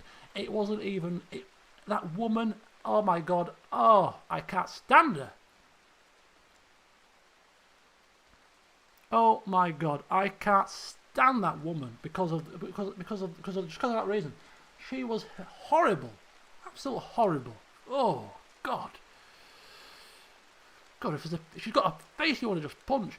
Anyway, I you know, there you go. I'm not a violent person though, but yeah, that cry wolf speech that she. Oh my God, you know, the police federation and all the, you know, people in the know, all the chief police weren't scaremongering at all. They were giving her the full facts of it. You know, our numbers are very low here, love. We're having to make cuts where, you know, burglars aren't going to get attended to and all that kind of stuff. And she, oh, you cry wolf, you're trying to scaremonger. No, boo. Horrible woman. She also decimated the Home Office as well. I know people that work in the Home Office now because I work in the civil service, and she was the same to Home Office. Horrible woman. Good grief. Horrible. Thank God she's gone. Anyway, don't know why we turned to politics all of a sudden, but that's the nature of the beast with me. You know, a couple of drinks, I just go on rants occasionally. But yes, thank you for joining me this evening. It's been a pleasure. I don't know what the hell's happened in the last half an hour of Rimworld because I've been spouting nonsense and dribbling on myself. But I thank you for coming.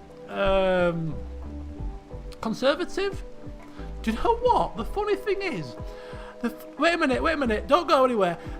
The funny thing is, I took a, I'm not big with politics, so liberal, I get what liberal is, and I kind of semi-get what conservative is, but in terms of anything else, I don't know. Right wing, left wing, blah, blah, blah, it goes over my head, I'm not sure. What do you mean? Communist, fascist, what are them? What do you mean? I don't know what it means. I don't care what it means. But I took a little test. I was interested. What is my political stance? So I took a test, and they give you a load of questions. I'm thinking, right. I mean, I've always been a Labour voter, personally, because of this area's Labour, and, you know, it just seems the thing to do. And I some of their policies did resonate at the time.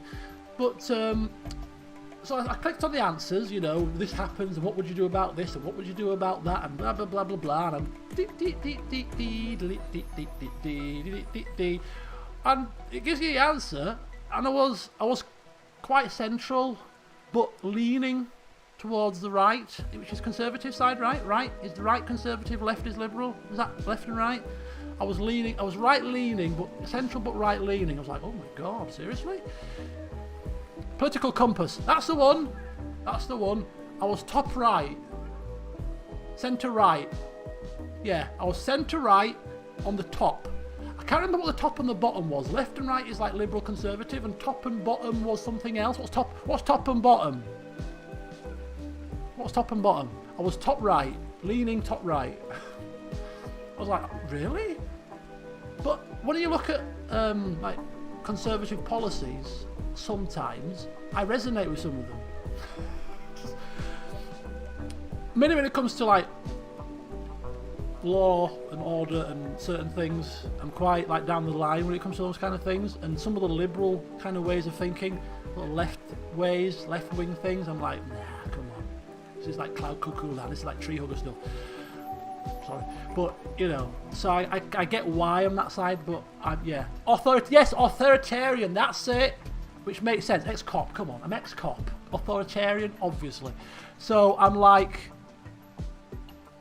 top right. So it's like slightly authoritarian, slightly conservative. Is that right? Slightly, yeah. That seems to ring a bell with me. I'm slightly authoritarian, conservative. I'm blue Labour. Yeah. Yeah, authoritarian, conservative. There you go. That's my political compass for you. But not that I'm political, of course, because I can't stand politics. But if I was nailed down and asked to give me view, you've now got it. So it's a bit of a general. It's a bit of a general type of... It's a bit of a general thing. And those little tests can't be accurate, can they, really? Unless you do a really, really in-depth one. Which will probably come out the same. How did we get here? I am like the most political person. I don't discuss religion or politics in any of my game series, hardly. Unless it's CK2, we started to turn to a bit of religion. But and then we've now ended a stream on religious talk. I don't know, political talk, sorry. Oh, the joys of these ad hoc kind of things. And a bit of rum, and you know, you just don't know what you're doing. Definitely. Video game politics, less explosive, yeah. Unless your name's Raphael Costello, then you just stick centre. Just stick centre, it's the best thing to do. Just don't get involved. Don't get involved, people. Don't get involved. Right, I'm off to the Discord because I'm eager to see what the flipping hell people have done with these GIFs and whatever else.